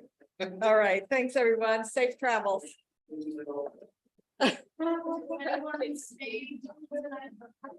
Yes. Yeah. Yeah. I'm staying in Durango. Yeah. Sorry, it's your.